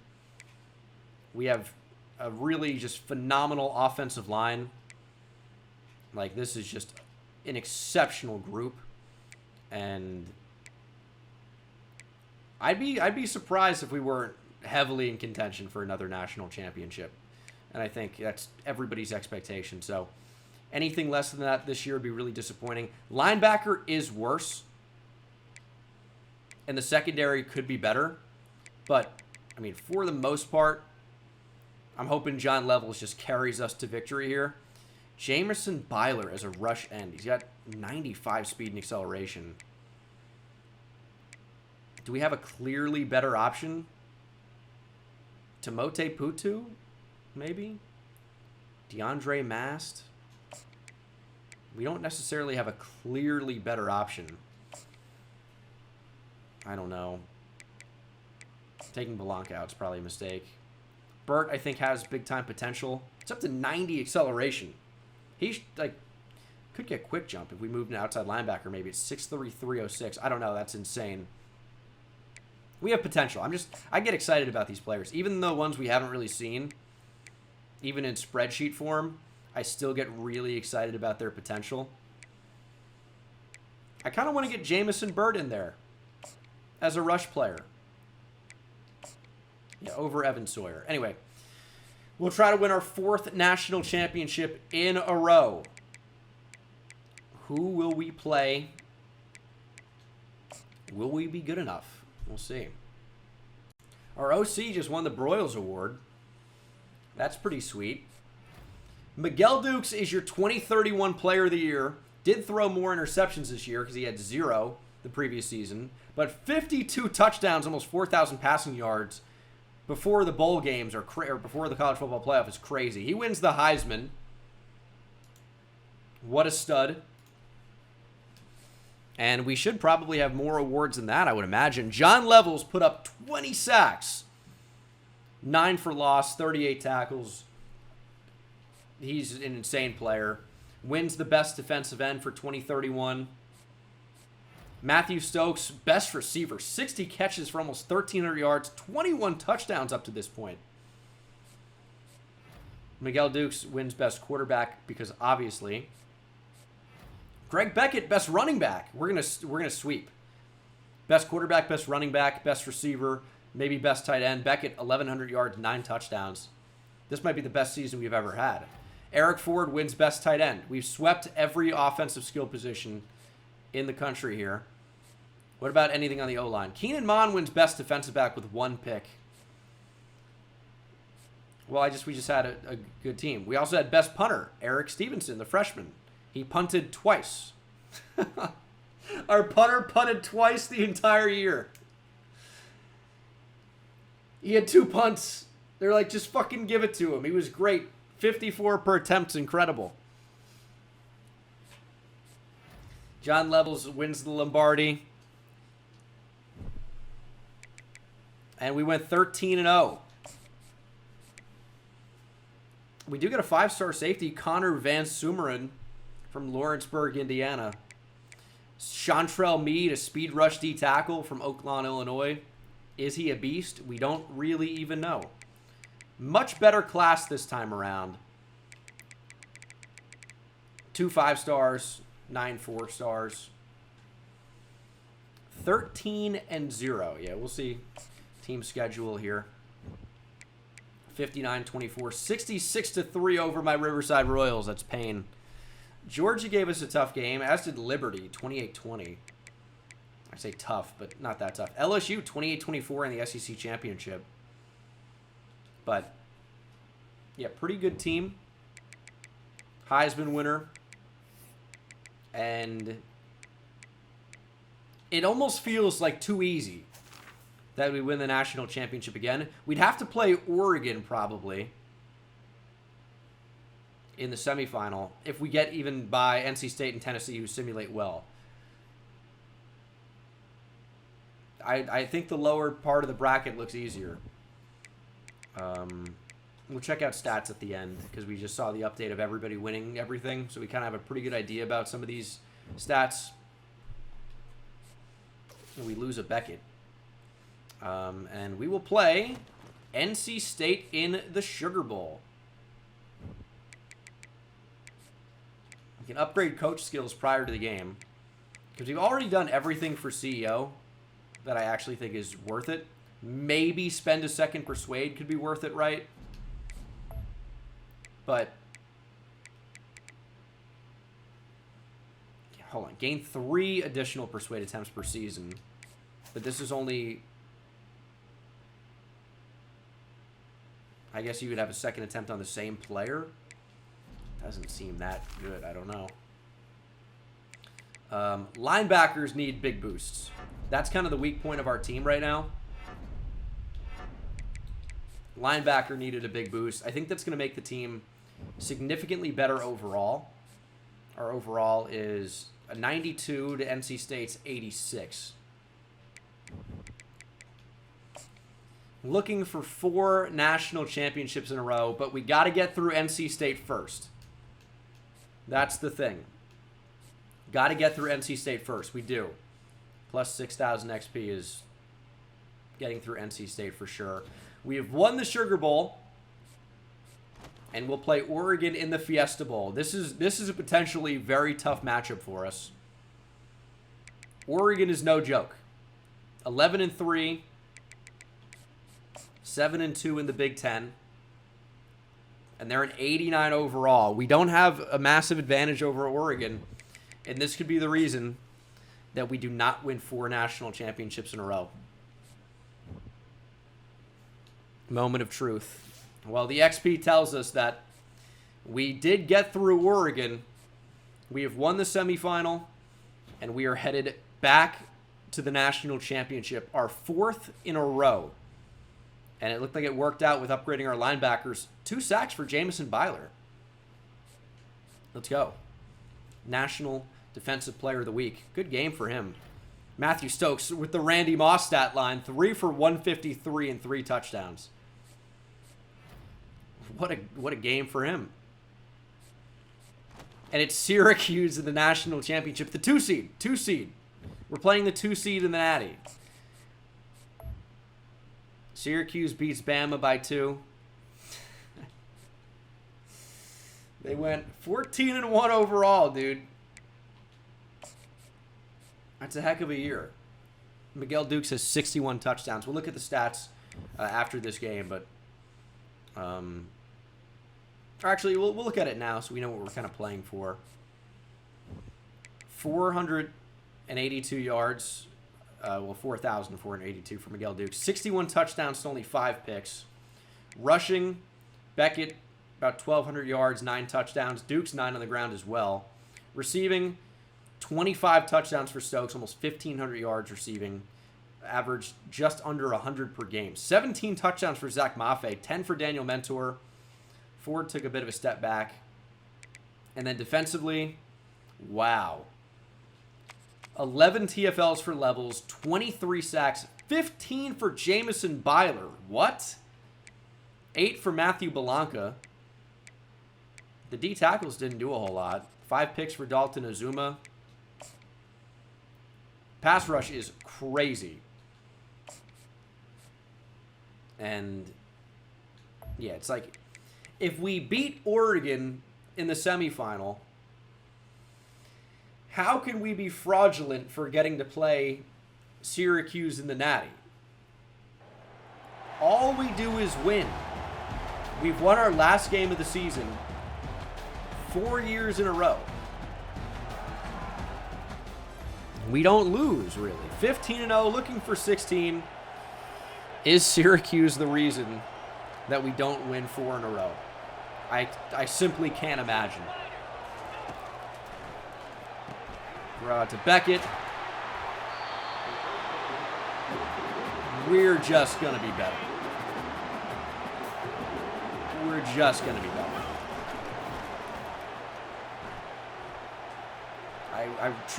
I honestly truly wish good luck to Syracuse. They're going to need it. Cut to like an interception, and then we lose somehow. Stokes with a step later. He's a pretty good player. It's a shame we didn't get to use him a little bit earlier here. But Matthew Stokes continues an incredible season. And I just feel like our defense is going to annihilate Syracuse. That's my feeling on it. Ooh. No more Jamerson Blanco. We actually don't get points there, but we take the ball right back. Interception by linebacker Rodney Muhammad. We did get sacked, though. So, I mean, we're not playing perfectly, but we have 5 stars. We're going to throw in a triple coverage. If the ball comes out earlier, it's a touchdown. Truly. 10-0. We had all stars across the O-line. I think that's kind of fun. Every position.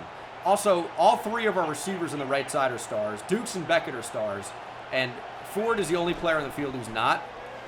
And we know he's a beast. Dukes is fumbled. It's recovered by an offensive lineman. All designed. But yeah, we're not moving the ball that well on Syracuse. Touchdown Matthew Stokes. Maybe that's why. Just got to get the ball out and get it to Matthew Stokes. I would like to get Eric Ford a touchdown. I just feel like his numbers were a little bit disappointing this year, but we're going to throw the ball to Matthew Stokes. Touchdown. Man, it seems like he could have had a Marquis Ballage, Taylor McCaleb type career for us had we just recruited him a little bit earlier.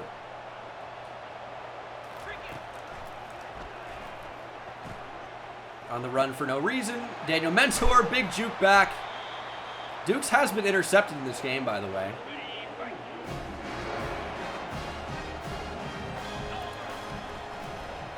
And that is a McCoy touchdown.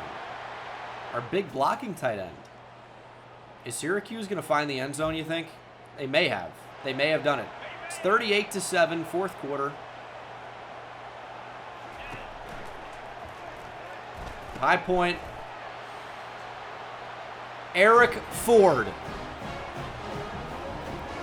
He's the best tight end in the nation. Best tight end in the nation. He's a monster. 5-star receiver turned tight end. Mosses him. Again, thanks for coming out, Syracuse. But good luck. Good luck defending that. Oh, they get more points. Okay. 45-14. Redmond into the backfield. 5-star running back out of Oklahoma. 4 rushes for 27 yards in this one.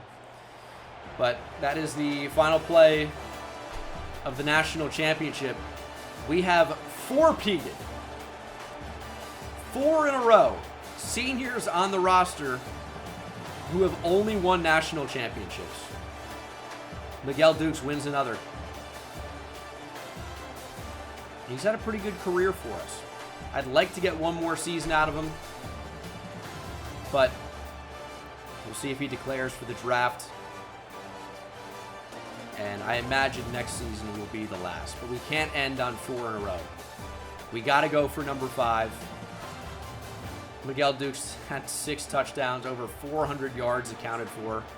It's a perfect season for JMU.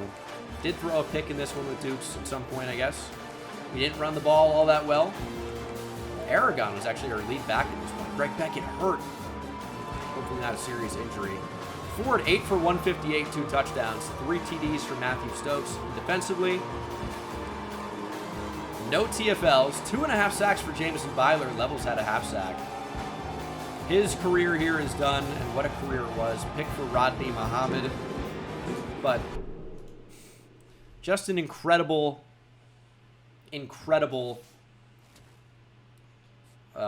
series. A lot of success. Bunch of incredible players that really helped us accomplish this. And I think we'll head into what should be the final season. And we're going to upgrade. I mean, that D-line's going to need a boost. D-line going to need a boost. O-line, I think, could as well. Try to upgrade that. We're going to be losing a lot of talent this year.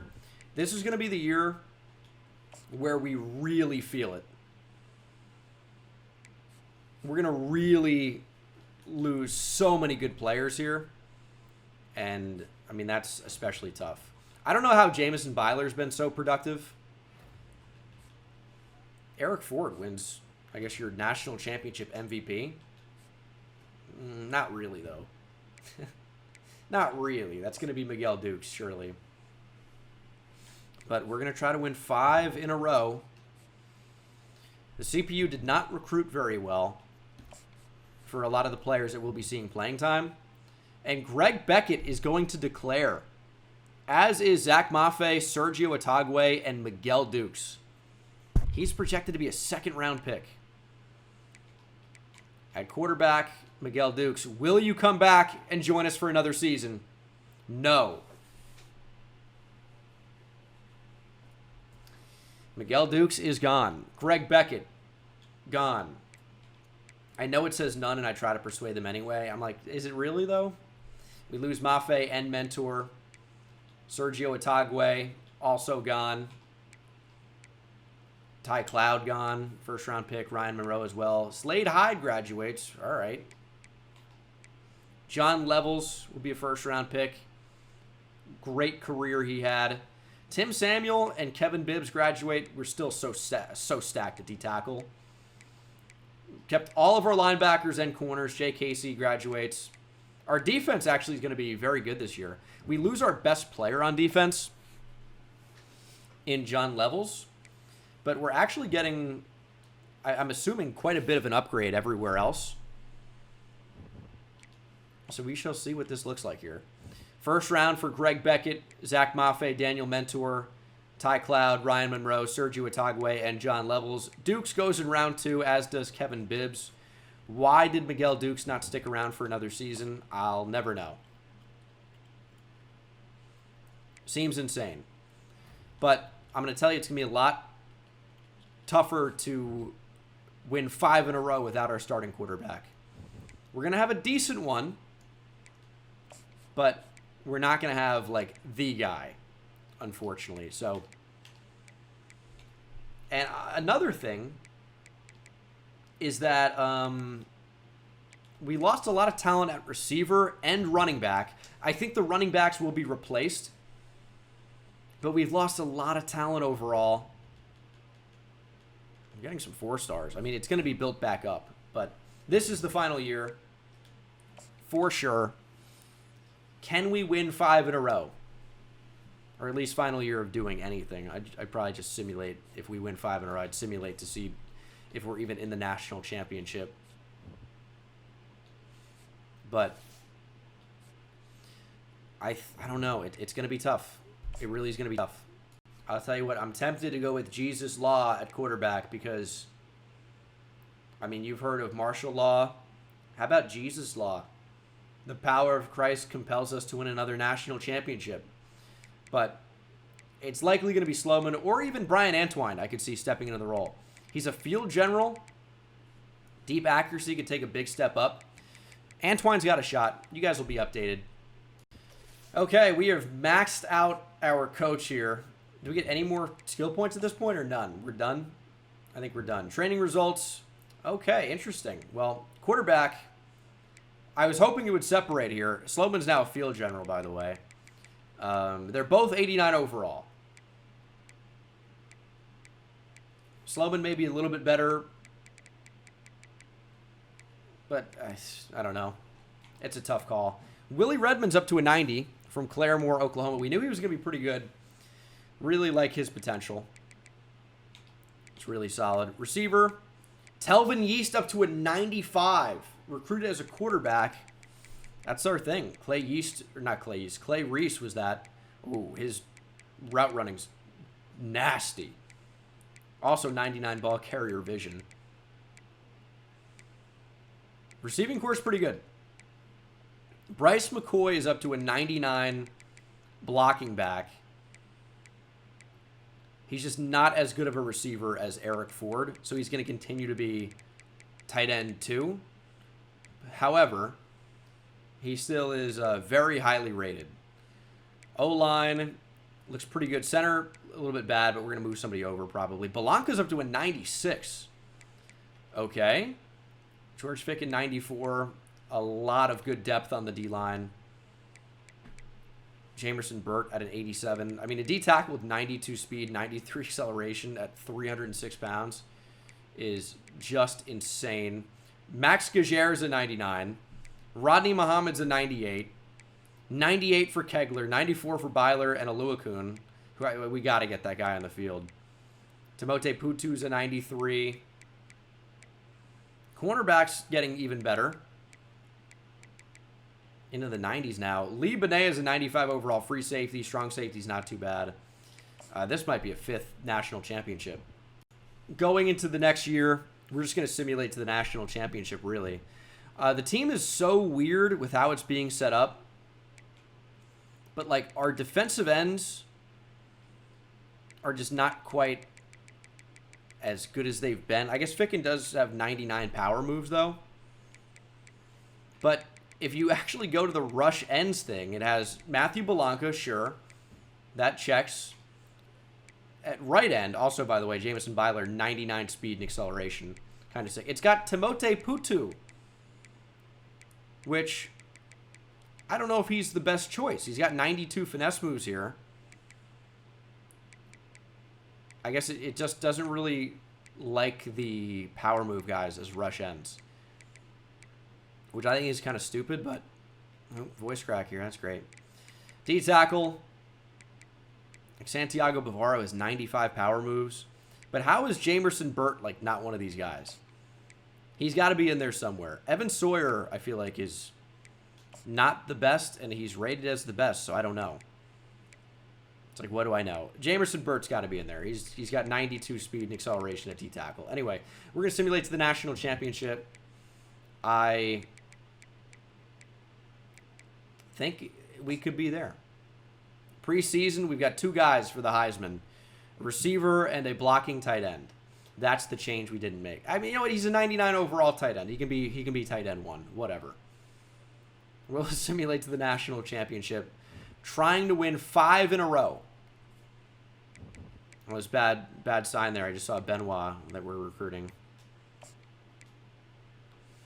Could be a killer to our 5 in a row. Moment of truth. Are we in the national championship? We are. It's a rematch that everyone was asking for. JMU versus Syracuse. We go 14-2. Syracuse makes it all the way back. What a season for the Orange. They beat Tennessee. Ooh. Both quarterbacks played. 42 touchdowns to 2 picks for Eric Sloman. 16-4 for Antwine. So Sloman obviously hurt at some point in the year. Looks like he's good to go now. Rushing, Willie Redmond, great year. 1,200 yards, 18 touchdowns. Did fumble twice. 22 touchdowns for JoJo Fats. Stokes was still very good, as was Telvin Yeast, rising to the top of the receiver room here in a minute with maybe Stokes, JoJo Fats all leaving. Very good year for Bryce McCoy. And then defensively, I changed it around a little bit. It seems like it worked. 10 TFLs for Belanca, but look at the pressure. 15.5 sacks for Belanca. 15 for Timote Putu. 10 for Jamerson Burt, who got hurt. 10 for Evan Sawyer. We had a lot of sacks. Oh, my goodness. Not a lot of interceptions, though. But we could win another national title. We did lose 2 games this year. Georgia by 1. And we lost the SEC championship to Auburn by 1. Beat North Texas by a lot. Beat Illinois by a lot. Had our rematch against Auburn. Avenged that loss. So our 2 losses this year were by 2 combined points. And we're not going to lose to Syracuse. This will be 5 national championships in a row. And I've got to simulate to see if we can get a 6th. 5 in a row. Belanca had 2 sacks in the title game. He is your National Defensive Player of the Week. Eric Sloman is your SEC and National Offensive Player of the Week. 5 natties in a row. We beat them by 1. 20-21. Oh my goodness.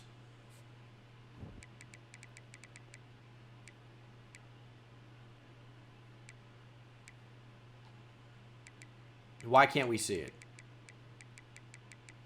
I'm confused. Either way, that is 5 national championships for Coach Dangus. The XP goals, I mean, we've maxed out, of course. And this is going to put things into perspective when you see it listed out like this. 5 natties in a row. Oh, job security is safe. That's good. It's beautiful. It really is beautiful. Incredible. Incredible work from Coach Dangus. What can I say? I build winning programs. 5 in a row. We'll try to win a 6th, I guess. So I simulated past the point of trying to bring some guys back. Yeah, Sloman was a senior, but all of our receivers are gone. We had no opportunity to try to get these guys back.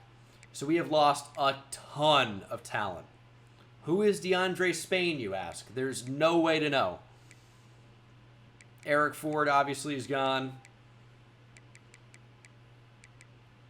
But, I mean, some guys declared. The O-line is significantly worse. The D-line is not especially good compared to where it's been. This is going to be where the dynasty inevitably falls apart, I fear. Which, hey, every dog has its day. Sometimes that just happens. We still have pretty incredible linebackers. And in fact, Might want to bring Telfort into a D lineman spot. But I mean, I guess he can start outside linebacker. We've lost every linebacker we had. Like, where's Gideon Aluakun? He's gone. He declared for the draft as a true junior. He probably didn't even go very high. And he's done. That sucks. So, this is where the dynasty, I think, inevitably comes to an end. We've lost every corner. Safety's not especially good. This is where the dynasty comes to a close. In fact, I would be surprised if we even win the SEC. Or if we even make the college football playoff, maybe is what I actually mean to say there. We'll see. We'll need some huge training results here to have any chance. Up to a 91 overall. Willie Redmond's up to a 99. Okay, maybe we've got a better chance than I initially thought. The upgrades were huge. Antoine's up to a 94. Our running back room is incredible. Willie Redmond's insane. We've got 2 receivers that get upgraded. Our O-line's pretty good. Throwing the ball could be a problem. Our D-line actually looks like they could be pretty solid. All right. Well, maybe I overreacted a little bit. Zach Gunter's at a 97. Corner's pretty horrendous, but maybe we do have a chance to be back in the CFP, but again, I don't think it looks especially good, but will we win 6 in a row? It's unlikely, but this video's got to end at some point. We will see if we are even in the college football playoff again. Trying for the 6-peat. Now, I said, I joked about Liberty in the national championship. They actually have the Heisman winning quarterback, Ezekiel Owasso. Remember Patrick Owasso, the Ravens linebacker, and now in DC, I believe? We are in the Cheez-It Citrus Bowl against USC. We went 7-5. It fell apart. Which I said it would, to be fair. But Brian Antoine did not play well. We didn't run the ball as much as we probably should have. Was Willie Redmond hurt? Why did he barely play? Had to have been hurt. We just didn't have the receivers this year, I don't think. We had 2 guys that could really play. And, I guess the defense wasn't where we needed it to be. We had no corners. Evan Sawyer put up 16 sacks. We had 2 interceptions. So it was the defense in the end that really let us off. But it's a pretty incredible run, again, from Coach Dangus. 5, get that off the screen, 5 championships in a row. Won the SEC twice out of 5 years now in the conference overall. But that is going to do it finally for JMU Dynasty. Let me know down in the comment section below who should be next. See you in the next one. Take it easy.